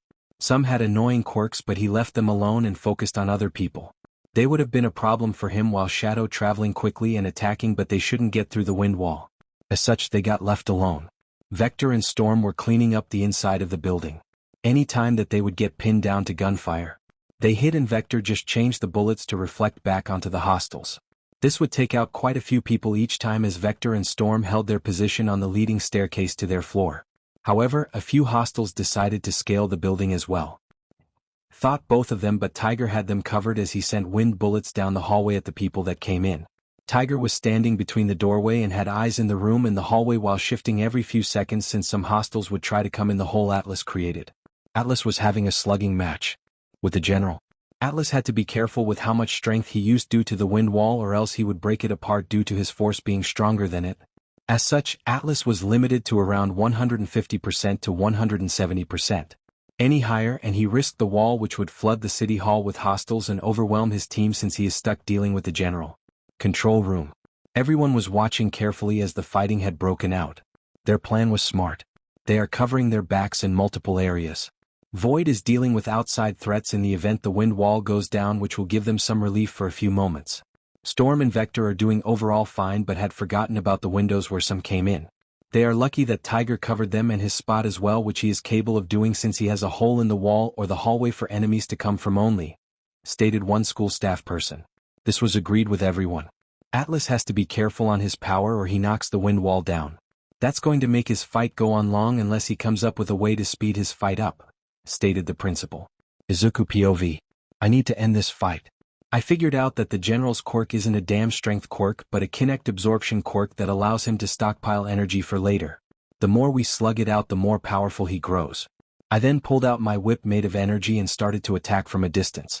The aim was to grab him and pull him in for a hit at higher power with the hit aimed towards the sky to not break the wind wall. After about 5 minutes of the general dodging and moving in close for an attack, I had gotten his leg with the whip. Got you! I yelled as I yanked him forward, making him fall backward. At that moment I threw him over my shoulder and jumped up at him with my flying. I landed a 300% hit into his stomach which sent a lot of force outwards. For a few moments the wind wall looked like it would break but it held on. The general didn't fly far away since I still held him in my whip, which I swung him back around into the ground. The moment he connected to the ground I dropped out of the sky with a bit of speed and landed a kick to his back as he was getting up. The kick connected with his side and threw him back into the ground. You bastard! Yelled the general in pain. As he tried to get up again I quickly ran at him and pinned him to the ground and tied a whip of energy around his legs and arm to hogtie him. The whip would slowly burn him but the burns could be healed. It's over, General, you lose, I stated to him. Soon Void appeared by me and reported most hostiles were taken out but a few remained that would have given him trouble while shadow traveling. I had him help clean the inside and once that was done then to take Vector with him outside the wind wall to finish anyone up and report back once done. When I had finished the general, I switched places with Tiger who watched over the general who was still in my energy rope while I transferred all the hostages into one barrier so it would be stronger, and then we switched places again since the general could likely take Tiger on in a fight. Third POV. About 10 minutes later all of the hostiles were knocked out and the alarm had gone off. It seemed that Vector and Void had finished the remaining hostiles while Storm and Tiger guarded the hostage room and Atlas watched the general. Once the alarm went off we heard an announcement go off. Good job, heroes. Please release any hostiles detained and help escort the medics that are arriving on site with any injured. Soon, everyone was taken care of and the boys arrived in a separate room to receive their results. Good job, boys. You passed your provisional exam and the team-based exam. You are one of the very few that can pass this exam.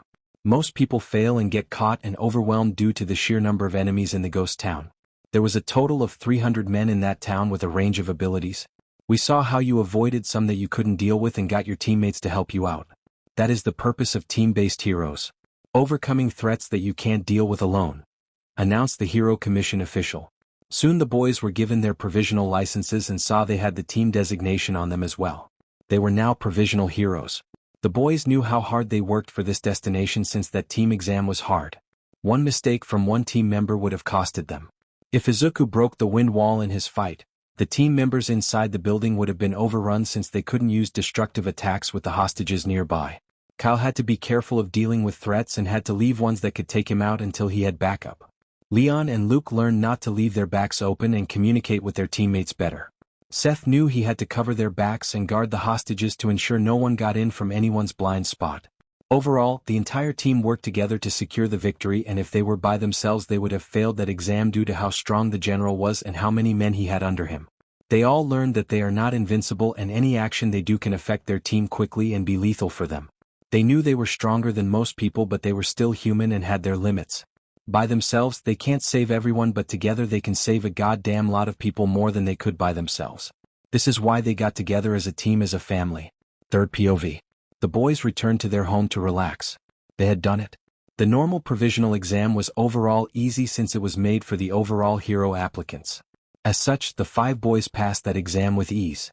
It was when they did their team-based exam where they had faced a very tough exam and they realized some of their faults and spots that they were lacking in. They all resolved to do better and become stronger as individuals and as a team. The dominates in the relationship decided to take their loves out on a date since they had a couple of days before they returned to school Monday. Overall, everyone enjoyed their weekend and soon found themselves returning to school on Monday. "I don't want to be back at school. I just want to sleep," groaned Izuku as he was walking in the hallway. Now little Sunday. We just need to finish the semester up in the last 2 weeks and we will have a break. Then work studies will start next semester," Luke said while Kyle just rubbed Izuku's back. They soon entered the homeroom and waited for their teacher. "Welcome back everyone. Good job on your exam. Sorry if you thought the provisional exam was too easy compared to the team-based one. The exam is standard across the world and is set by the UN. Only the number of passing can be controlled by individual countries," stated Kronos. Soon they did some of their educational classes for a few hours. After the group returned from lunch they had found large packets on their desk. "As you can see, you all have offers for work studies. Both of your tests were shown to pro heroes across the EU. I know there are even some world heroes in those offers. There are some team offers but also individual ones. You need to decide on what you will be doing for your work studies. Do you think your teamwork is good enough through other means to do individual work studies, or do you need to do a team work study to increase your teamwork and team skills?" stated Kronos. Soon the boys all sat down and started to talk it out as they looked over their offers. "Deus offered me a work study again. He did offer us a team one as well, but he doesn't have any teams that work for him though," Izuku said. Currently, everyone was leaning toward doing individual work studies during the next semester and seeing about a team work study during the last semester. This way they could work on their individual skills and then do teamwork before they graduate since they plan to start an agency together. They went and talked to their homeroom teacher who left the class and went to the staff room. "Kronos, we have a question," asked Seth. He moved them over to a private meeting room connected to the staff room and asked what they needed. "What's your question, boys?" asked Kronos. Soon they explained that they wanted to do individual work studies but also wanted to do a team work study during their last semester since they plan for an agency after they graduate. Typically people stick with their one work study until they graduate most of the time. However, it can be done. Though I suggest informing both work studies that you pick so they know of your plans. I would also provide them the reason for your plans of starting an agency since you are all a team. This will make them more open to accepting that you will only be with them for a semester before transferring to a different agency," Kronos said. As such, the boys had their work studies picked out. Izuku was going back with dues while everyone else was going back to their own mentors that did their internships. They also picked the number 6 hero team that operates out of Germany since it was close to home. They did receive offers from the other top 10 teams but none of them operate in Germany. Soon they had sent in their requests and would hear back before the end of the semester was over. Time skip. Third POV. Soon the last few weeks of the semester came and went. They were now at the end of the semester and they had received replies to their requests. All agencies had accepted the request of the Featherless team. The replies also came with an extra note. Due to the situation that Featherless is in with planning for a team agency in the future. Individual agencies have entered talks with the number 6 hero team about doing a cooperation throughout both semesters so that your time would be split between your individual agencies and the team agency as well. Negotiations are in the work and this is not finalized at this time. You will receive notification of final negotiations during your first work study and any details regarding this agreement," stated the note. "Well, we might get the better of the two worlds if everything works out," stated Leon. Everyone only could wait to hear back once the internship started. Now it was time for the boys to do their semester exams. Even though they have their high school education done, they have been doing college-level classes. As such, it's time to take the exam and see if they passed the college classes that they were taking. If the boys ever decided to finish out the remaining classes in the future, they could obtain a degree for the associated university that provides the classes for the school. Once they finish all 3 semesters, then the boys will have 50% of their college classes done that they would need for their degree. As such, the boys started their tests for the next several hours. The tests finally came to an end and soon it was time to receive their results back. Unlike the other class, they only had 5 students, which allowed their teacher to grade them via the machine very fast. The teacher walked back into the room and told them that they had all passed. "You all took your written exam a few days after everyone else since your exams were for college classes. Based on the scores, academically wise, you are all at the top of your year and top for your entire school. Though you aren't ranked against others since your tests again were for college level unlike everyone else," Kronos stated. Soon they were dismissed and allowed to go home for the break. They would return after the summer break and start their work studies. Izuku POV. We've been on break for a while now and there is only a handful of weeks before we return for our second semester and start our work studies. This year for my birthday Dad had taken me and everyone to an amazing city called Regensburg. Dad knew I was interested in seeing more German history and culture since I only get to explore Berlin for the most part. As such, he took us to Regensburg, which is a well-preserved medieval architecture city. It's also a UNESCO World Heritage Site. I loved seeing all of the older architecture from medieval times. Now though, with only a few weeks left before school starts again, Luke and Kyle decided that they wanted to take me out on a date today. They refused to say where it would be at though. First, we started out with them taking me to a waterfall in the middle of Berlin. The waterfall was a man-made one that starts from the foot of the Befreiungsskreuz and ends at Grossbienstrasse and Kreuzbergstrasse. Every summer the waterfall is opened and becomes a perfect place to relax and watch. We would like to present you a romantic picnic with your name on it, Kyle said as Luke leads me over to the spot. It was actually pretty good looking with the waterfall behind us. They had me sit down and started to feed me grapes. It's not actual wine but flavored juice, Luke said as he poured each of us a glass to drink. I just laughed a bit and thanked them. Soon I laid down on the ground and they gave me a tale from each of them. I'm loving how this day is going. Is there anything else we are doing? I asked them with a happy tone. They told me there was, and after we had finished eating they soon lead me across town. We soon arrived at a fountain area. I asked them what this place was and they told me it was called the Fairy Tale Fountain. It had fairy tale characters from stories around the fountain. The fountain features the detailed statues of popular fairy tale characters like Hansel and Gretel, Snow White, Cinderella, Sleeping Beauty, and the Brothers Grimm. It was beautiful. Then Luke and Kyle started to sing a song while dancing around me. Song is Be My Fairy Tale, Janella Salvador. Couldn't attach the video for some reason, so go look on YouTube if you want to listen to it. Lyrics: Can you be my fairy tale? Can you make this ship set sail? My mind is left in wonder as I fix you in my gaze. Can you make my heart beat twice every time I think it dies? My mind is left in wonder as I fix you in my eyes. And I need a savior now. And I need to love you now. Be my fairy tale, make this ship set sail. You're the real love I've been hoping for. Be my fairy tale, I know this love won't fail. I need a knight in shining armor to say, hey hey, be my fairy tale. Can you be my destiny? Can you stay right here with me? My mind is left in wonder as I solve this mystery. Can you hold my hand so tight and show me how the birds could fly? My mind is left in wonder as I fix you in my eyes. And I need a savior now. And I need to love you now. Be my fairy tale, make this ship set sail. You're the real love I've been hoping for. Be my fairy tale, I know this love won't fail. I need a knight in shining armor to say, hey hey, be my fairy tale.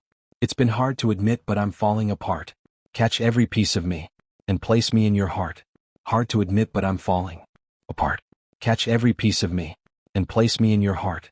I need a knight in shining armor to say, I'll be your knight in shining armor to say, knight in shining armor, knight in shining armor, knight in shining armor to say, be my fairy tale, make this ship set sail. You're the real love I've been hoping for. Be my fairy tale, I know this love won't fail. I'll be your knight in shining armor to say, hey hey, be my fairy tale. Be my fairy tale. Can you be my fairy tale? Can you make this ship set sail? My mind is left in wonder as I fix you in my gaze. Song over. Izuku POV. That was amazing. I yelled out as I jumped into their grasp, which made them both almost fall back. I then leaned over to each of them and gave them a kiss on the lips, which made them both blush. I love you guys. Thank you for the amazing night. I stated as they started to lead me back towards the cars waiting for us. It was starting to get late and we needed to return home. Soon we arrived home and went into the living room where we found Leon and Seth cuddling on the couch. It's amazing how far we've all come from when we first met. We have all completed our bonds and will get married at the end of our high school careers and have stabilized our hero careers a bit, I said while eating some carrots. Indeed, said Leon. Soon everyone just started to make their cuddle groups on the sofas in the living room. Seth had half transformed and had Leon in his lap with his tail around Leon's waist. Kyle and Luke were fully transformed and had me in their fur for the most part. They shifted their size so that it would work. Luke was shifted into a larger form and was on his side and had his tails wrapped around me and pulled me up against his side, while Kyle was in his waist-height form and was sitting across my legs on the floor and had his tails wrapped around me also. If someone wasn't looking correctly, it would be hard to notice me if I didn't have green hair that stood out against their fur. At one point my father had walked in and asked where I was until he noticed the green hair.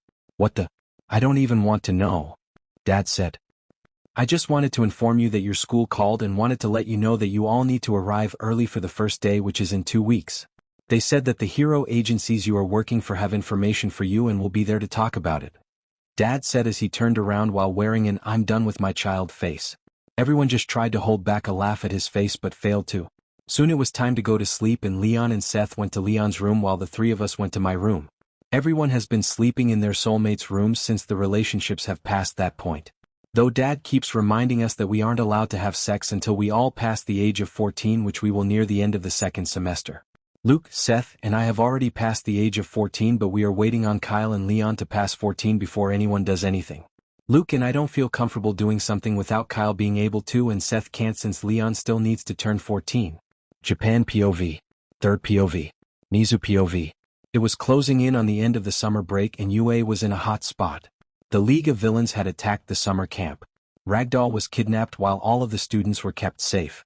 However, this doesn't matter since they still lost one hero and allowed the camp to be attacked. The LOV even sent a message out on the attack and showed Ragdoll in a video. Public faith in heroes in Japan took a large hit and faith in UA also took a hit. Not a major one but still a hit since the LOV keeps attack our students and getting away. Only a few villains were arrested while the main members escaped. We need to end the LOV. One of our students was able to place a tracking device onto one of the Nomus. As such, we are assembling a team of heroes to go out and take the LOV out. The police have also found a secondary location where we believe the LOV hangs out. Both locations will be hit at the same time. Nizu said. Soon the plans were set into motion. Time skip. Are you sure you want to go All Might? Nizu asked. Yes, there is a chance he is there and I will need to finish the fight. Since I haven't passed OFA yet, I'm still strong enough to fight for 2 hours. I most likely will need to find someone by the end of the next semester or the following. Sir Knight, I recommend someone to me if I failed to find Izuku before I had to pass it on. I think Lemillion would be a good pick if I can't find Izuku in time. All Might said. Nizu just nodded his head and knew of the meetings All Might has had with Lemillion.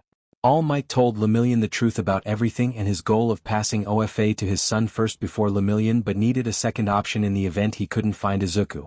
Lemillion agreed to be the second option and understood why All Might wanted Izuku to be offered it first. Soon the battle came and the city activated their emergency evacuation sirens right before the heroes attacked the 2 locations. All Might had busted the door to the bar down and found the LOV while the other team attacked the Nomus site and found Ragdoll. Soon everything went to hell though. The LOV escaped to the second location via a different transportation. Quirk and AFO had destroyed part of the city. All Might arrived at the other location and soon they started to fight. Well. If it isn't All Might the useless father. FO joked. This just pissed All Might off until Gran Tornio arrived and cooled his head. Soon AFO revealed the fact that Shigearaka was his master's grandson and this devastated All Might almost as much as what happened to Izuku. However, he soon cleared his head and pushed on. AFO knew that he would likely lose this fight since All Might still had OFA in him and he would be getting support from all of the other heroes if the fight dragged on. AFO wanted to end OFA in one go and knew All Might would have to pass OFA soon. As such, he decided to wait for the passing to happen and would aim to end the 9th while they were still weak with OFA control. As such, he decided to do a tactical retreat and had forced Kurogiri's body to open a portal that the LOV went into and he had also escaped into. Until next time, All Might. I know you haven't passed it on yet, so I'll wait. I can wait until the end of time itself, yelled AFO as he went through the portal. This pissed All Might off since he had missed his United States of Smash attack on AFO by a fraction of a hair, which allowed AFO to escape with the LOV. If he had landed the attack, he could have likely put an end to the damn 200-year-old monster for good, and whoever he chose as his 9th wouldn't have to deal with AFO. All Might still has his muscle form even though he had pushed himself during this fight by doing the United States of Smash attack. As such, he jumped away before he had to lose the form. He knew he had cut roughly half an hour to 50 minutes off his time limit due to this fight. As he dropped his muscle form in a hidden alleyway, he could hear everyone cheering in the city for his victory over the LOV. Oh, only if they knew it wasn't really a victory, said All Might in a sad tone since his enemy had escaped. Soon Nizu pulled up in a car to grab All Might to take him to Recovery Girl. At least the fight provided a boost in the public faith in heroes, Nizu said. All Might could only agree with it.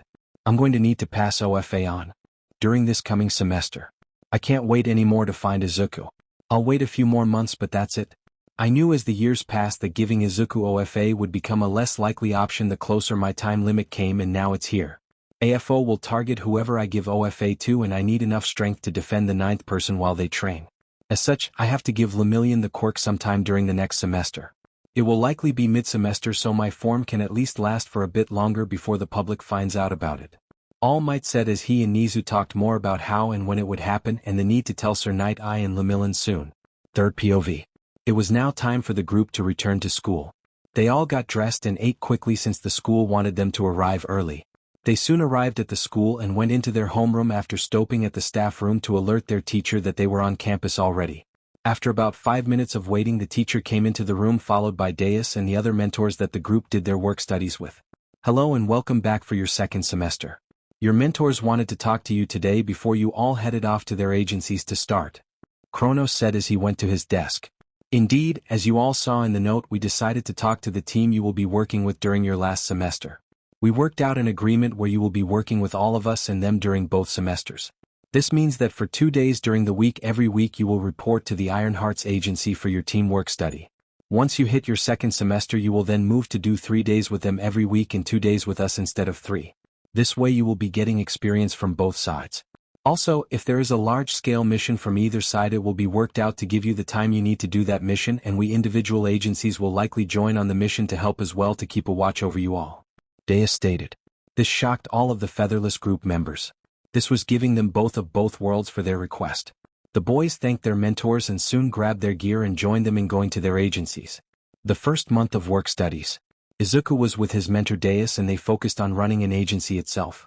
Deus knew that Izuku would likely be the actual head of the team agency and would need to know how to do most of the important paperwork that comes with that position.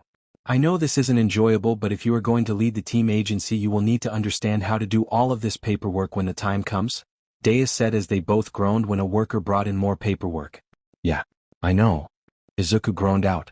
Luke was with his mentor who had an animal transformation type quirk as well. Their quirk was a wolf type. The hero was the #8th Hero Forest who spent most of his time in forest areas or edges of cities. We are going to work on you using your transformation senses. You turn into a literal kitsune and your senses increase. As such, I've hidden some workers from my agency in this forest, as well as deactivated bombs and drugs. Your job is to find them all. Your nose can be a valuable weapon for finding people and things that have a unique smell to them. Forrest said. Soon they got off and started to train Luke's tracking abilities.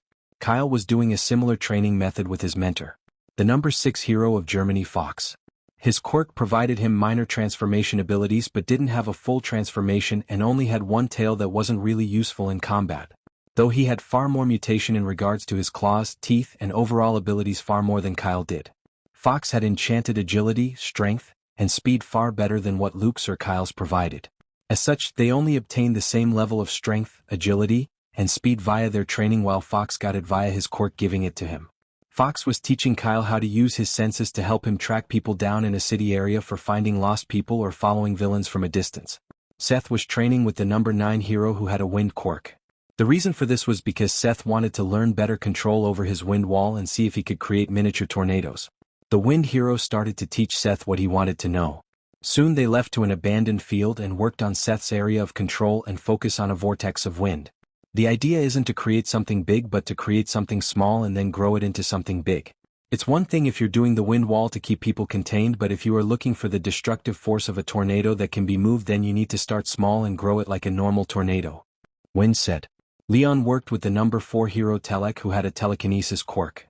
The reason that Leon went with this hero was that when he controlled some vectors it acted like a telekinesis quirk sometimes, and he wanted to learn some fighting styles that would fit him when he went with moves that acted like a telekinesis quirk. I know you use blades from distance a lot. Have you considered making them less sharp to ensure you don't end while also coating them with a drug? I've had my support department make blades that I can pre-fill with drugs like sleeping drugs, and then once I pull them out of my bag they will start leaking the drug. They are sharp but not sharp enough that they won't end if I don't put a lot of force in it. Telek suggested. This just opened a whole new path for Leon since he was always concerned about the amount of damage he caused with his blades. As such, they left down to Telek's support department and grabbed an extra set of her blades for Leon to use. Soon they got to work on his fighting style to be less lethal and more knockout. Second month.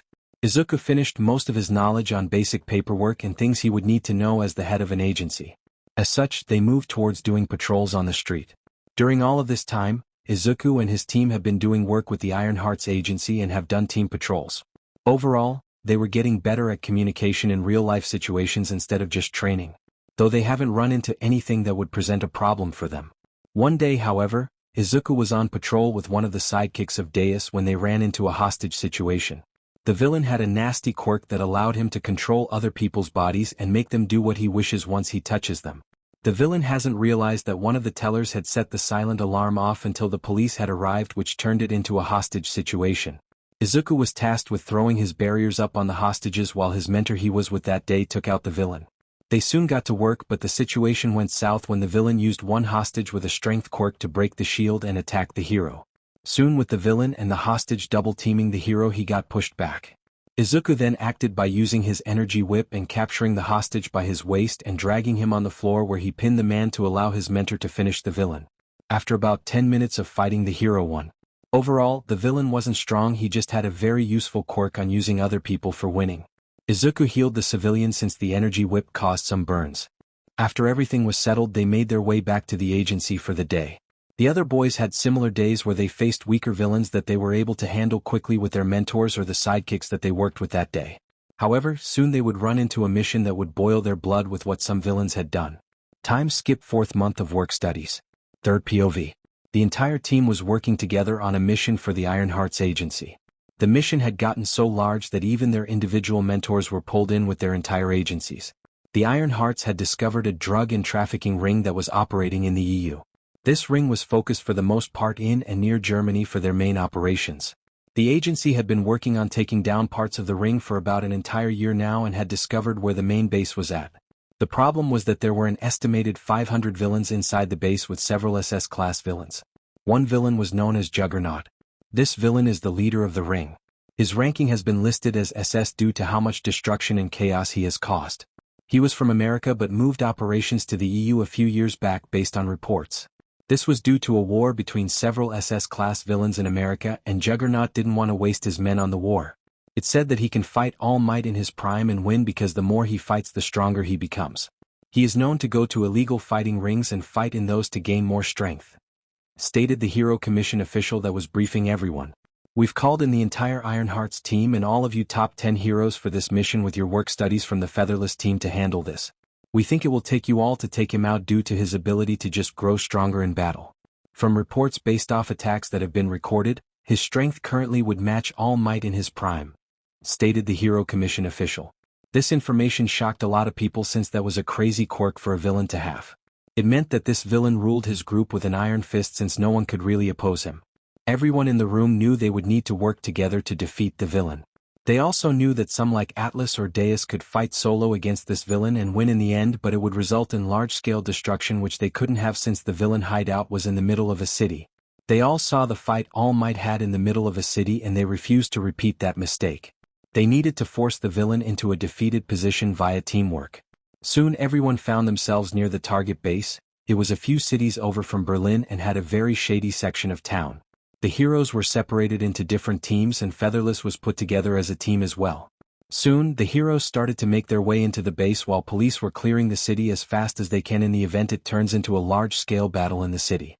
After about 5 minutes of the heroes working through the base, the villains had set off an alarm alerting others that heroes were present. This sent everyone into overdrive and pushed their way through the base. Featherless, you know your assignments. Get to work, yelled Deus. Featherless was assigned with taking anyone out that they came across. If they met Juggernaut, then they were to alert backup and stall Juggernaut as long as they could.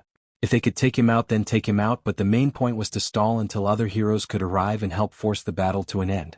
Everyone was working their way through the base when a section of the floor got destroyed by a villain attack and the Featherless could see what was below. It looked like the main room of the base. They were warned that the underground area had connections to an old subway station, and it seemed that the villains were using it as their main area for command. They could see that Juggernaut was there as well with about 30 of his men who were moving cargo onto one of the train lines with a small moving car that was connected to the tracks. This is Featherless. We found Juggernaut and he is located in the connected subway section underground. He and his men are attempting to flee with cargo on an old train line. We're going to stall. Please send backup as soon as possible. Atlas stated over the radio and giving them the route on how they got to the underground area. Soon Atlas and his team dropped in. Void, don't let that cargo escape. Tiger and Storm work on the other villains. Vector, you are with me. Attack him from a distance and I will fight close combat. Yelled out Atlas as they dropped in. Oh, heroes have come. Time to end some more damn heroes who think they can take me on. Juggernaut yelled as he charged towards them. Everyone split up into their tasks. Vector started to send his blades out, which Juggernaut just hit away. Atlas then started to fight Juggernaut while using 300%, which was the same strength as All Might in his prime. This brought them both to a standstill as Atlas was focused on just holding Juggernaut still and not doing a slugfest underground with Juggernaut. Oh, for a little guy you got some damn strength. This will be fun, yelled Juggernaut as he broke free of Atlas's hold. Though he did get hit by one of Vector's blade that had sleeping drugs on it. It however wouldn't take effect for a while since the guy was massive. Atlas had to be careful of his hits because they were underground and he or Juggernaut could cause the entire thing to fall on them and end his entire team. While Vector and Atlas were stalling Juggernaut, the other team members were working on their targets. Void went after the cart of cargo that had left right as they entered and fought the villains. One villain was annoying since he had a light quirk that forced him out of the shadows. Void soon transformed into his full form and used his agility to move around the light attacks and grab the guy with a tail and threw him into the wall. Once that guy was knocked out after a few hits, that were so needed, then Void grabbed the low-level thugs off the cart and knocked them out. Void left the cart there once he removed the power source. Once that was done he decided to head back towards the main room via his shadows while dragging the villains so they couldn't escape. Tiger and Storm were working on the villains in the room. Both of them had to be careful of their attacks or else they risked dropping the place. They both relied on their overall enhanced abilities in their half-transformed states to fight the villains slowly so they didn't cause much damage. One villain was tricky since he could control shadows and would use whips of shadows to keep Tiger and Storm at a distance. Storm just used his tails to combat the whips while Tiger worked his way closer and closer under the protection of Storm's tails. Soon he got in range and charged the villain and slashed him across the chest with his claws, causing a claw mark to go across his chest. It wasn't deep enough to end the man but would if he never received medical care. As such, they finished their villains off and turned to help Atlas and Vector just as Void arrived back with his villains. I see your men defeated mine. You guys are good. I did have a few stronger men with me in each group that your men defeated. Juggernaut yelled out as he charged Atlas again. Atlas could notice the increase in Juggernaut's strength as the fight kept going on. It was slow but noticeable that Atlas was starting to worry about large-scale destruction. Atlas had to use 300% to just grab and hold Juggernaut still, which rivaled All Might in his prime. Atlas currently could push 450% due to training with no problem and could easily defeat All Might or Juggernaut in a slug fight, but that would cause some problems underground and cause some destruction outside as well. Every time Atlas held Juggernaut still, Vector would hit Juggernaut with the blades coated in sleeping drugs. Tiger had called in and asked the ETA of backup and they said 5 to 10 minutes before they make their way down. They were encountering most of the villains' men and were making their way through but were being slowed down due to them in tight spaces. Storm and Void would use their tails to attack but the problem presented itself with Juggernaut grabbed one and swung Storm into a wall. Don't attack with your tails. Too risky. Use distance attacks only for you two. Atlas yelled out. Tiger knew he couldn't really get involved in this fight since his strength didn't compare to Atlas's and he saw Atlas struggling. Most of Tiger's attacks would cause damage to the structures supporting the roof. As such, Tiger had to wait and look for any open moments to attack. Storm and Void would use smaller shots of their Void and Lighting Ball attacks that wouldn't cause too much damage if they missed their target. As such, they started to just harass Juggernaut from a distance. Every few moments when Juggernaut would turn to block their annoying attacks, Tiger would come in and land hits with his claws coated in wind to cause some damage by tearing up Juggernaut's armor so they could all land more attacks and Vector could land more blade hits to increase the number of sleeping drugs in Juggernaut body. This pattern of Atlas holding and Juggernaut breaking the hold while the others do quick attacks kept going on for 8 minutes until Deus and the other heroes arrived. Good job, kids. Backups is here now. Deus yelled out. Juggernaut looked pissed since he was being held back due to the featherless group. You damn brats have stalled me long enough. I'll end you all, he yelled as he started charging towards Tiger but then started to stumble. The drugs are taking effect. Get him now, yelled Vector. This caused Atlas to charge up to 450% for a split second and grab Juggernaut and German suplex Juggernaut into the ground. This caused a bit of damage from how quickly Atlas moved but all of the damage was to the ground where he kicked off and landed. Juggernaut was stunned for a few moments as Atlas held him against the ground. Get him iron Quirk canceling cuffs now, yelled Atlas. Deus charged over and pulled out several cuffs and started to cuff him. Once he had one hand and Juggernaut started to pull away but Atlas charged up to 600% causing some fractures and nearly breaking bones across his body as he screamed out in pain. Get him cuffed now and I'll hold him. I'm pushing over my limit right now, yelled Atlas as people could see blood some through his suit. Other top 10 heroes came in and helped pull the other arm towards the cuff. The other featherless members helped as well. Void and Storm used their tails to pull the arm close while Tiger used his arms to push the cuffed hand towards the other hand. Vector used his quirk and was applying pressure onto Juggernaut's body to keep him contained. With everyone working together and the drugs slowly down Juggernaut, they were able to get him cuffed. We got him. You can let go, Atlas, yelled Deus because of the blood he was seeing. Atlas let go and the featherless members pulled him to the side and moved some of his outfits out of the way to see the damage. Atlas, how bad is the damage? Tiger asked with a worried tone. I'm going to be fine. All the damage is bone fractures across my entire body, but I can heal it all. The only problem is that I'm low on energy and will be nearly out once I finish healing, so I'm going to be defenseless until we return home so I can use the energy chamber, Atlas said. He then went on to say that his energy consumption for going into the 400% range and above is still really high currently. He's gotten better at reducing the amount in the 300% range, but anything above 400% is a beach in consumption. Soon, it was decided that Atlas would go to the hospital to just be cleared by them before he would be transported back to Berlin under the guard of all the heroes that were on the mission. The featherless group kept Juggernaut contained underground and ensured that he didn't escape to the above ground, which would have resulted in massive damages when he went on a rampage to escape. Overall, the mission has been deemed a success since no massive damage was caused.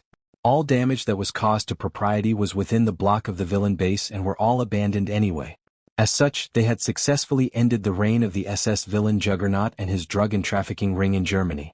The other heroes would return to finish the cleanup of the other branches in Germany since the main threat was taken care of, and the heroes wanted Featherless to relax until Atlas was cleared for duty again due to their contributions in defeating the SS-class villain with no major damage to the city. Third POV. We can see Izuku laying in his bed with his two fiancées next to him cuddling him. They have been home for a few days now after returning from the hospital. The doctors warned him to finish healing his body and then rest for half a week to allow his quirk and body time to relax due to the strain he put himself through. My dear Kitsuns, it's time to wake up and go downstairs, Izuku said as he woke both of his lovers up. They were both in their fully transformed state and had been using them to ensure Izuku didn't get up without waking them up any day. They were making sure he didn't overwork his body or use his quirk for anything. As such, Izuku had no choice to wake up his lovers who had him caged in with their large bodies and tails. Soon they all got up and Izuku had changed. Kyle had grabbed Izuku and placed him on his back while still in a transformed state, and Luke was in his half-transformed state. You've been doing this for several days now. Isn't this a bit much? Izuku whined out. Nope. Here's a tail to play with, Luke said as he gave him a tail and pressed the elevator button to go downstairs. Fine. Izuku groaned out, but they could sense his emotions and tell that he was happy with being pampered like this. Soon everyone was at the dining room table eating their breakfast that Hisashi made. The parents of the other boys were also there to check in on Izuku when they heard what happened. How are you, Izuku? Asked Kyle's father. Good now. Kyle and Luke keep pampering me and won't let me do a lot currently, which is nice to be carried around on their backs. It's fun and relaxing in their fur, Izuku said with a blush and smile on his face. Everyone's learned by now that Izuku loves his lover's fur. Leon had made jokes that Izuku has a secret fetish for his lovers to be in their transformations, which just made Izuku tease him back that if he had that as a fetish then Leon had it also, since Izuku has seen Leon ask for Seth to transform to cuddle several times before. Soon though, the Titan medical doctors had cleared Izuku for duty and they were set to return to school tomorrow since it was Monday. Izuku was happy to be able to return to his work study again since he was getting tired of not working out and using his quirk. Time skip. Soon everyone returned to their work studies and they were now in their last 2 months before the semester came to an end. Most of the work they did during these months included normal patrols and paperwork. There were a few interesting incidents, like Seth having a villain who was running around naked in a park. Seth was quite annoyed that day when he returned home and just grabbed Leon and cuddled with him while grumbling about a stupid pervert villain streaking across the damn park. Everyone could barely hold in their laughter at his situation. Seth had to carry the guy in his hand to the police station since the villain had run away from the police and he was closer to the station than a police car was to him.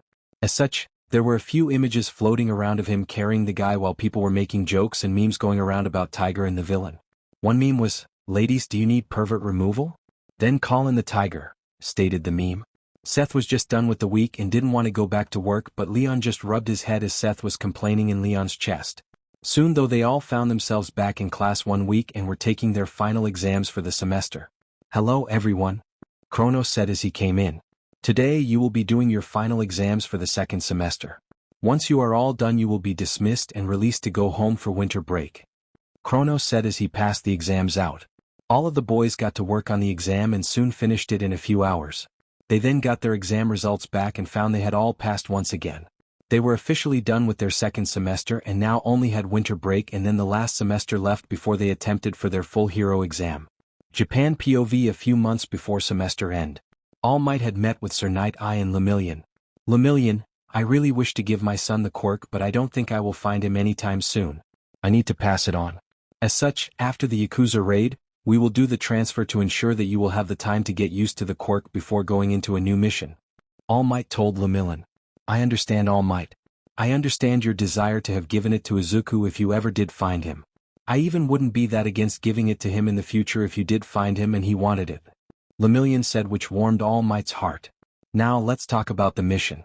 We are going to be raiding the Yakuza compound in a few days. All Might, you are joining us.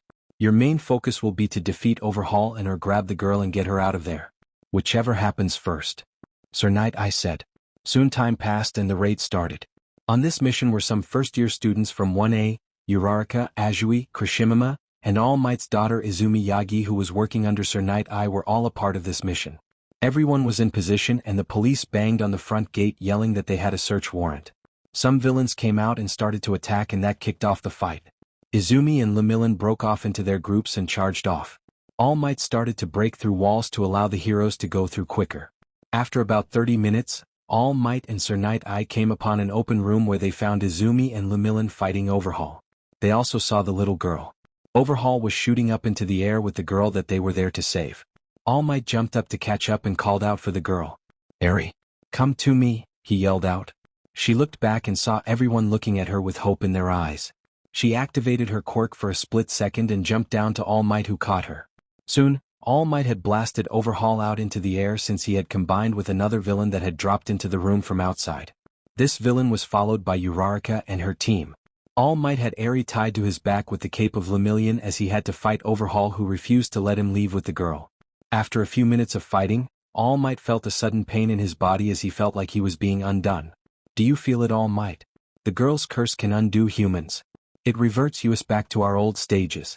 With her I can wipe quirks out of this world, yelled Overhaul. All Might was shocked that this girl's quirk could rewind him. Soon he felt like he was better than ever as he blasted Overhaul down to the ground and knocked her out. Eraserhead soon came up and turned her quirk off which caused All Might to fall onto the ground gripping his stomach. I don't feel the pain anymore. Did she rewind me back too before my first fight with AFO? Thought All Might who lifted his shirt and saw the scar gone. All Might knew he needed to see Recovery Girl soon so they could find out if he was fully healed or not. Time passed and everyone cleaned up the operation. All Might found out that Lemillion had lost his quirk and was now quirkless. All Might knew he no longer had to give OFA up since his time limit was gone but he remembered what he did to his son. I would be repeating the same mistake that I did with my son. I've already promised I would give it to him. He could use OFA until Eri can rewind him for his quirk back if he decides to give OFA to Izuku if we ever find him. Thought All Might. Time passed and it was now the end of the semester. Lemillion has OFA now and was learning to control it. Eri was being watched over by UA and Eri has started to see Izumi as a sister and All Might and Green Tornado as parent figures. She also sees Eraserhead and Present Mike as parent figures or uncle figures as well since they take care of her most of the time at UA while the Yagi family visits her quite a lot. It was now time for winter break and everyone was enjoying their time as they started to see the first snow of the season. Third POV. We were at the end of the winter break and would start classes soon. Everyone decided to get back into a training schedule since we relaxed a bit during the winter break. As such, we found ourselves down in the Titans training rooms and were fighting the agents. The last time we were all in this ring is when we all were able to take on mid-level agents and win the fights quirkless. Now we all had the goal to defeat high-level agents. These agents are people who have been in the Titan group for years and have taken out a range of villains. These are the agents that will take on missions that would be described as suicide missions. Everyone went into the ring one at a time and slowly but surely won their matches. They were not able to win them easily and were very bruised and beaten up, but so was the agent. Seth had appeared the less damaged out of everyone. Even Izuku had taken some serious damage and they all had to be healed for several bone fractures. Good job, boys. Not many people can claim they took on a high-level agent and walk away somewhat okay even in a quirkless spar. These agents don't hold back their punches and aim to take their enemies out with the quickest results. Hisashi said as he was watching with the leaders from Titan. Hey Dad. How's your day going? Said Izuku while catching his breath since he was the last fighter. Good son. Remember your classes start back up next week. Hisashi said. Izuku told him that they knew and that is why they were down training with the agents. Soon the last week passed and the school started back up again. The boys found themselves in their classroom for their last semester. Hello. Welcome back. Remember this is your last semester and this is the semester where we need to work out any flaws we might find and get any last-minute creative ideas tested since you will be trying for your full hero exam near the end of the semester and will set off to either join an agency or start your own. Kronos said as he entered the room. The boys were all pumped up and were looking forward to their hero exams. Soon they got to their lessons and training. Their classes were like normal and training as the same. Most of the different aspects came from the work studies that they did during the afternoon. This semester they would also spend more time doing work with the Iron Hearts agency and less with their individual mentors. Time skip. Battle sparring was taking place and Izuku had a sudden idea. He knew he had to use a lot of energy for weapons that had a complex form like a blade, but what about a bow and arrow? Izuku decided to ask for some targets to be thrown in the air at random by Leon and have them fly around via his vector control. Izuku then focused and formed a bow. Everyone was shocked at what he was attempting to do. If Izuku could pull this off, then he would have a very long-range attack to use. Soon Izuku bow was formed enough for him to use. He placed his hand on the bowstring and pulled it back. As he did, an arrow started to form and he looked at the targets and let the arrow go. As the arrow hit one of the targets that were being held up in the air by Leon, the arrow exploded into a ball of fire. It consumed all of the other targets that were nearby as well. Didn't think that would happen? Izuku said while scratching his neck. Everyone just gave him a "you think?" face and they had Izuku try to control the power a bit so it didn't explode like that. Soon, after about 2 hours of training, he was able to make the explosion small enough that it only broke the one target and not anything else. With that level of force, you can use it on people without ending them. However, I suggest not using it on people and using it on things you plan to destroy or end. Kronos said, who has been in shock the entire time. Izuku now had his enhanced body, his shield, his weaker multi-shields, his whip, and now his bow and arrow. Overall, Izuku was a versatile hero who could deal with a lot of threats. Luke and Kyle figured out how to enhance their claws as Seth does. They had talked to him lately on how he does it and they figured out a method of their own. As such, they now had their claws enhanced with their respective energy in their half-transformed states but also their fully transformed states as well. Leon figured out how to change the vectors of the other team members to grant them invisibility as he has. When he wants to grant them invisibility without directly touching them, he needs to visual a connection between them in his mind and that allows him to change another person's vectors. He also discovered that this method works for anything else within a certain range and allows him to control his blades much easier and faster. As such, as long as the team stayed within 50 feet of Leon, he can keep them invisible for up to 5 minutes currently, unlike his current max of 15 minutes for himself. Overall, the semester had kicked off with a great start. As such, they decided to call it a day and get ready for their work studies that were in 1 hour. Luckily, they would all be going to the same location since they are doing the team-based work study today with Iron Hearts agency.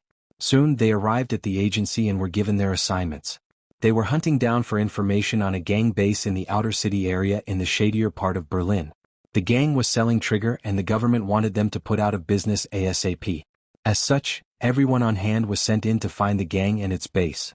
Time skip. 1 week has passed and the Featherless had found the location of the base. They discovered some drug runners that had delivered some drugs. They followed the drug runner for an entire week and he finally had to go back to resupply. The drug runner then met up with a different person that stocked him up. The team then changed and followed the newest person while sending information about the drug runner to the HQ. They followed the supplier to the drug runner back to a warehouse where Vector scouted via his invisibility and saw in the windows. There was an entire operation inside the building. As such, they called it in and were told to wait for backup since the government wanted everything wrapped up in one go. As such, 30 minutes later 20 different heroes arrived on site. Good job on finding the location of this operation, boys, stated the leader of the Iron Hearts agency. Everyone was soon divided up into their teams and were sent in from different directions of the warehouse. After 1 hour of fighting and the police arriving, the operation was done. Some of the gang members had drugged up on the trigger when the heroes came in and it got a bit messing for a bit of time, but they were able to subdue the villains due to the overwhelming power of all of the heroes on the case. The heroes also found some information on all of the people that were a part of the gang. As such, the heroes would hunt down the members over time since the main operation center was taken out already. The boys were dismissed and told to go home for the day since they had done enough work. They would need to show up at the agency to complete all the paperwork. Third POV. A few months had passed since the start of the semester and the sports festival was upon the school again. However, this time the featherless group decided against joining it. They already knew they were the strongest in the school currently. As such, they suggested to the school that they could help train students for the festival and would spar against anyone that wanted to train. The school accepted this idea and soon spread the word about their offer to the students. Featherless would be waiting in the main gym for training every day during 3 weeks of training preparation that the school provides students. They had quite a few students that came for the training. Izuku spent most of his time in quirk analysis of students and offered them new ideas on how to use their quirks. Luke and Kyle were offering evasion training by using their tails to attack people who would attempt to dodge them. Seth would offer strength training and someone to fight against quirkless. Leon offered stealth training in quirk combat. They repeated this day in and day out for the several weeks that the school offers free periods to train. Soon it was time for the sports festival to start. The boys had figured out who was most likely to win this year depending on the events. There was one boy who had an interesting puppet control quirk. If he created the puppets himself, then he could control the said puppet through strings that he sent off that became incorporeal once attached. This was an interesting quirk since he could attach cameras to the puppets and control them from a far distance if he gets the training in. Izuku suggested to him at creating a puppet inside a puppet. The idea behind this was that if a puppet was destroyed, then he could act like it was done with, and when the enemy let their guard down, he could control the smaller puppet to attack. The first event for the festival was a dodgeball event. For every hit you had gotten, then you gained a point. If you got hit, you lost a point. If you hit 0, then you're out. This went on until they either had enough people out or time ran out and they would take the required amount of people for the next round. Soon it came to an end and the puppet kid was in the first place so far. Soon the second event started and it was a tournament-style match like last time. There were some interesting quirks in play, but overall the kids that had trained with the featherless team were outperforming the kids that didn't train for the 3 weeks. The staff of the school did notice this since they had paid close attention to the featherless training in the gym. There was staff posted in the gym and they were recording via cameras and knew that everyone that was making it to the last rounds had all trained with them. Not a single person that was in the last few rounds didn't train with the featherless group. Soon the last round came and it was the puppet kid versus a kid with a wind-controlling quirk. This battle was interesting to say the least, but in the end the puppet user looked like he was going to lose. He decided to charge after he lost all of his puppets, which made the other kid come near the center, which put the puppet behind him. At that moment the puppet user activated his quirk and out came a smaller puppet from the bigger one and was able to capture the wind-controlling quirk user. It was official, the puppet quirk user won. His quirk is really interesting, and if we ever look to hire sidekicks or other heroes for the agency, I think he would make a good fit. He took all of our advice with open ears and applied it here, Izuku said. The other boys could only agree since they saw where the kid was before he trained with them and then after he trained with them. The kid was a first year that was in general education. However, you can bet he would be placed in the hero course after this. The boys did receive word that the puppet user did get accepted into the hero course. Soon a week had passed since the sports festival and now it was time for the team to start working on preparation for the hero exam itself.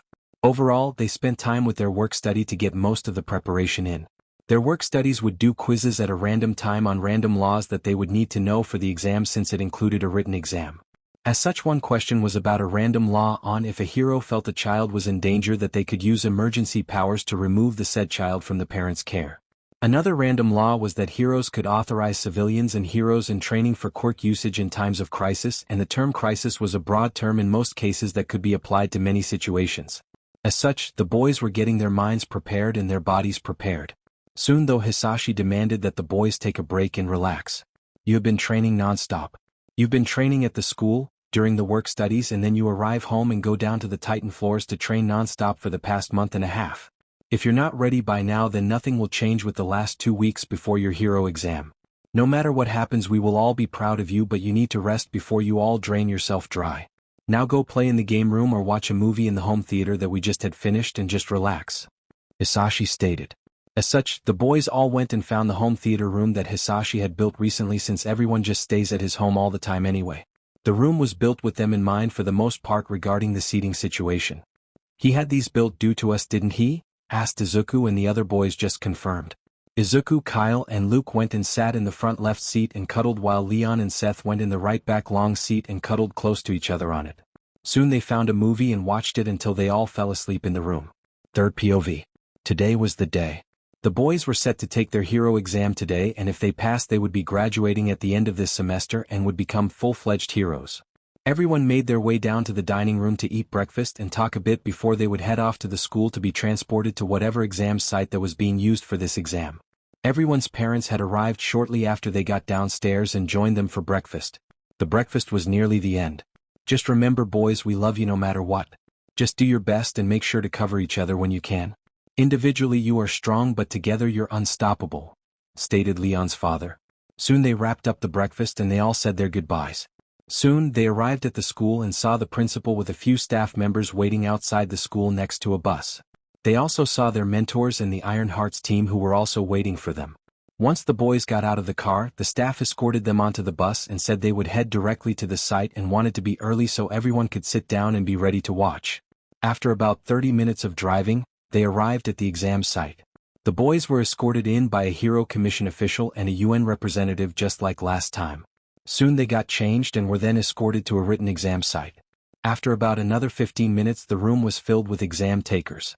There were only about 100 exam takers in total. Hello everyone and welcome to the EU Hero exam. The number of passing is not set like the provisional exam.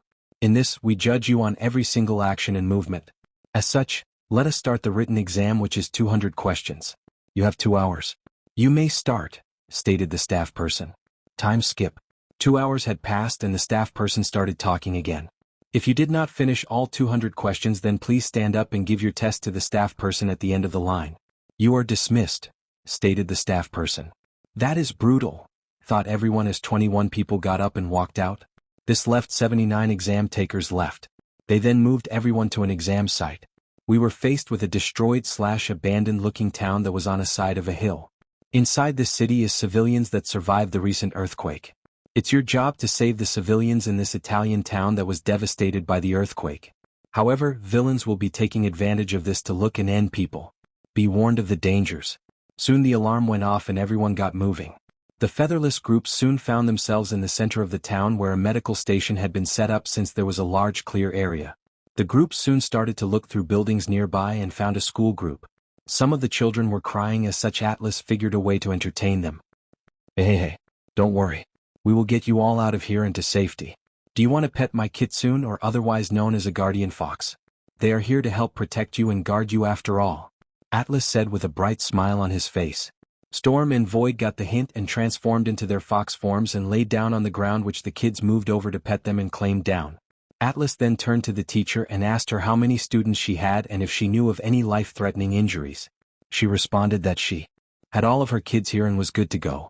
She knew of no life-threatening wounds that would be noticeable currently. As such, Atlas had all the kids and the teacher hold on to Void for him to transport them out of the building. Now hold on to him. He is going to whisk you away to safety, okay? Good. Atlas said as all the people grabbed hold of Void and he teleported.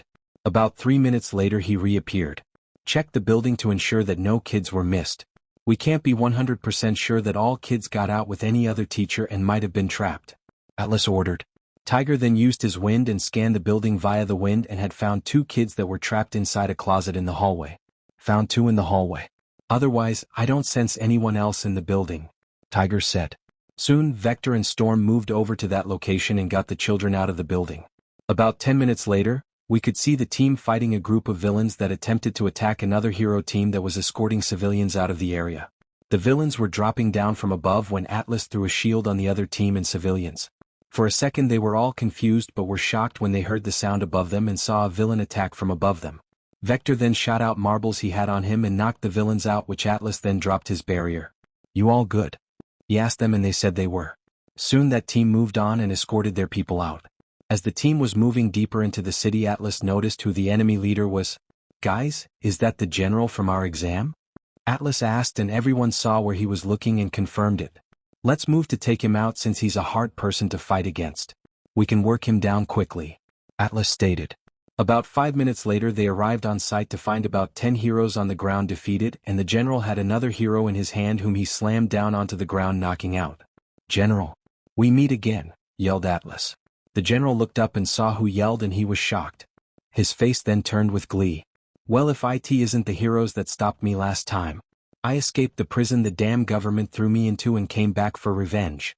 I saw this town and saw it as a good place to recruit new soldiers since you all arrested my other men, yelled the general as he charged at us.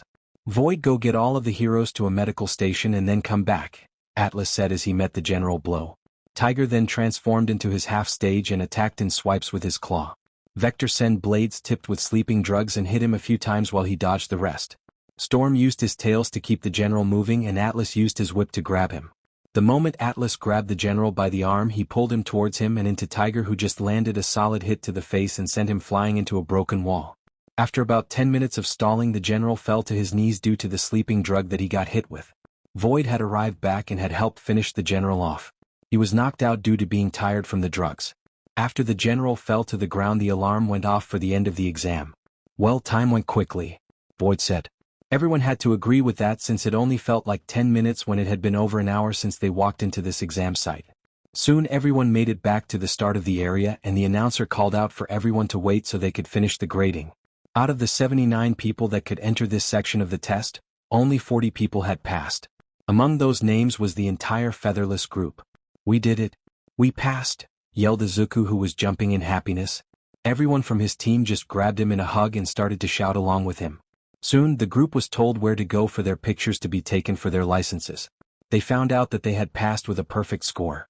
They were even thanked since the fake teacher had forgotten about the 2 people in the closet when she left, and they didn't have a tracker on those 2 and would have been searching for hours if they didn't take the time to search the building in full and take the teacher's word on it. The staff and mentors from their schools soon found them and had them get back on the bus to return to the school.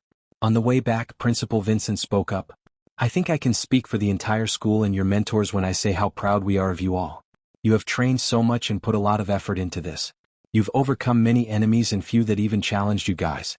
We are proud of you boys and are proud as an entire school in the fact that we can say that you will be amongst our top students to ever graduate from our school. We still have the final written exams for your college-level classes, but the graduation ceremony will be held 1 week after that. Once we are at school, we are done with you until next Monday. Enjoy your day, stated the principal as he sat back down. Deus looked over at Izuku and his team and then spoke up.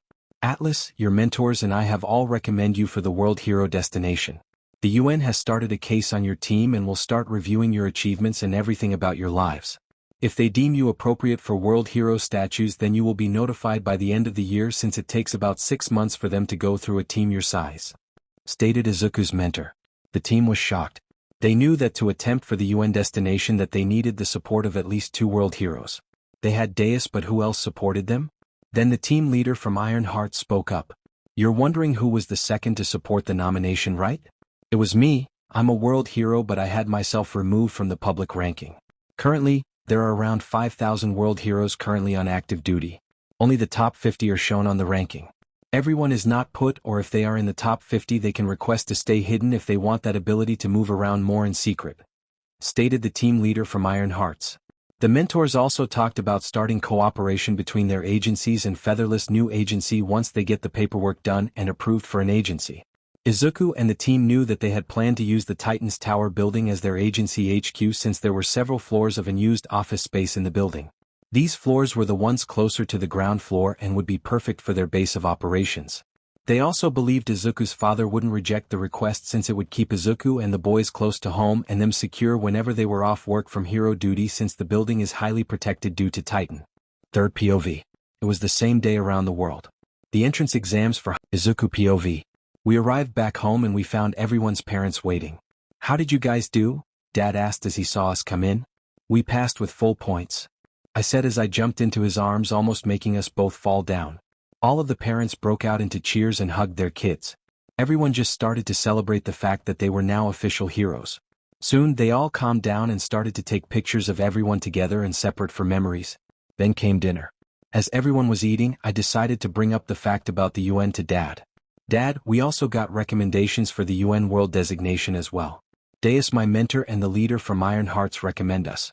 As such, we will hear back by year-end if we get approved for it, I said, and this shocked Dad a bit since we would be one of the youngest to receive that designation. I'm not surprised that you would get it, but you would be the longest to ever receive it as a team, which is amazing in itself, Dad said while patting my head. After everyone finished eating, we talked about how the graduation would be at the end of the semester and we only had written finals left for our college classes. Some parents asked if we would complete our college degrees. I'm thinking about it, but doing it slowly over the next 5 years maybe, Kyle said. This honestly was the general plan for most of us anyway, since we wanted to get our hero careers going first. Do you have plans for starting an agency, or are you going to try to find one for everyone to join first and then start one later? Funding isn't an issue with your backgrounds, it's just what you want to do and paperwork, asked Luke's parents. At this, we all glanced at each other and then I looked at Dad. I set my fork down and stopped eating, which the rest of the boys did the same. So about that, Dad, we wanted to talk to you about that, I said. At this point, everyone stopped eating and was watching us. Yes? Dad asked with a confused face. You know the 5 floors near the ground floor of the building that is sitting empty currently? We were wondering if we could take those 5 floors over for our agency to grow into. I asked, a bit nervous. Kyle and Luke felt my nervousness and provided me a tale each to ground me out of my thoughts. I see. Those floors weren't really being planned to be used anytime soon. Also, I think I would feel better, and so would the other parents, if you all did locate your agency in this building. You would be close to home since you would live in the same building, and no one unallowed would get to you while you slept or worked, since the building is guarded by Titan agents all day and night. They would need an army to break through. I'll allow it.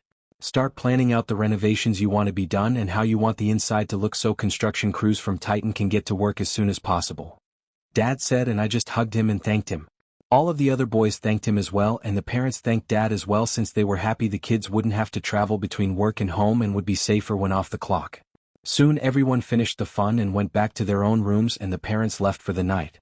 Morning came and they all separated from each other, and the boys helped Izuku get cleaned up in the bathroom before heading downstairs.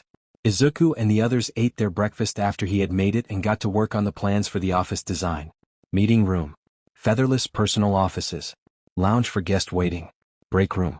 Suites for an emergency living of staff or guests. Data center for mission control and crime tracking. Izuku POV. Soon we finished the plans for the office and gave them to my father, who said that he will hand them over to the Titan construction crew. Soon it was time for school, so we could finish the last few weeks before we graduate. Once we are done with the written exams next week, we will have our graduation at the end of the semester the following week. Time skip. Third POV. It was time for the written exams, and the boys arrived in their homeroom where their teacher was waiting for them. They sat down and took the test. About 3 hours later, after lunch, they were called to the principal's office. Hello, Featherless. I've called you here to deliver your results. Congratulations, you hereby passed the exam and will have your graduation ceremony next Friday. The school did want to ask for your assistance. Like all graduates, we have to donate some of their time in the future to teaching classes and training sessions when we request you and you're not on a mission or pre-booked. This is how we keep a high level of education we do for our classes and training. You saw this via the entrance exam for you all to get into your advanced classes and then training for your first sports festival. The normal classes get most of the benefit from this than the advanced classes sometimes, since they are on a higher standard and go faster than the other groups. It would be more like how you trained the group of students during the 3 weeks that one time. Principal Vincent asked, and we accepted. The school has done so much for us in our training and education that we couldn't say no to it. For now, you are free to go home and relax and return to school on Friday for your ceremony, the principal said with a smile on his face. Time skip. Izuku POV. It was now time for the ceremony.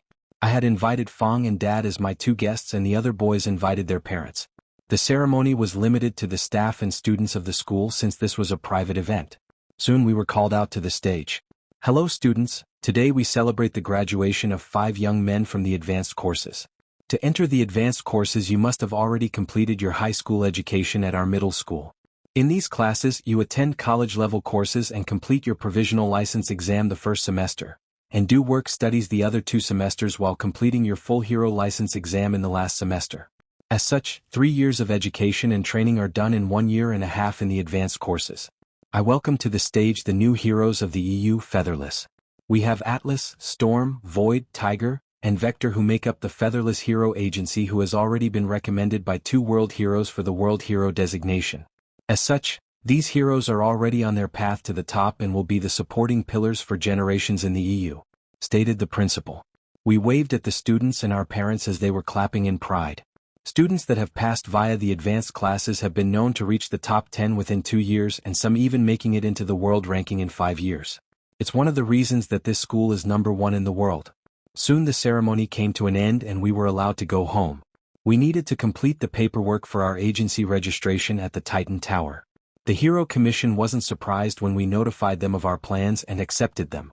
They provided all the paperwork that would be needed and we would need to fill them out.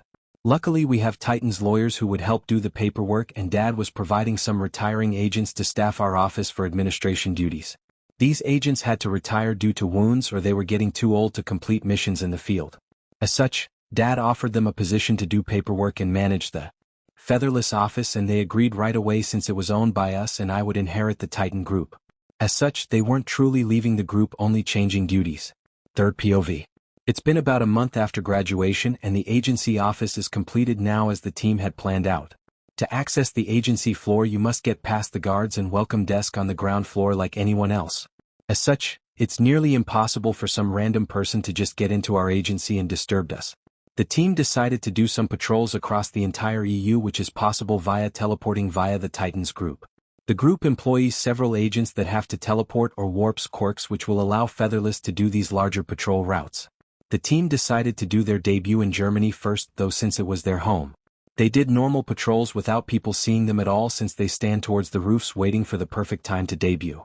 Soon though they found the perfect time when a villain was rampaging downtown in Berlin. As such, the team started to move towards that location. They found the villain was the A-class villain Berserker, who enters a trance-like fury which made him seem out of control whenever he activated it to fight. However, it didn't actually make him go out of control. It just granted him a large amount of strength, and his battle style made him seem out of control when in fact he was moving with purpose. Void, get anyone in the way out of there. Tiger focuses on attacking him from behind. Storm, you will your tails to try to grab one of his arms. I'll use my whip to grab the other one. Once we have his arms contained, Vector will use his quirk to apply pressure onto him through the vectors and force him down onto the ground so we can cuff him. Tiger will move in to cuff him once he's down. Atlas stated as the team then moved in to capture the villain quickly without much damage to the area. Void had grabbed several police officers and civilians that were about to be hit and got them out of there. Tiger distracted the villain and got him to turn around, where Storm and Atlas both attempted to grab his arms. Atlas was able to get one arm, but Storm missed his, but soon got it after the second try. As they pulled the villain back, Tiger kicked his legs from under him, making him fall down to his knees. At this point Vector came in from behind his back and applied force to make him go down on his stomach. With the villain having been forced on the ground with his arms still being pulled back, Tiger was able to place the cuffs on quickly since Atlas and Storm kept the hands near each other. Within 10 minutes of arriving they had successfully captured the villain without causing much damage to the area due to their teamwork. Everyone was stunned at how fast and smoothly the 5 heroes worked together. Even the other heroes on site were stunned since they thought it would take more destruction and damage before they could take the villain out. Suddenly people started to cheer and clap for the team. Police moved over and helped secure the villain in a containment car. "Hello, sirs. May I see your licenses since I don't recognize you as any hero?" asked the commanding officer on site. Everyone was waiting to see who they were. Atlas and the boys showed their licenses and the officer thanked them. "Thank you, Atlas, Storm, Void, Tiger, and Vector. You're free to go about your business," the officer said while walking away. Now the people on site knew their names and the boys decided to help do some cleanup from what the villain caused. This shocked the people on site since the other heroes that were on site first had already left. Only the police, the news, and civilians were left. Most heroes don't stay to help clean up the leftover from the fights. They tend to show up, fight, get fame, and leave the cleanup to others to deal with, but this group wasn't. The new heroes were helping put stuff up into shops for elderly owners and help move bigger rubble for easier cleanup. One reporter decided to ask who they were. They had the names, but why are they here? What do they aim to do with their lives? As such, the reporter and cameraman walked up to the team. "Hello heroes, I was wondering if I could get a few minutes of your time?" asked the reporter, and the team looked at each other and nodded to her. "Sure, what can we help you with?" Atlas said. "I think everyone is wondering who are you as heroes? Most heroes don't stay to help do cleanup like you guys are. The ones that were first on site even left already, but you who captured the villain stayed to help clean up when you could be going after other villains. So who are you as heroes?" asked the reporter. "We are the Featherless team. We just started our agency last month after graduating from FHAE, where we were a part of the advanced class program. Overall, our goal is to become heroes that become can rely on.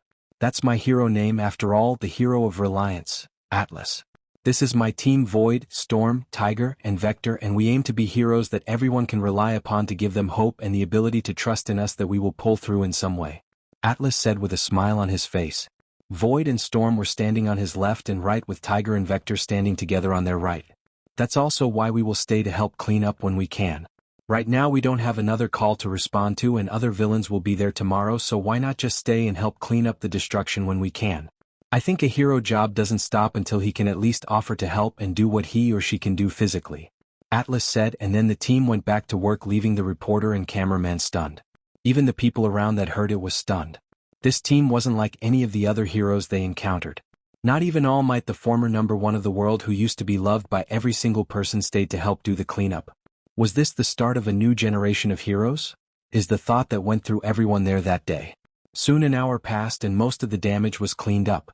The boys decided it was time to leave and go back on patrol. They spent a few more hours patrolling and caught a range of drug dealers, thugs and one rapist. The boys handed them over to the police and just headed back to their office to do the paperwork for the reports. Izuku POV. So why are you all in my office? Izuku asked, confused as he looked at his entire team. Seth and Leon were sitting at the small meeting table in the office while Luke and Kyle had pulled the chairs from my desk to my side and were sitting next to me. We wanted to do the first reports together. Luke said as Kyle leaned over and planted a kiss on my lips, which Luke just copied. I could also see Leon and Seth kissing. Fine, but no screwing each other in the office. Izuku said while whispering under his breath. Everyone still heard it and had blushes on their faces. Note, the meeting of the Yagi family will happen in the next 2 to 4 chapters. Third POV. The last half year has flown by quickly. Izuku and his team have been training and doing hero work throughout the entire last half year. The team arrests and missions completion rate currently sits at 100%. The team has even been assigned a number of missing person cases at their request. The reason for this is because Seth, Kyle, and Luke can use their enhanced senses to track people down by sense. They have used this to get a scent from their home or personal belongings and track them down from the last known location. This worked the best if they were assigned the case the day the person went missing. As such, even if the police required a 24-hour period for them to be declared missing, the team would still offer their help and locate the person. As such, a lot of cases have been completed with the minimum amount of resources being invested in the cases. This had led the Featherless team to be the #1 team to be called for missing person cases or kidnappings. The team has also been called in for a lot of crime rings. Due to the fact that the team can smell out the tracks of villains or criminals, they are able to find drug rings, trafficking rings, and other types of crimes in the underground criminal world. The team has taken out 30 different separate rings in 6 different EU countries so far. Overall, most of the rings were small-time ones that they found, but there were 2 cases where it became a problem and a threat that the team had to do a lot of work in putting the rings down. One ring had started creating a new trigger to sell. They were bringing in the drugs and selling them to smaller gangs. The main ring was found when the team had taken out one of the smaller gangs and had found one of the drug suppliers from the main gang. They had followed this person and tracked his scent to a warehouse where they found all of the drugs. The problem was that they had quite a few A-rank villains that would cause trouble if they started to go on a rampage. As such, the team had to slowly remove villain threats without being found. This approach had worked for about 10 minutes before they noticed their men dropping. Soon, Tiger threw up a wind wall to keep everyone contained, and Atlas had called in the local police to surround the wind wall to catch anyone that attempts to escape. One villain should have actually been declared an S-rank villain since his quirk was letting him adapt to whatever quirk he fought. This proved to be some annoyance, and Atlas grabbed the guy and threw him into the air with his whip and slammed him down to the ground. The guy got back up though and just kept charging. His adaptation quirk just kept adapting to whatever he needed to survive the attacks. He has to have a limit, thought Atlas. Soon, the other team members finished their things and Atlas and the others were able to just suppress the guy and get him into quirk-canceling cuffs to end the fight. Well, his quirk was annoying. Unless I caused a lot of damage to the area, he just kept adapting to anything I did to him, Atlas stated, and the others could only shake their head at him. The team has even offered some of their time during the school semester and did several classes of training with the students when the school asked. It was now closing into the end of the year and the team was interested in hearing back from the UN anytime now. It was also time for the EU and Germany hero rankings to come out. First, the individual country rankings would be shown, and then the entire EU rankings. As such, you could find all of the kids and parents waiting in the living room watching the TV. Soon, the ranking show came on and they were working their ways through the individual countries of the EU. Now they were in Germany rankings. Welcome, fellow Germans. Today we will find out who is in the top 25 of our German country before we move on to the EU overall ranking, stated the announcer. Soon they worked their way up until they hit number 8, who was announced as Vector. Everyone in the room started to cheer. In 8th is a new hero by the name of Vector, 7th is Tiger, 6th is Storm, 5th Void, 4th is, 2nd is Atlas, and in 1st is still our current number 1 Deus, stated the announcer. Everyone in the room cheered. We took spots in the top 10 of Germany. Izuku yelled out while jumping into his fiancée's arms, knocking them over onto the couch. I love my life. I'm so happy I met you all. Izuku said as he kissed both of his lovers and just placed his head between their heads and pulled them in for a hug. Good job, son, but you're forgetting the EU ranking, Hisashi said, which caused everyone to look back at the TV as they were just starting the EU ranking. Now let's do the EU ranking. For the most part, this ranking is the same as the last time except for the bottom 5 of the top 25 is different. Tonight we have at 25th Void, 24th Storm, 23rd Vector, 22nd is Tiger, and in 21st place is Atlas. I want to say congratulations to these 5 new heroes. They broke into the top 10 of the German ranking and have made it to the bottom of the top 25 rankings for the entire EU. That is a feat like no other. We look forward to what the Hero of Reliance, Atlas, and his team do in the future, stated the announcer. Everyone in the room was silent. They knew they would do good in Germany since they do a lot of missing persons and kidnapping cases, but they didn't think they would break into the top 25 ranks of the EU. They had thought they would be in the bottom 50 due to the crime rings that they have been stopping in the entire EU. However, it seems the fact that the team stayed to clean up after missions have made a large impact on the younger generations. While the older generations would spread the word of us because they were thankful for us helping clean up their shops after the missions that damaged them. Soon the excitement came to an end and everyone went home with the boys going to their rooms for the night since they agreed to do some training classes at the school the next day. As such, they all fell to sleep. Time skip. 3rd POV. The boys showed up at the school and entered the staff room to see the staff waiting for them. Congratulations, Featherless, on your rankings, stated Principal Vincent as the boys walked into the room. The boys just thanked the staff and soon got to work on the classes that they were teaching for that day. Izuku was working with people on combat analysis and how to quickly determine weaknesses to exploit during battle.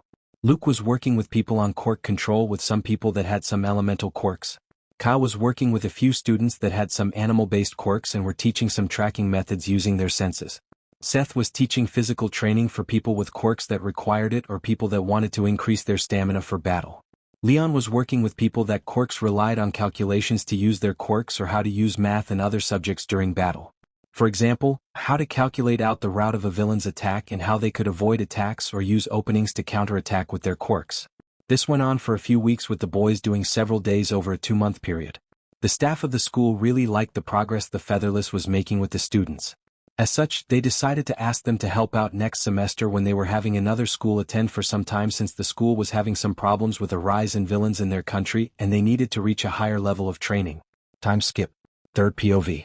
Izuku and the team were called into the staff room before they left. Hello, Featherless. We wanted to know if you would give some time next semester as well. We will be hosting a group of students and teachers from another school since their country is having an increase in villain activity and they need heroes of a higher standard. As such, we would like them to train with you a bit. You would be working mainly with our own students, but sometimes you would have 1 or 2 classes with these students. Our teachers would deal with them for the most part. Principal Vincent asked. The Featherless had no objections and were willing to help. However, unknown to them, there would be some teachers and students that would recognize Izuku and the meeting wouldn't be a kind one. 3rd POV. The entire UA staff, Sir Night Eye, Gran Torino, the detective, and Lemillion were having a meeting to talk about upcoming plans for the soon 3rd years class 3A and 3B. They were dealing with an increase in villain attacks around the country and the fact that the LOV and AFO were still at large was a large problem. Even though All Might has his muscle form 24/7 now, he still is losing his power over time since he gave Lemillion OFA. As such, Niza reached out to another school in Europe and talked about doing some learning from them since Europe sees stronger villains and villain organizations because they can come from other countries easier. This school was the #1 hero school in the world FHE. UA was only the #1 in Japan and couldn't really compare to the strength of heroes that FHE pumped out on a yearly basis. I've set up an inter-school learning trip for the 3rd years last year. This will go as long as the other school will entertain us. The school they will go to will be FHE, which is Europe's and the world's #1 hero school. They have produced far better heroes than anyone in the world. Eraserhead and Vlad King will be going no matter what. I would like All Might, Green Tornado, Lemillion to go with the students as well.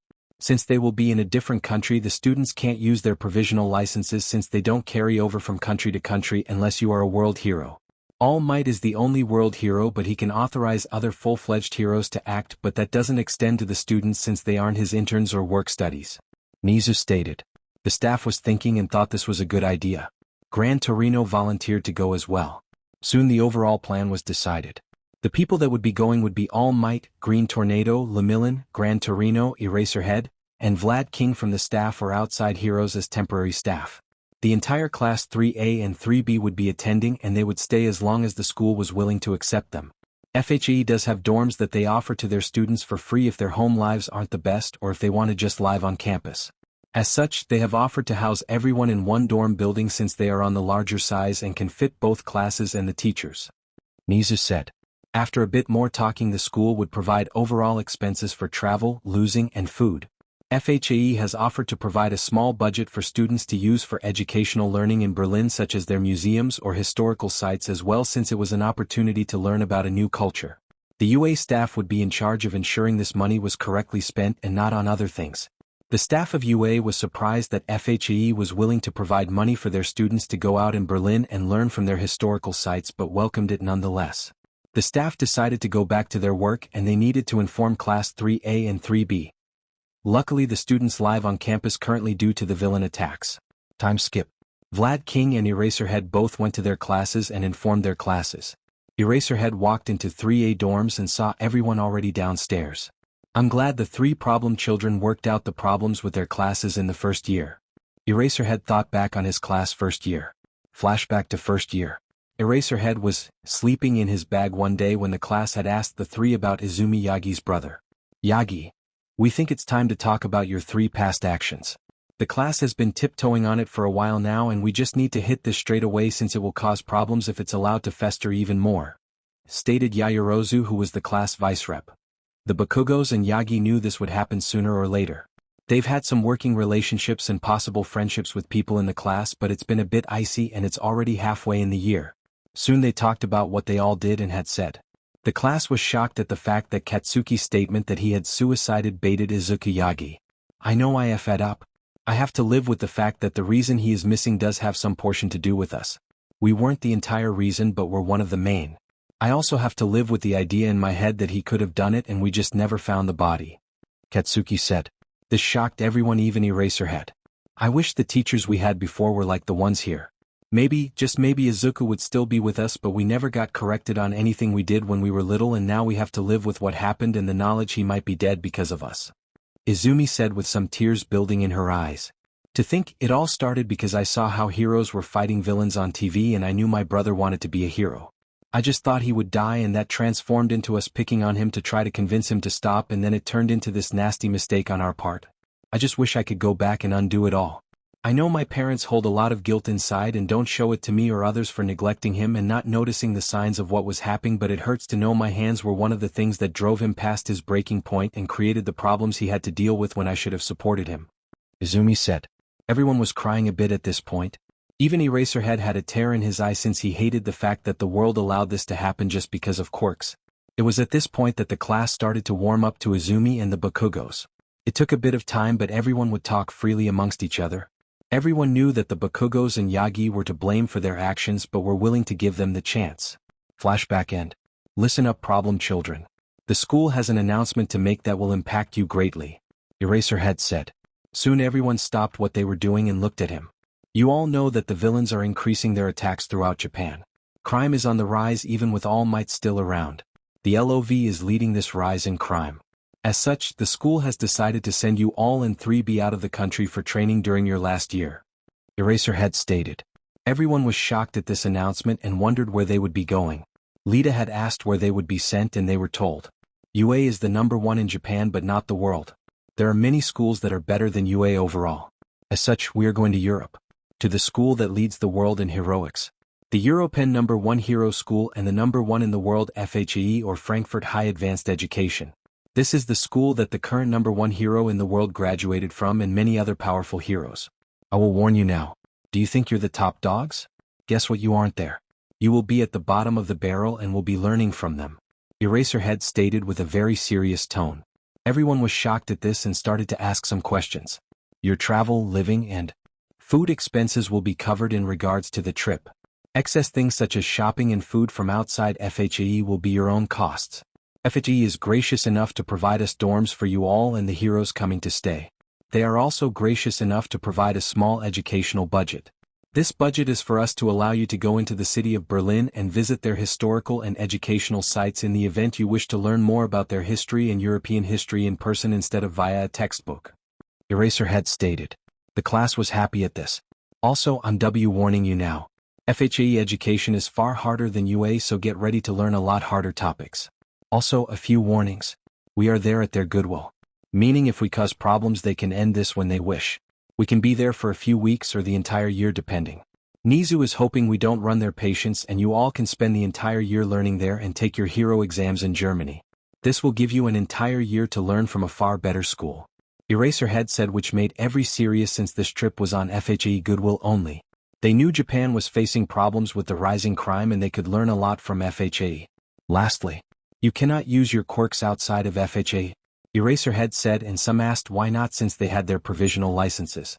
The reason for that is because your licenses don't carry outside of Japan. Not even mine does. All Might's will, since he is still a world hero and can authorize other full-fledged foreign heroes to act if need be. However, he can't allow you to act since none of you are his interns or work studies.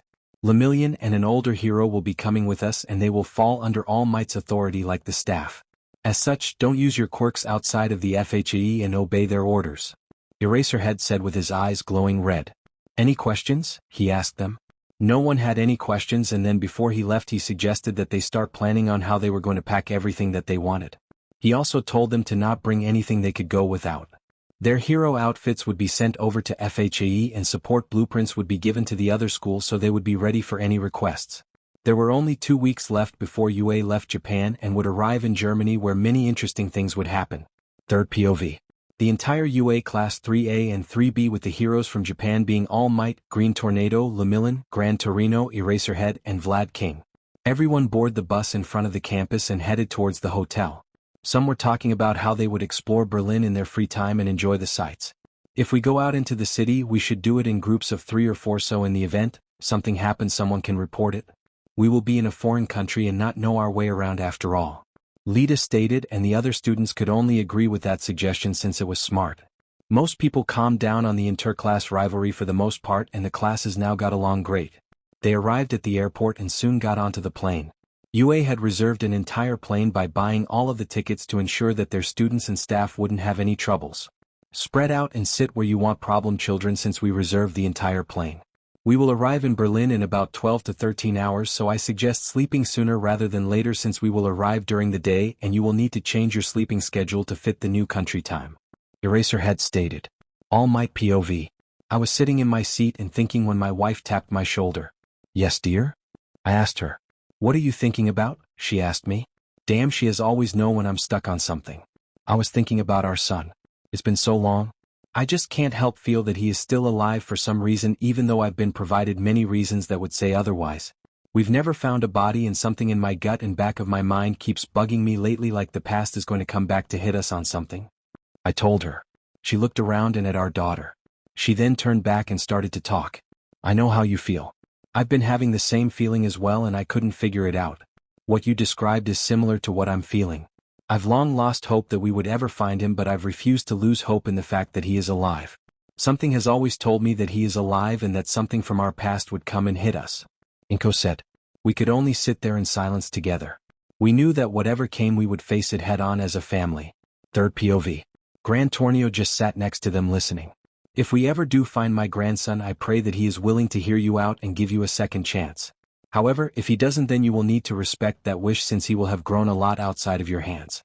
He may have found a new family that he will be attached to anyway, thought Gran Tornio, who has always been pissed with All Might and Inko about never telling him about his grandson.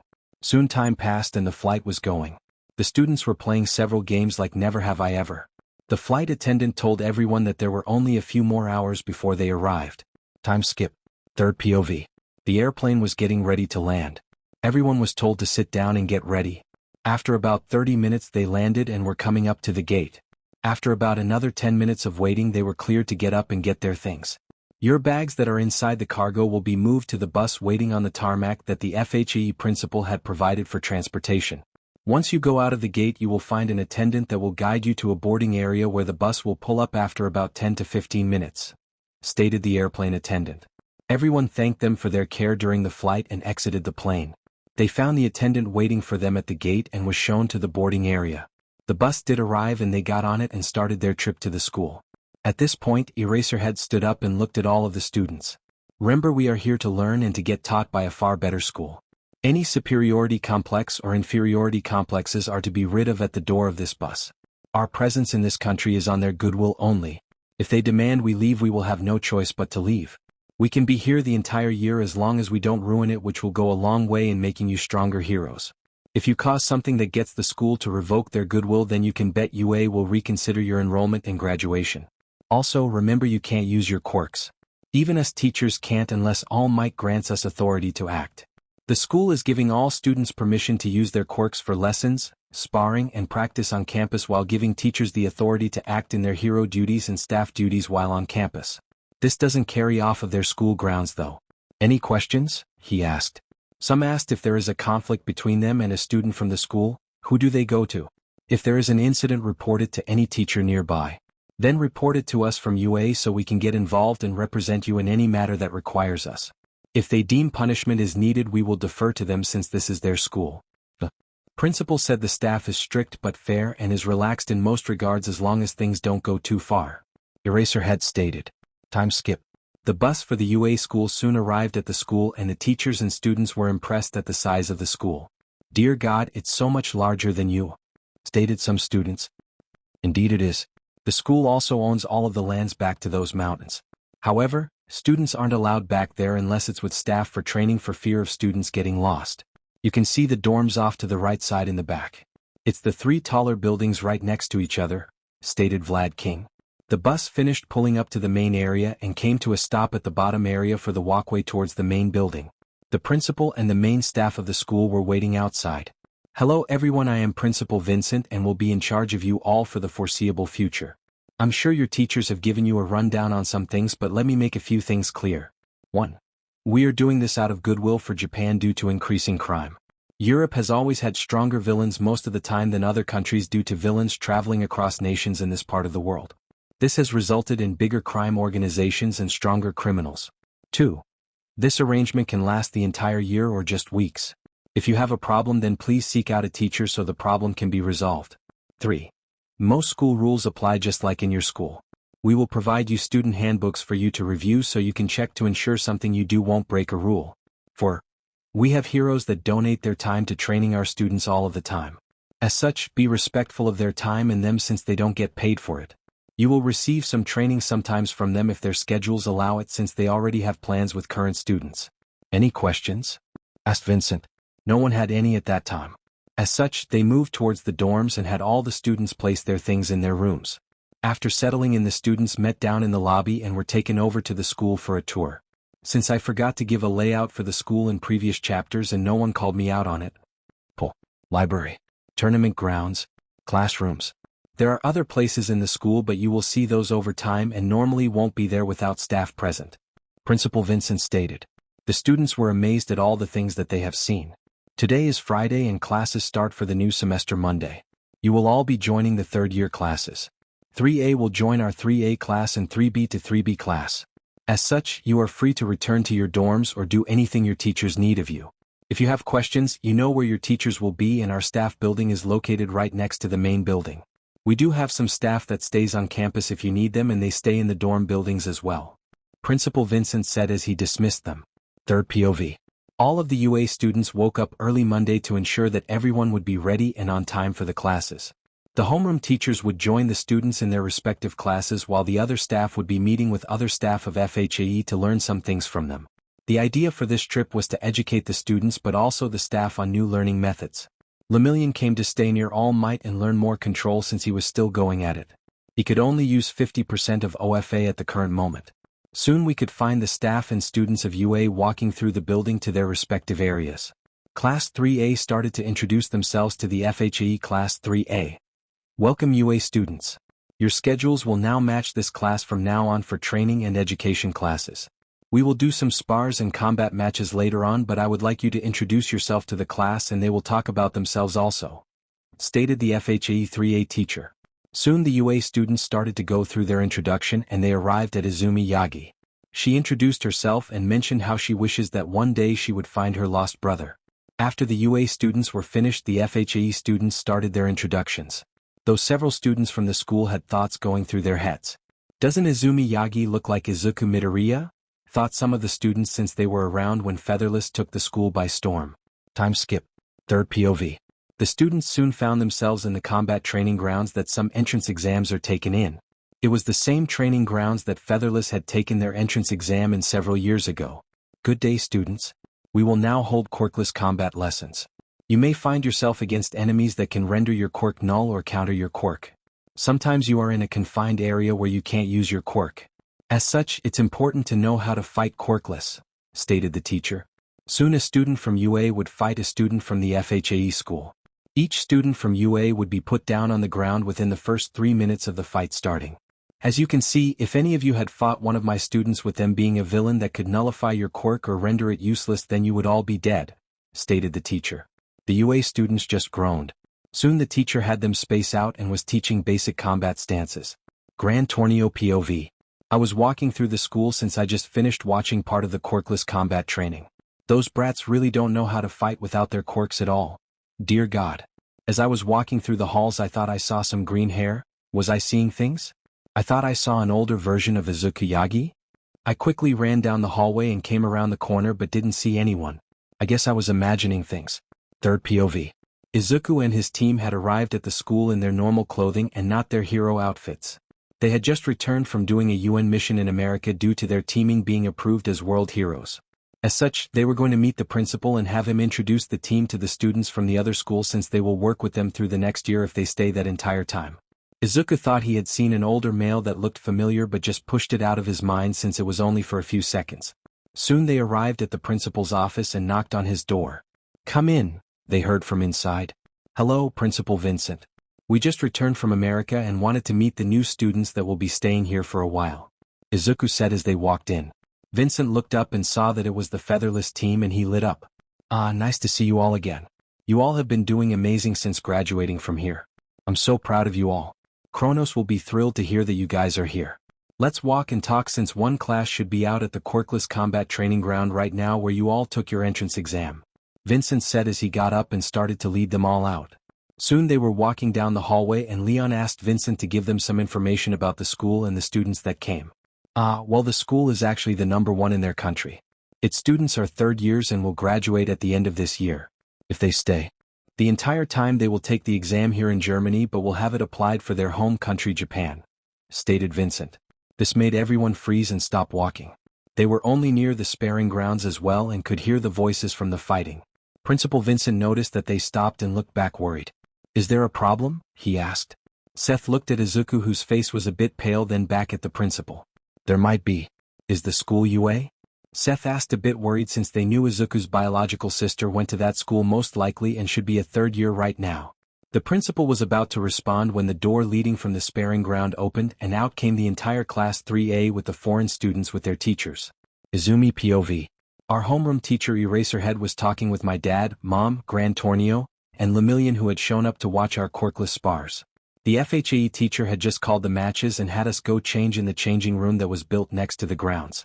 Once we were all done changing, we came back out and were told we would head back to the classroom for one more class before the day was over. As we were walking, we heard some talking outside, and as soon as we exited the building, quite a few of us froze. It was my brother? Be our brother? I asked with a shaking voice. The Bakugo twins were just frozen as they were trying to mumble out Izuku's name. Dad and Mom were frozen and were shocked. Grand Torneo was also shocked, but then something happened. I noticed Izuku's face was pale as I heard him speak out, "Why, you bastards? How dare you come here?" Izuku POV. I was a bit frozen. Principal Vincent had just said that it was the #1 school from Japan, which means that she is here and maybe even all of my other abusers might be here as well. It would be worst if my bastards of biological parents are here as well. Then as Principal Vincent was about to confirm or deny it was UA, the doors opened and I saw all of them. It was my bastard of a former family and the Bakugo twins. Why the hell do I have to run into them now of all times? I refuse to deal with this. Why, you bastards? How dare you come here? I said with a small stutter. Third POV. Everyone was just frozen. Then Izuku spoke out again.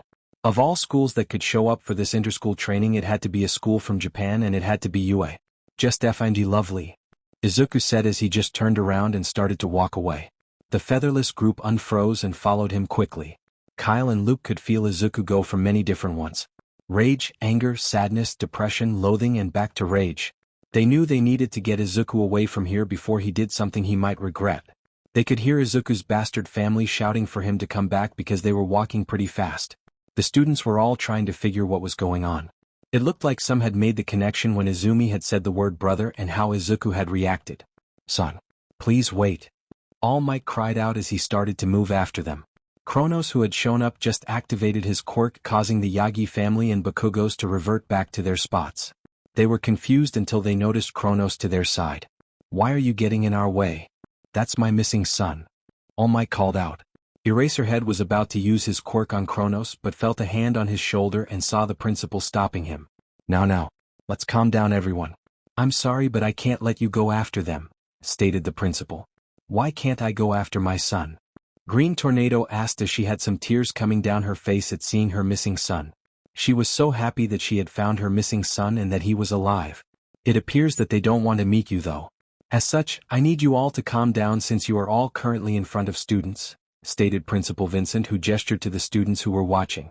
The principal dismissed the FHAE students to go back to class and the UA students to go as well. How about we move to my office where we can talk? Principal Vincent suggested without it really being a suggestion. He's been told a bit about Izuku's past from his father Hisashi but never the who it was. Well, this is going to be complex and messy, thought Vincent. Izuku POV. Why did I have to run into them again? My life was going so amazing, now I have to run into my past. Why the hell is this happening to me? Why? Then I realized I was having a panic attack and was having trouble breathing. Suddenly I could feel something wrap around my body. What? It's tails? Tails? Luke, I said with a shaky breath. I could just feel all of their tails move around my body and a few go under my shirt to be directly touching my chest and back, which helped ground me even more. Both of them grabbed me and placed a tail inside my hands for me to grip onto. I could feel them nuzzle their faces into my neck, licking the bite marks that they left after our first time. Those marks scarred over and they would always bite in the same spot each time. It turned into another grounding method when they would lick those spots since they were a bit more sensitive than my other skin. As such, I would break out of any panic attack quicker and be grounded due to their tails and licking. Soon my breath calmed down quickly due to them helping me ground myself. Thank you, I said with some tears coming down my face. Why the hell of all schools that had to come to FHAE it had to be UA? It had to be those people? I asked through my tears. Seth and Leon were just sitting in front of me while they had their hands on my knees. I realized we were in the old classroom from our time here. Luckily there was no S class this school this year, or else I would have disturbed and freaked out a class. Third POV. So what do? We are meant to help some of the classes for those from UA. We could apologize to Principal Vincent and tell him we could help at the school after they leave. I think he would be okay with that. Leon asked, knowing how badly Izuku's past was. He really didn't want Izuku to be going back into his old mental state from when they first met. Izuku always put smiles on back then, but Leon could see that his mental state was still improving even back then. Hisashi had warned the boys of how bad it was. Izuku was very close to suicide before Hisashi got Izuku some help. Even though Izuku would likely never admit it. He was that close to the edge in his mental war. Izuku looked around and knew his fiancés and friends were concerned for him. However, Izuku knew that even if they didn't stay to teach, there was no way that they wouldn't try to track him down, and Izuku didn't really want to keep running from them. No, I refuse to keep running from them. I admit I'm panicking, but I refuse to be defeated by my past. I've taken powerful villains out and I am far stronger than All Might or whoever he gave OFA to. Also, together no one can do anything to us. Izuku said while smirking. Everyone soon calmed down as his fiancés also felt his emotions stabilize. I suggest you at least call Hisashi to tell him, or at least tell him when we return home tonight, Kyle said. Izuku agreed to this and gave a kiss to both Luke and Kyle and thanked them for calming him down. Let's go to Principal Vincent's office. Though I suspect some of the UA people to be there and likely the Yagis. Izuku said, refusing to call them. His parents. Vincent POV. I had All Might and Green Tornado come to my office and the UA staff accompanied them. I really wanted this to be private, but oh well. Sit down please so we can talk, I suggested without it really being that. They followed my wish and I started to talk. So please explain your connection to Izuku, please? I asked them. It seemed the fact that I knew him shocked them. He is our quirkless son that went missing when he was young. It was before middle school and we ended up neglecting him after he was declared quirkless. He was then bullied physically and verbally by his sister and former friends and the rest of his school as well. We know we messed up, and when we found out he ran away from home we reported him missing and have been searching ever since. All Might said. I just nodded my head and realized they don't know he has a quirk now. Oh, that's going to be interesting to see how they react. Soon we talked for a bit more, then I spoke up. I will let you know that I knew of Izuku's past. It was told to the school when he enrolled. I stated, and they were shocked. Why didn't you report him being here to Japan if you knew he ran away from home? Green Tornado asked, confused. Would you allow a child to be sent back to his abusive home? Also, even though I knew of his past, I didn't know the where or who until now, so I wouldn't have been able to do anything anyway. I stated, which shocked them. Lemillion then stated something. The Yagis have changed though. Don't they deserve a chance to at least reconnect with him? He asked. I admit he's a bit naive for a hero in my view. Not really? Why give abusers the chance to get their victim back? And yes, neglect is considered abuse as well. The sister also physically harmed him, so the household itself was abusive. Also, they can try to reconnect, but I doubt he wants to. He does have a pretty damn perfect life without them. I wouldn't, in my honest opinion, want to reconnect with my past family if I already had a far better one. I stated in my honest and brutal views on the matter. Also, I will stand on the side of protecting my alumni. He did graduate from our school at the top of his class after all. I said, and this shocked them. What do you mean he graduated from here? Gran Tornio asked, shocked. I mean, I started but was cut off by a knock. Enter. I yelled and was shocked to see who came in. Izuku POV. We knocked on the door and were called in. I could see the people from UA was here, and so were the two adult Yagis. Principal Vincent, we just wanted to come and reconfirm that we still plan to do the teaching we agreed to offer. Though some changes might need to be made as time moves on. Though we would like to see the classes we will be helping out before the day is over so we can go home. I said without looking at the others in the room. The Yagis attempted to talk to me, but Principal Vincent cut them off and agreed and suggested they go now, since both UA Class 3A and 3B should be in a joint class right now. No one even gave the Yagis a chance to talk. Principal Vincent just asked the UA staff to come along and we all moved to one of the classrooms. Third POV. Principal Vincent knocked on the door and walked in. Hello students from UA. I want to introduce you to some of the heroes that have been gracious enough to donate some of their time to help you learn during your stay here. We have the Featherless team with us, who are top heroes here in Germany and the entire EU. They have also earned their World Hero designations as well. First, we have Vector, who is Germany's #8th and EU's #23RD, Seth, who is Germany's #7th and EU's #22ND, Void, who is Germany's #5th and EU's #25th, Storm, who is Germany's #6th and EU's #23RD, and the team leader Atlas, who is Germany's #2ND and EU's #21ST. They all have recently gotten their World Hero designations, as such haven't placed yet on those rankings. It's predicted that they will take all of Germany's top 5 ranks and EU's top 5 this coming ranking this year. As such, I suggest being very respectful of them since they are providing their free time here to help you, stated Principal Vincent. The class was shocked since they all now knew that Atlas was Izuku Yagi, who was the missing brother of Izumi Yagi. The brother who should be quirkless, but they all know Atlas has a quirk due to the Hero Ender incident. Does anyone have any questions? Asked Principal Vincent. Then everyone's hands went up. They should have suspected that. Questions about Izuku cut Vincent off and said allow them whatever questions. If the team didn't want to answer, then they wouldn't. Principal Vincent just sighed at this. The UA staff and Yagis had all taken seats in the room as well. Izuku then talked for a few seconds. When I point you out, say your name and your question, Izuku said, and then pointed out a kid with glasses on and engines in his arms. Sir. Tenya Lita, and I'll just ask the question everyone wants to ask so we can get it out of the way. Is it true that you're Izuku Yagi, the missing brother of Izumi Yagi? He asked. Izuku just sighed and then spoke. I'll make this clear now. Never call me Yagi. But I sadly am connected by my disgusting blood with them. Izuku answered, and people could sense the rage in some of his words. Luke and Kyle just gave him a tale to play with, which confused anyone that didn't know why they did it. Kyle pointed towards a kid with red hair. Ajir Kirishima. Question for Atlas. The media and the Yagis said you were quirkless, but we know from the Stain incident that you aren't? How do you have a quirk now? He asked, and this was a question the Yagi family, the Bakugo twins, Gran Tornio and Lemillion wanted to know. Did he meet AFO? They thought. Oh, fun fact. Turns out the doctors I was taken to are complete trash. I always had a quirk from birth. This was looked into later on, but turns out that they screwed up the test results in the lab and gave me someone else's results. As such, I was never born quirkless, and being told I was and bullied for so long and neglected made me mentally suppress it until I ran away and had an accident where I activated it. That's how I met my dad also. Izuku said, realizing he mentioned his dad and knew they would ask. He could see the Yagis have a certain look in their eyes at the mention of a father. Luke then pointed at a girl who looks like a frog a bit. Tsuyu Azui, but you can call me Tsu. How are you already a hero if you're the same age as us? She asked. Luke decided to answer it instead of me. We are all heroes already due to the German school system. The FHAE has a middle school with a similar name that has advanced classes. In these classes you are taught high school material while in middle school. They also offer quirk training classes in that school for students to learn basic control quickly before hero school. Once we entered this school we had to fight current pro heroes and demonstrate our skills to earn our place. We didn't take the normal exam since we were applying for the advanced classes which teach college-level classes and is more dedicated to hero training. In the first semester we attempt for our provisional licenses and then do work study in the second semester and also the first semester of the second year. During the first semester of the second year, we take our hero exam and graduate if we pass.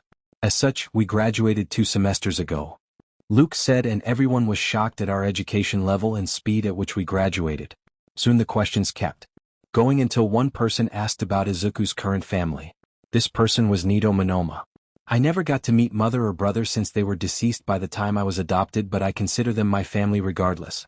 My father is likely known by everyone in this room if you pay attention to world politics. My father is Hisashi Midoriya and I am Izuku Midoriya. Who can tell me who Hisashi Midoriya is? Anyone? Izuku asked with a smirk on his face. The realization hit some of them, but some were confused. Some staff from UA recognized the name though. Yaoyorozu raised her hand and I pointed to her. He is the world's wealthiest man and the owner of the world's most powerful private military group Titans, who the UN and governments rely on to carry out missions that heroes can't or won't do, she said with some awe at who my father was. You are correct, and I am the heir to the companies and the private military group as well, I said with a smirk on my face. Soon after everyone calmed down, Izuku saw a hand up. It was from Inko Yagi. Yes, Izuku said with some pain in his voice. Kyle and Luke just gave him a tail again, which people were still confused about. Are you happy with your life? She asked with a bit of a shaky voice. Izuku just froze for a bit and then wore a sad smile and turned his head a bit towards the window so he didn't have to look at her as he spoke. Yes, I have a father that loves me and friends that support me. I'm set to marry my 2 fiancés this year as well, I said as I gestured to Luke and Kyle for the last part, who just got close and hugged me tightly in front of everyone. They rested their heads on my shoulders and looked at everyone, daring anyone to say anything. I think that is enough questions for today. I will be willing to answer more another day, but I want to go home and rest with my family and friends. We'll see you all after a while for some training, Izuku said as he just got up and left the room. The group soon followed as Leon said goodbye to Principal Vincent. I'm assuming you're at least content for now about his life, Yagis? Principal Vincent said after the featherless left. The Yagis were just silent and Vincent just sighed. You are free to attempt to reconnect with him, but as I said in the office, he is also free to reject you and not make any attempts at reconnecting. I also suggest not to make any hostile approaches regarding his father, because that is a surefire way to end any possible reconnection he might be open to, though I don't know if he is even willing to reconnect anyway. Only time will tell, Principal Vincent said as he dismissed everyone. Soon everyone got up and left the room except Gran Tornio and Vincent. Yes? Vincent asked. Gran Tornio looked around for a bit, then asked his question. Could you tell me where he lives? I'm sure I could find it after some searching on the internet, but I would like to talk to him in private. I'm his grandfather and the idiot Yagis never mentioned him to me, so I didn't know he existed until they reported him missing. I would like to attempt to talk to him personally and at least talk to his father Hisashi Midoriya, since I need to thank him for adopting Izuku. Gran Tornio asked. This shocked Vincent a bit. You're not going to try and force him to reconnect? Vincent asked. No, they need to do that on their own. I'll give Izuku my views on the entire matter, but if he reconnects, that is up to him and him alone. The Yagis can't force it or demand it since it's Izuku's decision alone. I just want to attempt to connect with my grandson, who I've never had the chance to meet. I'll speak with Hisashi first, and if he refuses to let me meet him, then I'll respect his decision. Gran Torino asked, and Vincent watched him for any lies. He didn't feel or see any and decided to give him his address. He lives in the Titan's Tower. It's where the Midoriya's main business operates out of and the Titan Group as well. Featherless also started their agency there as well. You won't get directly to them since the guards and front desk will stop you first. Tell the front desk that Principal Vincent sent you to talk to Hisashi Midoriya and explain who you are and that you want to meet with Hisashi Midoriya and not Izuku Midoriya first before anything else. They should call Hisashi and explain who you are and he should be willing to meet you. If the Yagis go with you, then a warning, they might not walk away live. Hisashi knows everything about what happened. Izuku didn't leave any details out according to Hisashi, and he always wanted them dead for what they did. Vincent said as he gave Gran Torino the address and his private cell phone number also in case he had a problem getting a meeting with Hisashi so he could call and talk to them for him. Izumi POV. To think my brother has been in Germany the entire time. Soon I was knocked out of my thoughts by my classmates who were asking if I was okay. I don't know. I've just found my missing brother who has been living in Germany this entire time safe, I said to everyone. At least you know where he is at now and that he is alive? One person said, and I could only agree. I decided to go find my parents and see how they were doing. I soon found them in a lobby in the dorm area. Hey Dad, Mom. How are you doing? I asked them and they just said they were sorting through their emotions and had asked how I was doing. Same, sorting through my emotions, I said to them. All my POV. It seems that our son has created an entirely new life for himself. Though I really would like to meet his new father, though I doubt they would agree to spend much time with us. I said with sorrow in my voice. Indeed, we knew that he would likely have an entirely new life outside of us. We hardly raised him anyway, so it's not surprising that he doesn't see us as his family. He loathes the fact that he shares our blood. Inko said. I just wish he would give us a chance to reconnect though, Izumi commented with some tears in her eyes. I just wish we could try to make up for everything we did to him, she said while crying. Inko and I could only hug her and promise that we could only try to reconnect and it would be his decision. We can only attempt and keep attempting whenever we have the chance to show that we've changed and are wanting to be in his life again, I told her. Izuku POV. The guys and I arrived home after leaving school. I had called for an escort from Titan since I wasn't in the mood to wait for the normal car with my 2 guards in it. Luke and Kyle just kept their tails out for me and kept them wrapped around my waist and a tail from each of them in my hands to help me keep grounded since my emotions are still going crazy. I've kept myself from falling into a panic attack or an episode of going back in my memories or dark thoughts until after I got out of the room. Then I started to slowly fall apart, but they kept me from falling any further by keeping me grounded. Soon the Titan escort came and there were several guards armed. They asked if I was alright since I normally don't use the escort request on my phone, but I didn't answer them as I got in, though I could hear Leon respond. He'll be fine for now. We need to return to the Titan Tower ASAP. Also, alert Hisashi that he needs to be waiting for us to return. He may also want the Titan therapist that Izuku talks to on hand and ready. We just met Izuku's biological family and Hisashi needs to be ready to deal with the fallout. Leon said. The guards just stiffened at the mention of my past and got to work. They went straight to no funny business attitudes and one called into the base to have my dad alerted. After about 30 minutes later we arrived at the Titan Tower. Luke and Kyle just helped me walk inside since I was just playing with their tails for the most part now. I just didn't feel like talking currently and just kept myself grounded the best I could. We arrived in the living room and Dad was there waiting. He just hugged me the moment I walked out of the elevator. Daddy? I cried out with tears coming down my face. I could feel my legs start to weaken as he picked me up like I was a little kid again and walked over to the couch. It's going to be alright, my son. It's going to be alright. I'm here and not going anywhere, Dad said. I just cried into his shoulder as Luke and Kyle explained everything that happened and what they could sense in my emotions. I was so thankful for the soulmate marks in moments like this since they could help my dad know how I'm doing. Dad suggested that once I calmed down I should talk to the therapist so I could get everything off my chest and asked if I wanted anyone in the room with me. I wanted him, Kyle, and Luke with me since they needed to be there so they knew how to better handle me in the future in the event I relapse with my mental state, which is becoming clearer that it's possible with current events. Hisashi POV. Soon we got Izuku to calm down and he fell asleep for a bit. I'm afraid that he will relapse into his former mental state that he hid back then. This time we have the soulmate marks to learn the true feelings that he has, but still, it will be bad if he relapses. The therapist was afraid he could have attempted to take his life back then if he fell any further or even start to cut, but luckily I met him before that happened. God, I hate the Yagis and those Bakugo twins. Why the hell did they have to show up at the school?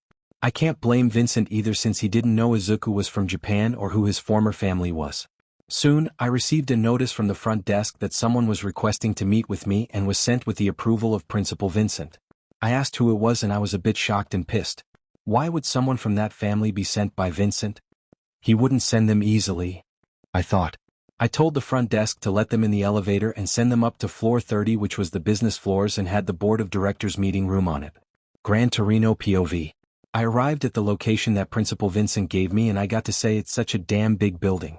I could see why no one would get in near the kid and his family without a fight. I've noticed a shit ton of guards around the block of this building. As I walked in, I noticed more guards and then the front desk. I walked up to it and talked to the lady at it. "Hello, I'm here to see Hisashi Midoriya, please," I asked. They asked for my name and the reason.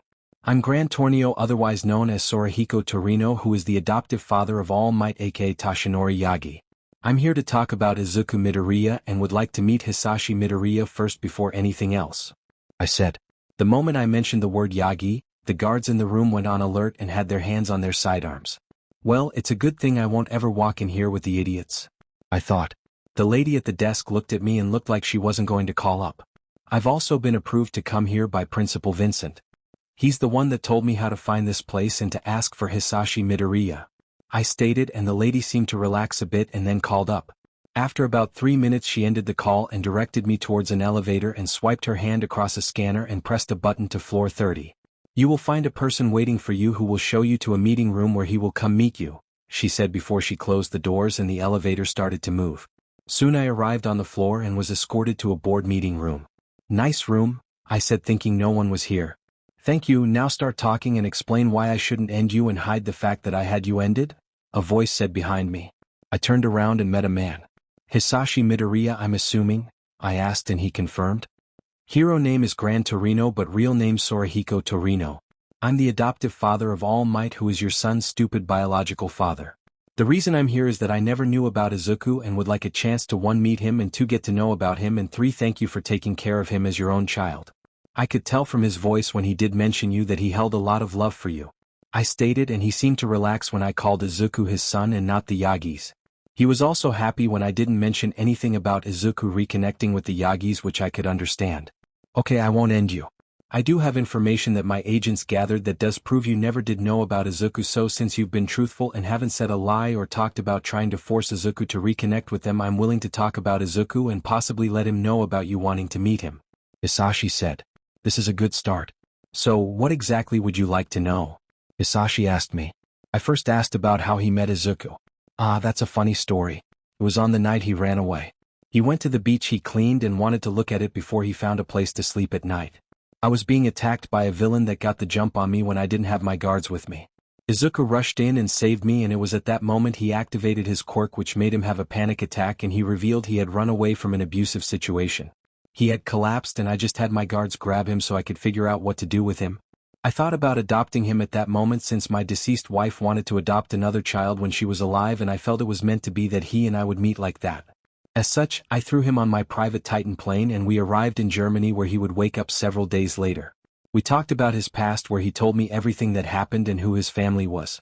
I decided to offer him a chance at a new life and he accepted. Since then we grew as father and son," Hisashi said. "This was interesting and knowledge that I wanted to know. What is his quirk?" "From what I could find, it's some sort of energy quirk," I asked, and was told it was called Solar Stockpile. Izuku also had 2 other quirks. One is an energy manipulation and the other is due to his soulmate marks. "What are the soulmate marks?" Izuku said something about fiancés at the school and him marrying them this year. I asked, a bit confused. "Oh, they figured out a date, it seems. I'll have to ask later since they've been deciding for a while now. The marks are due to Luke's and Kyle's quirks. They activated when Izuku touched them for the first time, and it marked him as their missing piece, the soulmate. It did some changes to his body that allows him to bear their children only, which made Izuku happy that he can have his own children. There's some other things as well." Hisashi explained all of the details of the marks. "That's interesting and new to me. However, as long as Izuku is happy with the relationship, who are we to complain?" I said as I shrugged my shoulders. Soon we talked about more of Izuku's life and were coming to an end. That's most of it. There are things I'm probably forgetting off the top of my mind, but that's a good overview of his life," Hisashi said. Then he offered me something. "Do you want me to see if Izuku is willing to meet you today?" he asked. "I would like to see him for a few moments. I want to formally introduce myself and then I'll leave. I'll leave the decision if he wants further communication with me up to him after I introduce myself. I also don't want to throw a large number of new things on him." I said. Soon Hisashi took me to an elevator that was different from the one I came in on. He scanned his hand and we went upstairs to a living room. I could see the boys and Izuku sitting on the couch. The boys noticed me and stiffened until Hisashi raised his hands. Izuku, I want to introduce you to someone. You saw them at the school earlier. I've already talked to him and I know he doesn't have any ill intent from what I've gathered. He just wants to meet you for a few minutes before he leaves. He will leave any future discussion between you two at your discretion, Hisashi said as he was leaning down in front of Izuku. Izuku looked up and met his father's eyes and then looked at me. I waved at him a bit before he looked at his father, who just shakes his head up and down. Izuku then said yes, that he would meet, but he wanted Hisashi and the others to stay. That's fine. I don't have anything to hide from them, I said from the elevator doorway. I moved down to the couch in front of Izuku and sat down. Shizuku, Kao. My hero name is Gran Tornio and my real name is Sorahiko Torino. I'm the idiot Toshinori adoptive father. Meaning I'm your grandfather, I said, and could tell he tensed at that. I'm not here to tell you to reconnect with them if that is what you're thinking, I said quickly, which confused him. I'm just here to meet you since I've never known about you until they told me you were missing. I just wanted to come to meet you and introduce myself. Your father Hisashi has told me a lot about your life and your soulmates. I'm thankful for him finding you that day, or as he said, you finding him, I said with a bit of a laugh, which caused Izuku to smile a bit and laugh at that comment. I just wanted you to know about me and to let you know that I would like to be in your life if you would let me. However, that is at your discretion. You are a hero, so therefore you are old enough to make that decision. If you want me in your life, I will be. If you don't want me, then I will stay out of it and keep anything between us as professional as I can, I said. It took Izuku a few minutes of thinking before he answered. Izuku POV. Dad wouldn't have let him up here easily. I know I can trust Dad no matter what, and I have Luke, Kyle, Seth, and Leon if something ever happens. Sorahiko also was never talked about in front of me, so I'm believing in his words. Dad most likely also looked into him when he looked into my past, and without a doubt wouldn't let him up here if he had his doubts about him. I want to attempt to let him in. I looked over to my friends, Dad, and my fiancés. I then looked back at my grandfather. It's weird to have someone to call that. I would like to meet you more and attempt at having you in my life as my grandfather, I said, and he lit up like a Christmas tree at that. I think this might work, I thought, while feeling happy at having a possible new family member. Could you tell me about yourself? I asked him, and he was shocked that I wanted him to stay and talk. I'm kind of surprised with myself also. Third POV. Soon the family sat down with Gran Torino and talked for about 2 hours. I think it's time for me to return to school. It's getting late. However, here is my number so you can get a hold of me, and we will see each other at school since you will be helping out, Gran Torino said as he got up. Izuku hugged him, and everyone was a bit shocked at his willingness to open up to him. I'm a bit shocked by how easily I let you in myself. However, I think it's different from my past mental state with how closed off I was since I have been. I know I can fall back on this time, Izuku said as he said goodbye to Gran Torino before leaving to get food to eat dinner. Gran Torino and Hisashi walked to the elevator and went down to the lobby. Seems I forgot to mention his mental state. Almost forgot about that since he mentioned it. I want to make something clear though. Anything you and me talked about, or you with Izuku and the boy, stays here. You aren't allowed to talk to anyone else about what was said, understood? Hisashi asked. I understand and had no plans of telling them what was talked about. I won't hide I talked to you all, but I won't talk about what was said, Gran Torino said. Hisashi then talked about Izuku's mental state when Hisashi had found him and the months after. He wasn't in a good place mentally when I found him. He had just come from an abusive household and family. The only thing he knew was negative emotions and that people would harm him. He opened up to me quickly since I offered him a home and to adopt him. Soon he also opened to the boys, but was slow on romantic feelings and connecting with Luke and Kyle because of the marks. He wanted to ensure they wanted him for himself and not just because of the marks. It all worked out in the end, but his past really screwed his mental state up, Hayashi said with some rage laced in his tone. He still suffers some problems, and him meeting his past has made it worse. If you ever notice him playing with the boys' tails, it's because it's a grounding method that Izuku just used without anyone noticing. It's not always him grounding himself since he just loves their fur and tails to begin with anyway. However, if Luke and Kyle just offer their tails out of random without Izuku asking for them or motioning for them, then the boys are giving it to him to have Izuku ground himself, Hisashi said. Gran Torino POV. I noticed that happen a few times at the school, I said. Hisashi then explained that it was most likely Izuku grounding himself, and the boys could feel via the soulmate mark that he needed their tails because he was falling into his memories and emotions. We soon arrived at the main floor. Hisashi then talked about how the therapist was concerned that if Hisashi didn't find Izuku when he did, then Izuku would have lost his mental battle and he wouldn't be with us anymore. I trust the words of the therapist since he's been working with Titan for a long time. Izuku still suffers the effects of the trauma the Yagis, the Bakugos and the others in his past put him through. Just please try to keep them apart and calm when you can. If they pressure him in trying to reconnect or call him their son a lot, then Izuku might snap at them or fall back into his old mental state. Hisashi warned. I was pissed at the amount of damage that was caused. It always seems lighter when you hear everything as words but heavier when you see the end result. I thought, I'll do what I can and try to ensure they don't push their luck. I know they want to reconnect and I will warn them that it's all up to Izuku and not them. If he reconnects, that will be his decision alone. I'll also correct them whenever they call him son since he hasn't been their son since the age of 4. I stated as I turned to leave the building. Hisashi had given me his number so I could contact him in the future for anything. As such, I made my way back to the school in a Titan escort since Hisashi wanted me to take one since Izuku had let me into his life. Third POV. As Gran Torino was walking up the path towards the dorms, he could only think back on what Hisashi said about Izuku's mental state when he was younger. Damn it, Toshinori, you guys really screwed up far worse than you can imagine, he thought. Soon he walked into the building and was noticed by the students and staff from UA. Gran Torino, where have you been? You've been gone for hours? Asked All Might. Gran Torino just looked at them all and grunted before he spoke. I went and talked to my grandson and spent time with him. Where else would I be? He stated. Everyone was silent. Why? Why didn't you tell us? Green Tornado Inko asked with a shaky voice. We wanted to see our so dash, she was about to say son, but Gran Torino cut her off. He's not your son. He hasn't been your son since he was 4 years old. Also, why would I tell you?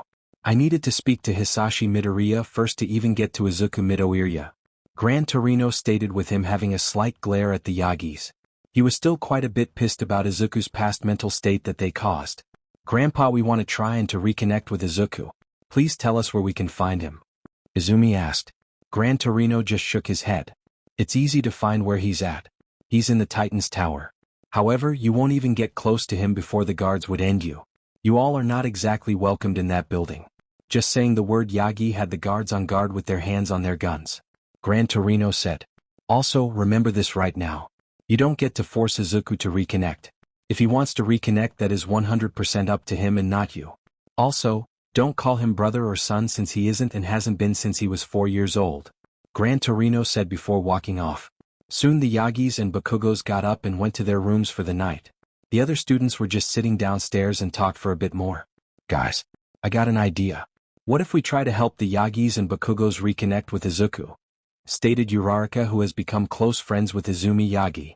Some were hesitant to get into the situation while others were supportive. They agreed to try and get Izuku to be alone with the others when they had the chance or to start conversations that would lead them to talk. Time skip. Third POV. It was about another week before the first training session with Featherless was scheduled to happen. Gran Torino had stopped by the Titan Tower and had talked with Izuku, Hisashi, and the other boys. He even talked to the other boys' parents and created connections with them as well. It was early morning and you could find Gran Torino in the kitchen with Hisashi enjoying some breakfast that Izuku had cooked. Thanks for cooking for my grandson. Those fools back there are horrible cooks. Gran Torino said as he started to eat his favorite dessert taiyaki. That isn't a damn breakfast, thought everyone, but they wouldn't say it out loud. Soon, it was time to leave for the school since the Featherless team would be helping the UA students in a quirk control class today to try and bring new ideas out for their quirks. The boys and Gran Torino arrived on campus and walked into the building. After about 5 minutes they arrived at the joint classroom that both Class 3A and 3B would be in today. Most of the time the students are following the FHAE students around, but on certain days they have joint classes with just their UA students that they train on. Good morning to you, Featherless, stated Kronos, who was in charge of these joint session days. Featherless was happy to see their former teacher. Hey Kronos. It's been a while. Sorry, we didn't get to talk the last time we were here, Izuku said. Soon the students from UA came into the classroom and sat down.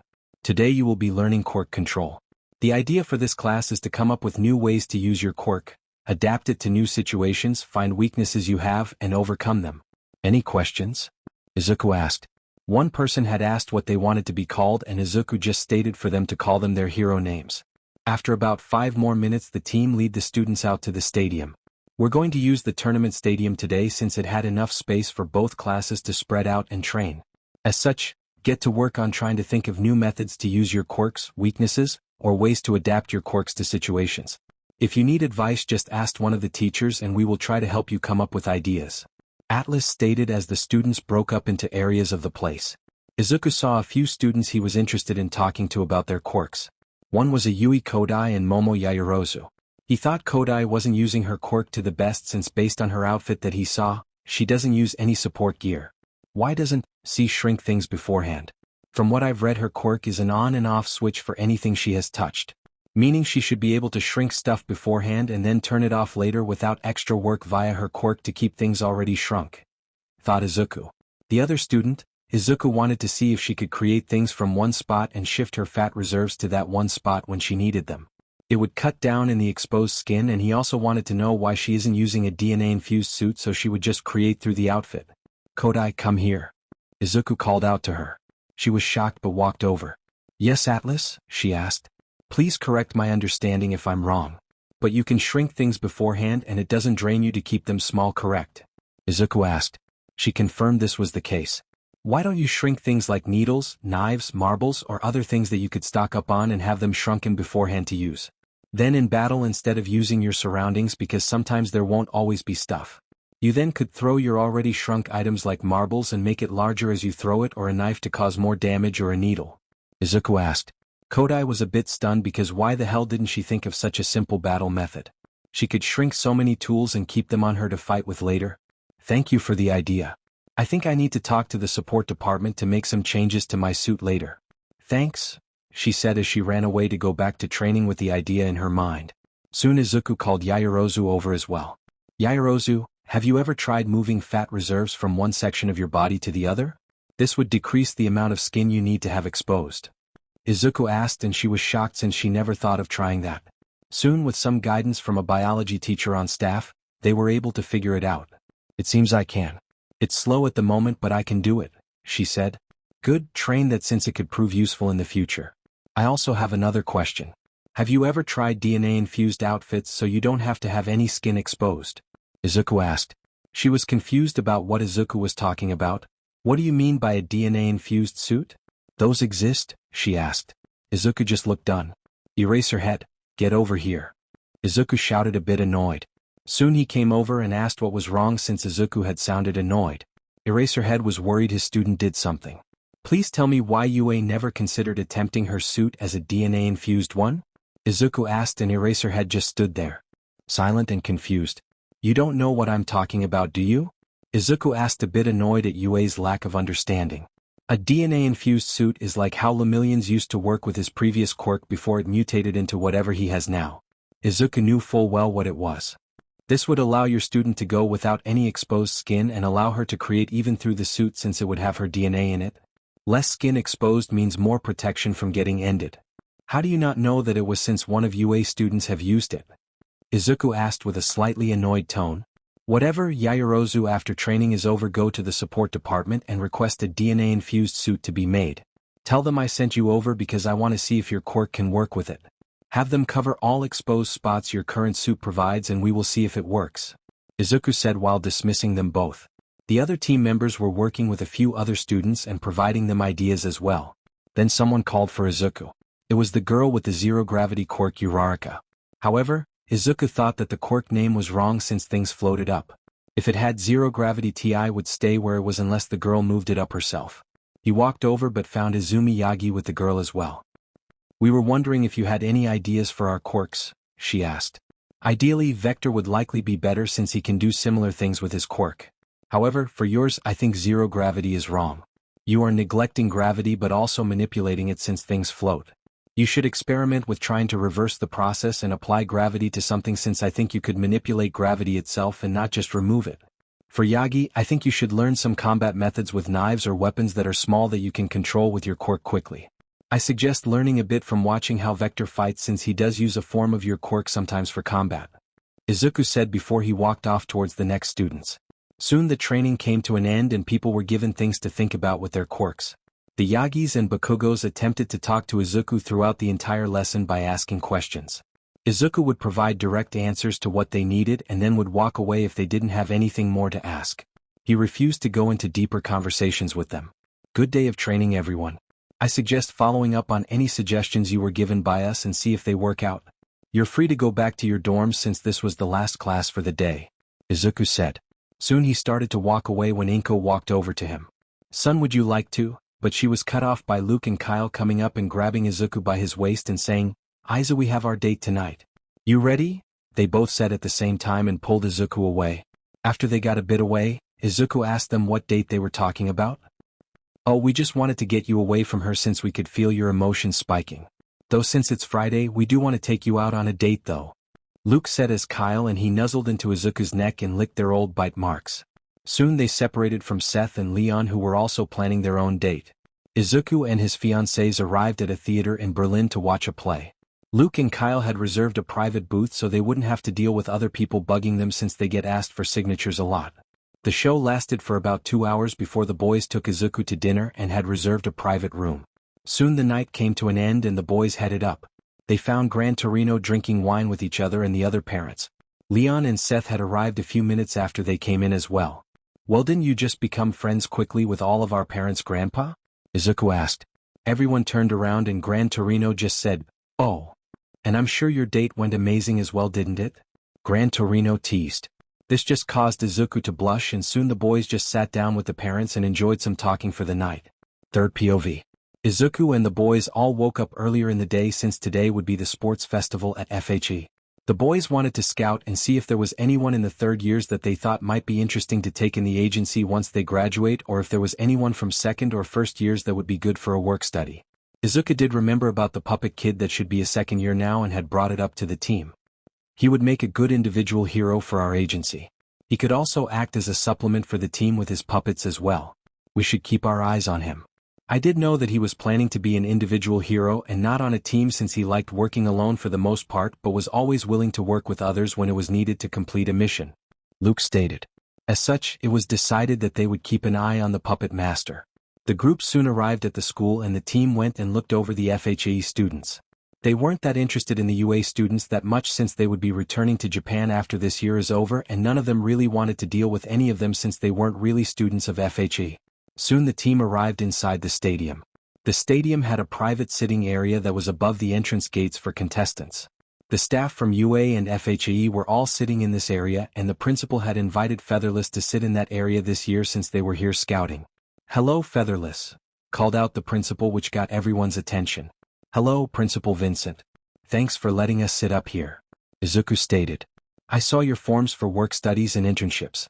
I take it you have an eye on some students this year that you might take under your agency? Vincent asked, which made all of the room listen in since it would be the first time their agency took anyone on since it was recently opened. Indeed, we have our eye on someone already but we'll wait to see how they do during this.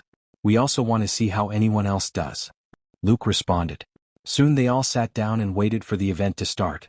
Eraserhead came over and apologized since he had failed to recognize such an opportunity to help his student all these years when it was right in front of him. It's okay, the suit type isn't that commonly known. I just thought UA would have known since one of their former students had used it before, Izuku told him. Soon they went back to the quiet conversations between people. Izuku noticed that the Yagis kept glancing in his direction. Gran Torino just got up and walked over to a seat near Izuku and sat down. Sup, rat? Who do you think will take it this year? He asked Izuku. I don't really know any of the current first years, so I don't know. I think the person who won last year would have a good chance, Izuku stated. The Yagis were surprised at how easy Gran Torino had started talking to Izuku and wished they could do that as well. Soon the students were called out to the field. They had more students than normal this year since the UA students were at the school, but it didn't matter. I'm betting a lot of the UA students will fall out in the first round, Leon said, and this shocked the UA staff. I'm not foolish enough to bet against that, Seth said. The UA teachers felt a bit annoyed except Gran Torino, who has spent time in other classes seeing them work. He knew that the UA kids would have a hard time. The first round was called and it was going to be another point king system this year. Anyone that loses all of their points was out and whoever had the most for the top 50 by the time was called or people were out would move to the next round. Let us start this round. On the count of 3, stated the announcer, and after the count, they set off. A lot of people were dropping like flies and already a quarter of the UA students were out. Some students from FHE even teamed up and took some UA students out, which they looked like they wanted to complain about it not being fair but kept their mouth shut, unlike All Might. Isn't this meant to be an individual match? He asked. Indeed, however, there isn't a rule against teaming up.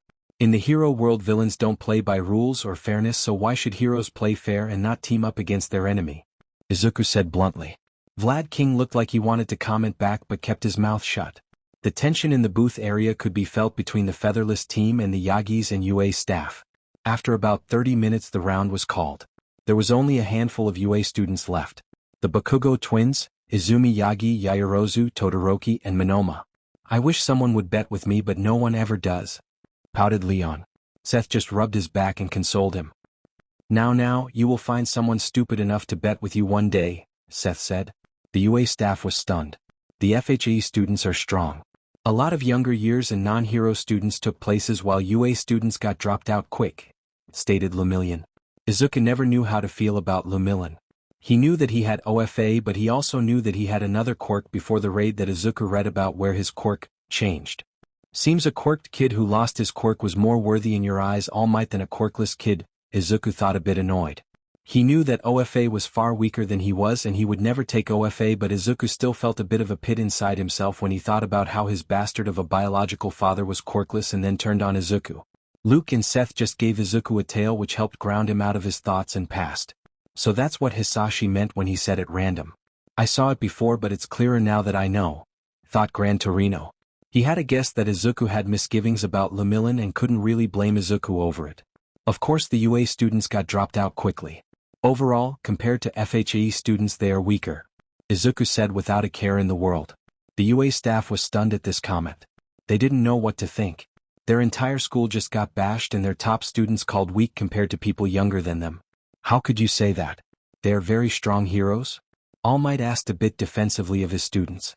Izuku just didn't care how All Might felt. Overall they are strong for Japan, yes. On the world stage they are weaker. People in other countries have to deal with far stronger villains and threats.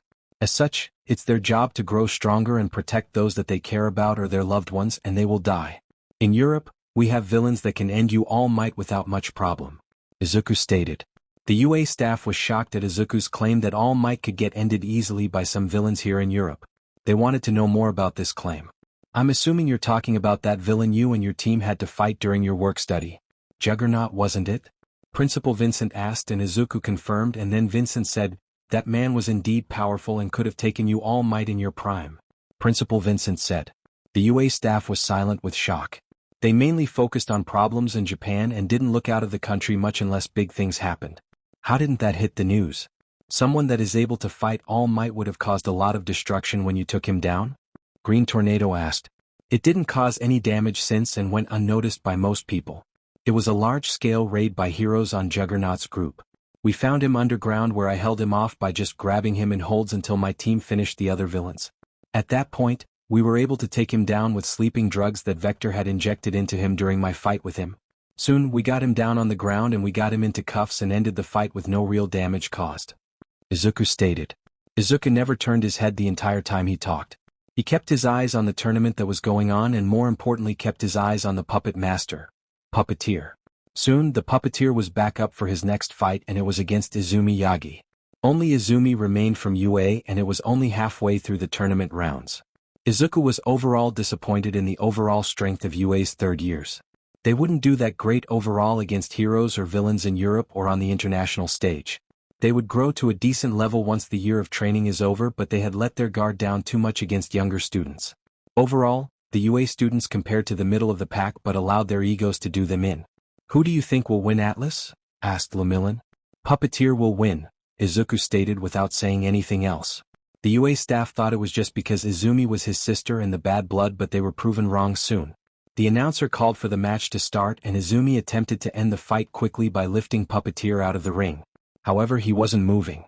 Did he incorporate his puppets into his outfit itself? Izuku thought as he noticed some wood-looking material on his shoes and other parts of his outfit. Go my puppets and claim me another one, yelled Puppeteer. Izumi just turned her quirk onto the puppets and ripped some of them apart as they came towards her or dodged the others. She would break part of the ground out and send rubble at some puppets as well. However, she did what the kid from the previous sports festival did to Puppeteer and turned her back on a larger puppet. Soon a puppet came out and stabbed her with a thin-looking part of the puppet and then jumped away before Izumi could destroy it. Yagi has lost the round, Izuku stated without any emotions in his voice. How it didn't seem to do much to her? Asked All Might in a worried tone. That puppet had poison on its tip, meaning she will drop soon. Puppeteer only has to wait her out now, Izuku said. Some of the UA staff asked how the poison was allowed since it wasn't the kid's quirk. Students can bring in anything they create themselves if it directly ties to their quirk. The puppeteer creates puppets out of wood and then controls them. He just adds the poison to the puppet and it counts as a part of the puppet and is directly tied to his quirk. As such, it's allowed, stated the principal. After about 4 minutes of just dodging, Izumi soon just fell asleep onto the ground. The match was called and she was moved to the medical ward. The Yagis went to see how she was doing. The matches kept going on and the puppeteer hero won the festival once again for the second time in a row. The stadium was clapping loudly. Izuku and the team knew they wanted to invite him to join the agency for a work study. The team followed the staff and principal to where all the students would be located at. They could see everyone here, even the UA students. Hey, puppeteer, I see you won once again, Izuku said while walking in. Puppeteer looked over and lit up when he saw his mentors from his first year training here. Atlas, Tiger, Void, Vector, Storm. It's good to see you all again. Did you all watch the fight? He asked with some excitement. Ever since the training in his first year, he had always looked up to the Featherless team due to their help. Indeed we did. We also came to offer you something, Luke said. Seth then pulled a paper out of his jacket and handed it to Puppeteer. You will get other offers, but we wanted to extend ours as well. We would like you to come to join our agency for a work study, and depending on how that goes, we want you to join our agency as an individual hero once you graduate and have your full license. Leon stated. Izuku then spoke up. You don't have to give an answer. Look over your dash, but he was cut off. Of course I want to join you guys. I always looked up to you guys and your agency. I don't even have to look at the other offers. Puppeteer stated. Izuku and the guys just laughed at this. Then we will see you starting next week for work studies and it will keep going until you graduate, Izuku stated. They talked for a bit more before walking away. The principal then called for everyone's attention and talked about some things before letting everyone go. Izuku and the team waited until the students left before attempting to leave. However, it seems that fate wasn't on their side. Izuku, would you be willing to sit down and talk with us? We would just like a chance to talk, asked Izumi. He turned around slightly and just bluntly said no. Izumi and the Yagis had some tears in their eyes at his outright bluntness. The UA students that were still around heard this, and Uraraka decided to open her mouth and make a comment. Come on, Atlas, they have changed and they deserve the opportunity to reconnect with you, and you just won't give them a chance to show you they have changed for the better. They are your family after all. Uraraka said with her arms crossed, looking a bit annoyed at Izuku's bluntness in rejecting his family. Some of the students were trying to get her to shut up, but they were too late. Even Gran Torino and Principal Vincent knew that she just screwed up. Izuku turned around annoyed and felt the rage inside him that someone dared to call them his family. Let me make something perfectly clear, you naive fool that seems to not know how the world works. They've changed? Good for them. I don't care. It's my life that they want in and I don't want to let them in currently. They had years to change and notice the shit they did to me, but they never did until I already left. Also, never call them my family again because they aren't. My family is Hisashi Midoriya, Sorahiko Torino, and my fiancés and my two best friends Leon and Seth. Those bastards standing behind me right now are not my family, and you better get that damn thought out of your head now. They don't get to have a chance at reconnecting if I don't want to. They are the abusers and I was their victim, not the other way around. You don't get to tell the victim of a crime that their attacker to abuser had the right to do jack shit. Do you understand me? Izuku said as he yelled the last part right into her face while looking at her with pure rage. He hated the fact that this outside party thought she had any right to get involved in this matter. Luke and Kyle just wrapped their tails around Izuku quickly, and Seth and Leon grabbed onto them as Kyle activated his shadow traveling and got them the hell out of there. Everyone was dead silent until Gran Torino spoke up. You stupid girl. How did you even make it to the third-year hero class is now beyond me. You likely ruined any chance that the Yagis and Bakugos had at reconnecting with him now. You don't understand anything about what they truly did to him. They don't even truly understand the effects they had on him. Why did you think as a third party that you had any right to get involved in this matter when even I, All Might's adoptive father and Izuku's grandfather, knew that they had no right to reconnect with Izuku? It was solely Izuku's decision to reconnect, and no one had the right to force him to do that. He was right in his wording about abusers and their victims, because that is what it is. The Yagis and the Bakugos are the abusers and Izuku is the victim who has to be in the same area as them.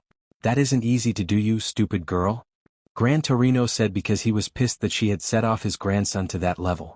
Gran Torino just turned around and exited the door since he needed to go see how his grandson was doing, and he pulled his cell phone out and called Hisashi to warn him. Hello? Hisashi answered. Hisashi, get to Izuku. Some idiot girl from UA had set him off about the Yagis and Bakugos, and Izuku blew up due to his emotions. I'm on my way to Titan Tower since I'm betting that's where Kyle is taking them all via his shadow traveling. Gran Torino said as Hisashi thanked him and went upstairs to be ready for their arrival. After about 10 minutes she woke up and she realized what had happened as she looked over to her side and saw Izuku sitting there. Bro, she was saying, but was cut off. Don't. You haven't earned that back yet. There's a chance you may never earn it back. However, I won't be opposed to you calling me Izuku instead of my hero name. Remember Izumi Yagi, this is your last chance. Show me what type of person you are. Izuku said as he got up and started to exit the door. Izumi just got up and followed after him to the control room where everyone was waiting. They were all in shock, a bit still from the events that they saw. Izuku POV. I entered the control room and knew everyone wanted to ask what happened in the fight, but I just ignored them. Izumi walked into the room after me and the others were trying to ask her what happened at the end as well, but she just ignored them as well. Soon the staff ended the meeting and dismissed everyone. All the students were deemed to pass the basic standard of combat ability.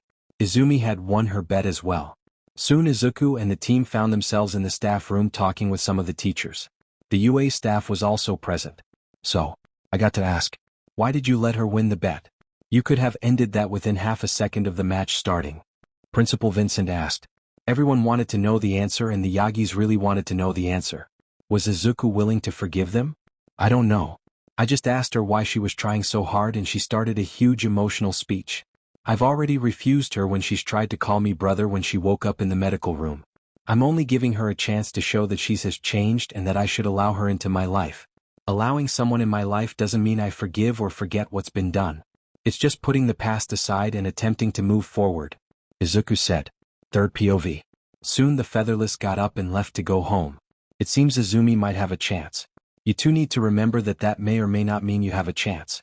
Even if he lets you all into his life, it doesn't mean he will see you as his family again. He could allow you in and you could end up only ever being family friends at best. You do realize that, correct? Because you need to remember he does have a new family. Gran Torino stated, and the Yagis knew that was a real possibility. Just being a presence in his life would be enough for me. We screwed up our chance at being parents. Now we can only hope we can have any type of right to be in his life now with his new family. Inko said. Time skip. Third POV. It was now the middle of the summer-winter break and the school was preparing for the next semester. The school was also hosting some training sessions for the UA students to get more training in since they would only have a semester left of their time here in Germany. The Featherless group was also helping out in training. Izumi has gotten a bit closer to Izuku, who has been a bit more open to talking to her. However, today was going to take a drastic turn for the day. About halfway into the day, the ground started to shake from something. Everyone looked into the back of the woods near the mountains and saw someone flying in the air. It was AFO from Japan and the LOV on the ground with a lot of nomus. Hello All Might. I've recovered and brought my men to finish you and your successor off. AFO stated. There were dozens of nomus on the ground behind AFO. Everyone was in fear except the Featherless team and the school staff. Izuku just pulled out his phone and pressed the emergency button enough to trigger for assault squads to arrive. He also texted his dad that they needed a lot of men due to a large threat and people needed to be evacuated from the area he is at. He texted that the threat was the villain from Japan called AFO and his men. Izuku and his team weren't that worried since they have fought a lot of strong people. It's just if the others get in the way of the fight. The people from UA were on guard as All Might and Lemillion looked ready to fight.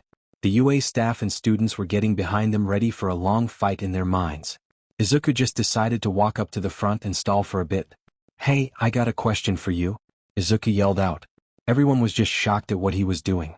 FO was wondering who this person was since he looked like Izumi Yagi. Who are you? You look like the lost Izuku Yagi. The son of All Might. FO asked. Yeah. Please don't call me the son of that idiot, please. I'd rather not be called that. Anyway, to my question. I had a few that I wanted to ask. Izuku asked with a frown on his face. FO was just curious about what Izuku wanted to ask and the fact that he didn't act scared. Oh, go ahead and ask your questions, FO said, and Izuku just thanked him. First, why did you never leave Japan and try to start anew out of a country that All Might didn't have influence in? Like you could have gone anywhere in the world and started a new empire that would have been stronger, but you didn't? Is it the fact that you know you're not that overall strong when you go on the international stage? Izuku asked. This annoyed AFO quickly at being called weak. You are testing my limits, boy. I didn't leave since it was my home country, FO stated, and you could hear the rage building up in his voice. Okay, one more question. How would you compare your strength overall to the prime of All Might? Would you say you're weaker or stronger or the same, and if stronger, by how much? Izuku asked. Currently, Izuku was about 2.5x stronger than All Might Prime. He could push it to 3x to 3.5x All Might's Prime, but it would start to hurt. I would say I'm on stronger than his Prime due to all the quirks I have. The reason he got me last time was because I let my guard down. Even the mighty can fall to that mistake. I also would say I'm about 2x All Might strength at his Prime but could push it to 3x in a death fight. Why do you want to know so much? FO asked because he was honestly curious. Revealing his strength did have the effect of causing panic and fear in the people in front of him. Wait. All for one thought as he saw Izuku smile, and so did his team and the staff from FHE. Why are you smiling? FO asked. Even the people from UA were confused about why Izuku was smiling. This was AFO who took All Might on twice. Oh. This is going to be fun. Izuku said with a smirk on his face.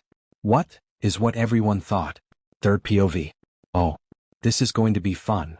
Izuku said with a smirk on his face. What? Is what everyone thought. Atlas, what are you talking about? This is the villain known as AFO, and he is a big threat. All Might yelled out. Lemillion and All Might then charged at AFO but were both sent flying back due to a large shockwave from AFO with his new enlarged arm. Now AFO, if Atlas wants to fight then let him fight, AFO stated. Why thank you. How noble of you, Atlas stated. Atlas then looked at his team and told them a general plan. Tiger work on the creatures. Vector work on the villain's nose as Mr. Compress and Spinner. Void works on Twice and Toga. Storm work on Dobby while helping the others. I will help where I can, but I will fight AFO and stall him. I'll defeat him if I can get an attack in that can put him down, but with all of his quirks, he won't go easily. So when you are done, help each other and work your way up to me. Okay. Atlas asked his team and they agreed. They knew this fight would be a tough one if AFO could interfere in the other battles. As such, they got to work. Let's do this.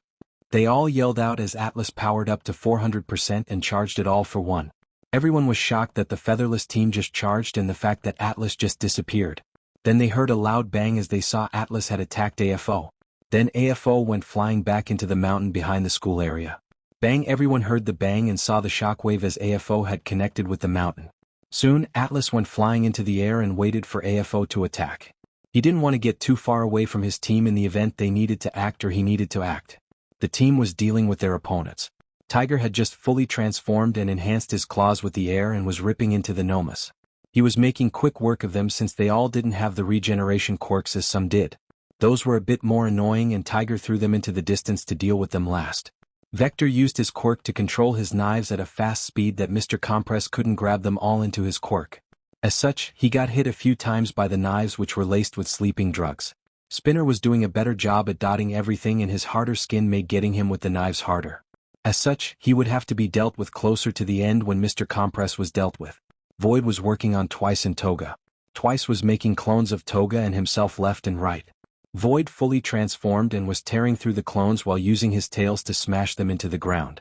He also used his shadow travel to jump through the army of clones and tear through them. He also sent void balls out from his tail every time he came out of the shadows. Storm was fighting Dobby and he knew this fight would be troublesome due to Dobby's quirk. It was a standstill for the most part and Storm needed to find a weakness to attack. FO had already arrived back and was pissed that he got sent back like that. You said you could go much stronger than All Might if in a death fight. Well, guess what? This is a death fight, Izuku stated. Soon they were going blow for blow. Izuku was slowly increasing his strength since he knew that his energy wasn't limitless at the levels he was going into. The absorption ability of his has gotten good to keep up with his fighting over the years, but once he enters the higher percent that he normally doesn't use, then his consumption outdoes his absorption. As such, the fight between AFO and Atlas was currently at a standstill of large blows going between them. Atlas needed to figure out a game plan since he wouldn't win a slugfest. Third POV. All Might and the others were just watching the featherless team fight against AFO and the LOV. Why did they go in by themselves? This isn't an easy enemy, All Might said. Principal Vincent just looked at All Might as if he was crazy. All Might, you forget Atlas and the featherless team has faced opponents that could defeat you before. This isn't any different from any other mission for them. If you want to help out, then keep the UA students and others safe from any attacks, Vincent stated. Lemillion looked like he wanted to get involved but didn't know what to do. All Might, could you authorize me to get involved in the fight? Lemillion asked. Vincent just rejected this right away. No. You can't get involved. Featherless is a team that can act and defend each other from a distance, and you getting involved would ruin their flow and their control of the battle. It may not appear like they have control, but trust me, they do, Vincent stated in a warning tone at All Might and Lemillion. The slugfest between Atlas and AFO kept going on. Soon Atlas figured out a general plan in his mind.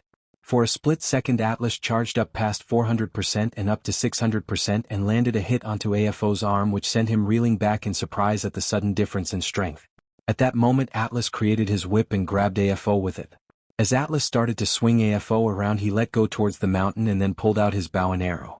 Let's see if you can take this hit, Atlas stated as he let the arrow go flying. It had a larger charge into it at a 1000% power output. AFO saw the arrow coming and didn't think anything of it. Big mistake. The arrow landed and blew up. Everyone's attention got taken by the explosion. Well, almost everyone's. The Featherless team has seen this explosion before since they have trained with Izuku, and they used the villain's lack of attention to turn the tide of the battle. Compress slowed down enough due to the drugs and was knocked out by Vector. Vector also sent all of his blades directly into Spinner at a quick speed. It had enough speed and force to break into his scales and dig into his skin. Ah! Yelled out Spinner, which broke everyone's train of thought of the explosion, but it was too late. The Featherless team had already made their move.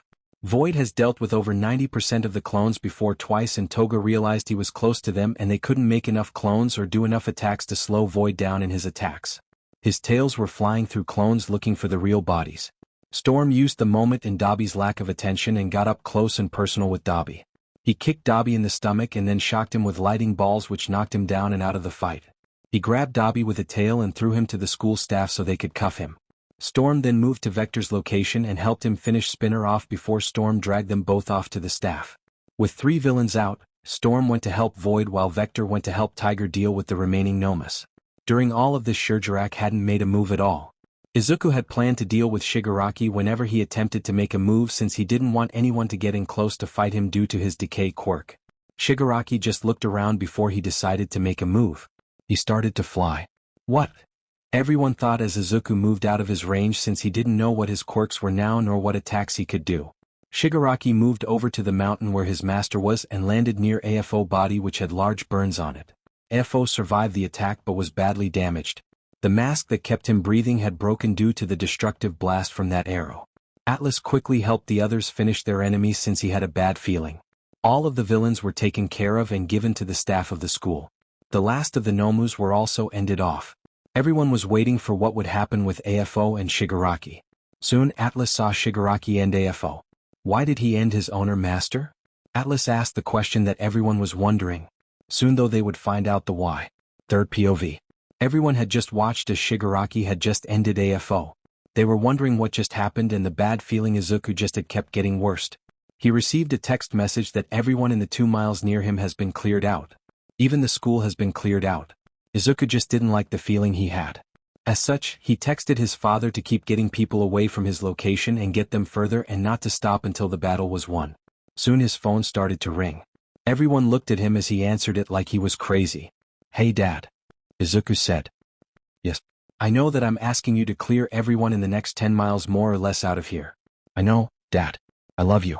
Just in case I don't come back, I just want you to know I love you," Izuku said as he hanged up his phone suddenly.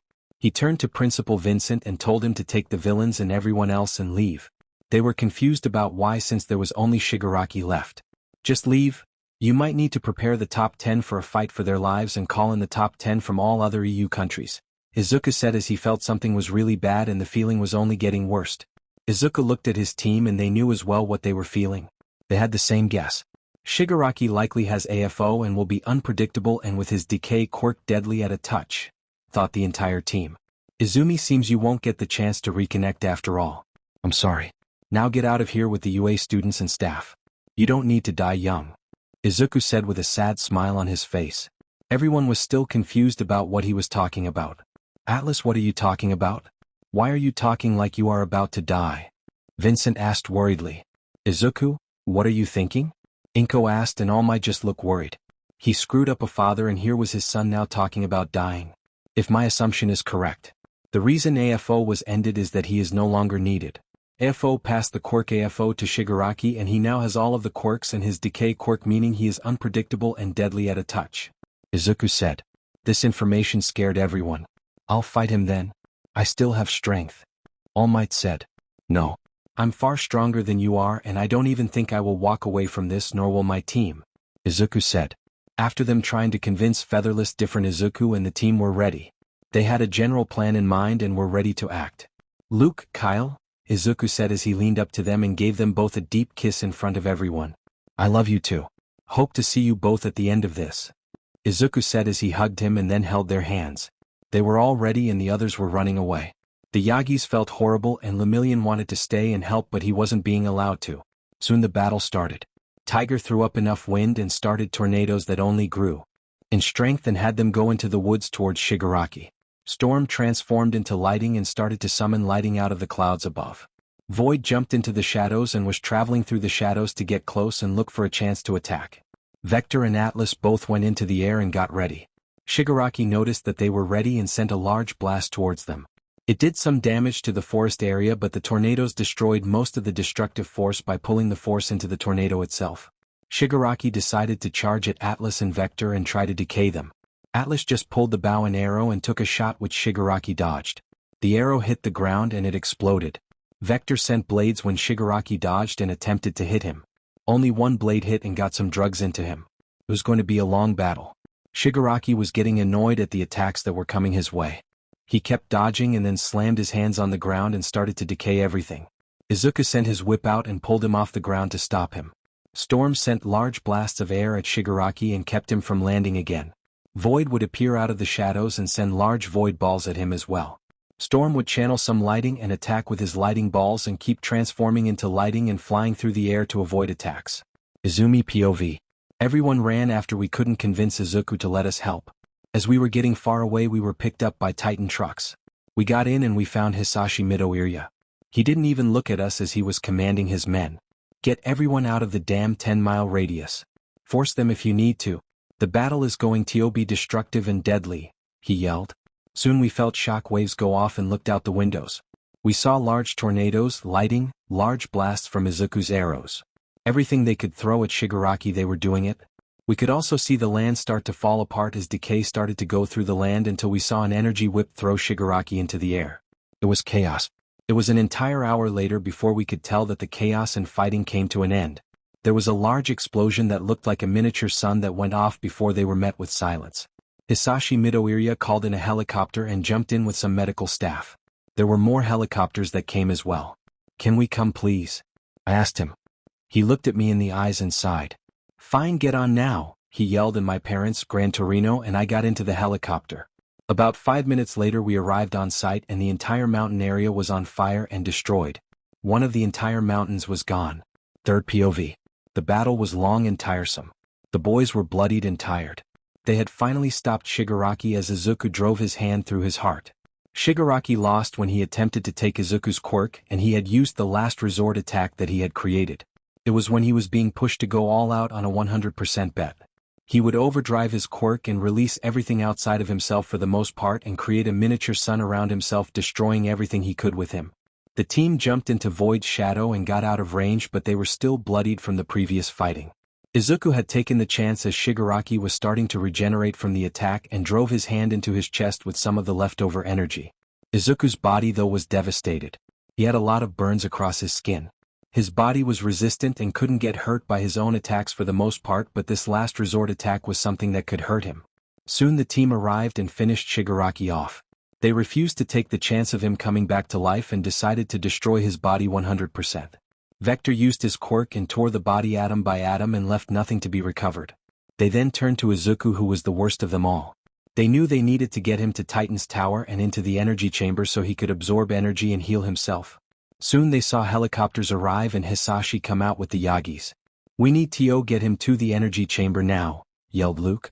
Soon the medics carried him into the helicopter and the Yagis were horrified at the featherless state. It was about 10 minutes before they arrived at the Titan Tower. Soon they arrived in the Titan Tower and they all went down to the energy reactor and placed Izuku inside it.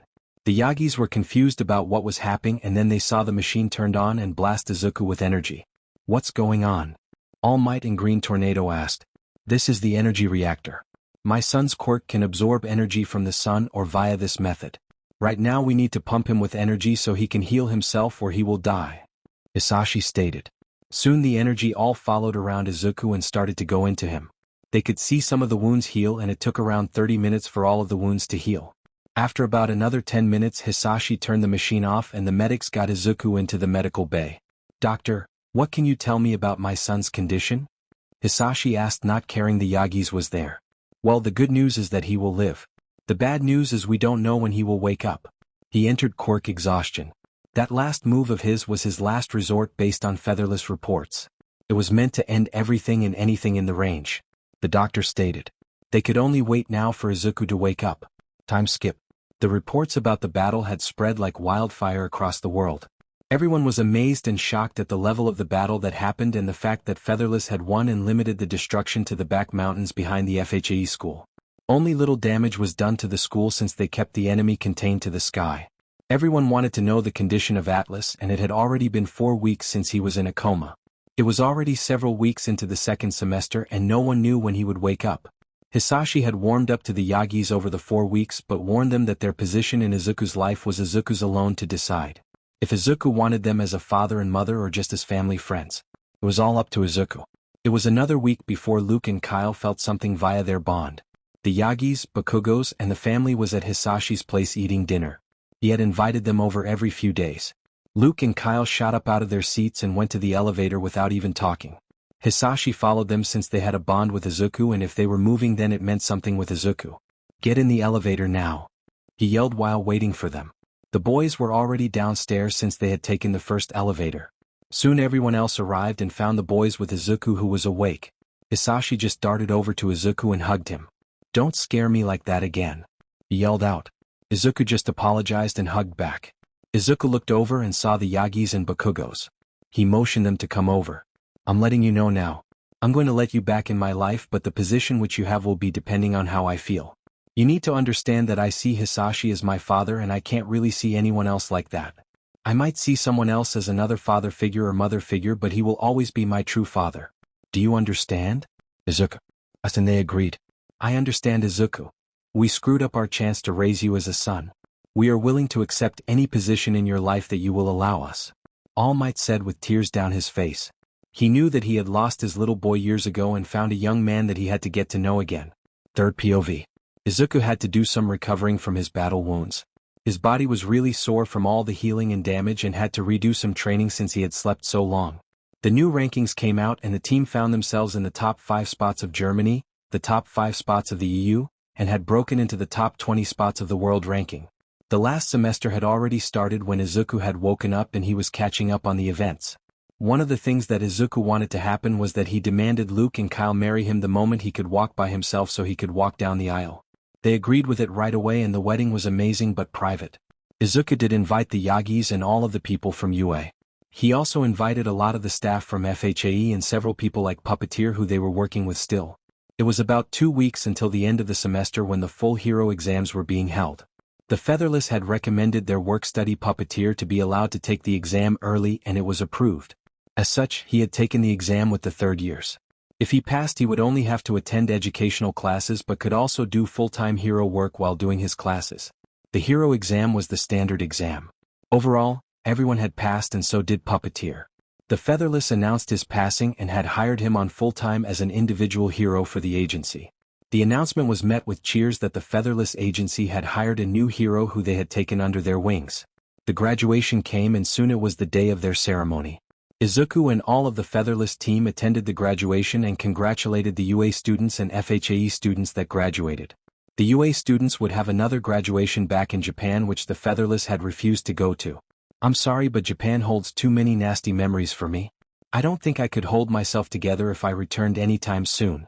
Meeting my past family was already hard this year and going back to Japan would be too much for me currently, Izuku stated. The Yagis and Bakugos understood this and accepted it.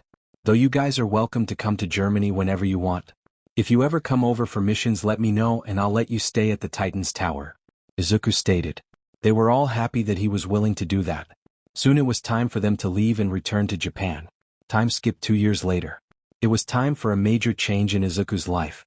2 years had passed and Izuku had become closer to the Yagis. He had come to see Izumi as a sister again and Inko and Toshinori as parental figures.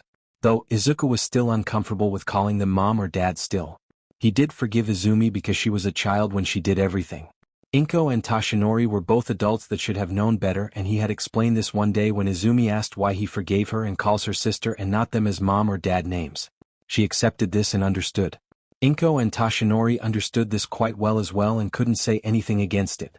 They were just happy to be in his life again and visited often with Izumi. It was a few months after their last visit when Izuku figured something out. Izuku had been wanting to have a child lately and had told Luke and Kyle, who agreed since they were all 18 or older. As such, that is how they found themselves with a pregnant Izuku down in the medical bay. "Congratulations, sir, you are having twins. Both are males," the doctor stated. Izuku was stunned and then broke out into happiness. "Twins? I'm having twin boys. Oh my god. I'm going me a mother." Izuku screamed out. Luke and Kyle were both frozen. They were about to be fathers. "Wait, can you tell who the father is? I want to know for the future so I can ensure I give birth to kids from both Luke and Kyle," stated Izuku with a large blush, which made both of the boys blush as well about them both having more children running around. The doctor had a quirk that could learn all about pregnancy and the details. As such, she looked and confirmed for Izuku the details. "One kid belongs to each," the doctor said with a smile. Time skipped 9 months. Time passed and Izuku stayed as an active hero for as long as he could before he had to do office work.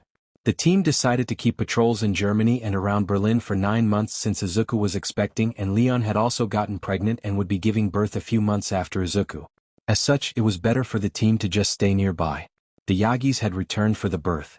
Green Tornado and All Might both had reduced their active hours. Lemillion had taken the #1 spot in Japan about 1 year ago, and the UA students that graduated with Izumi all were in the top 40 heroes. Izumi was the #5th hero. Lemillion had offered OFA to Izuku after the final battle, but Izuku refused since he didn't need it. The word said was, "I'm far more powerful than you ever would be, Lemillion. It will take like the #11th OFA user to even stand against my powers, and that's by myself without my team. Take them into account and not even the #13th person might be able to stand against us," Izuku said, and also Lemillion would go back to being quirkless, which Izuku refused to do to him. It was time for the birth though. Soon, Izuku was in the delivery room and was going under surgery to have them birthed via C-section since it would be safer since Izuku was a male. He could do it via his rear exit, but the bond didn't change it enough that the doctors felt safe to do it via that method. As such, the surgery lasted 2 hours before the twins were born. The cries of the babies could be heard through the medical bay.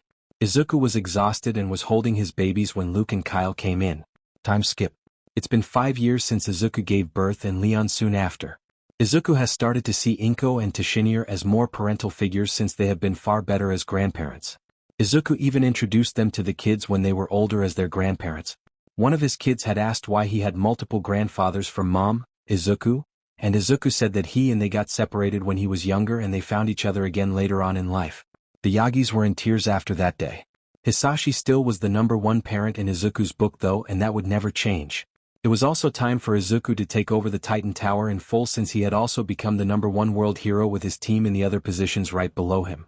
Izuku was happy with his life and wouldn't change anything. Izuku POV. We arrived back home and we found everyone's parents. Okay, sadly the chapter is over. And if you enjoyed the video, just leave a like and subscribe with post notification, so when the next chapter is ready, you will be notified. Okay, see you in the next video. Bye.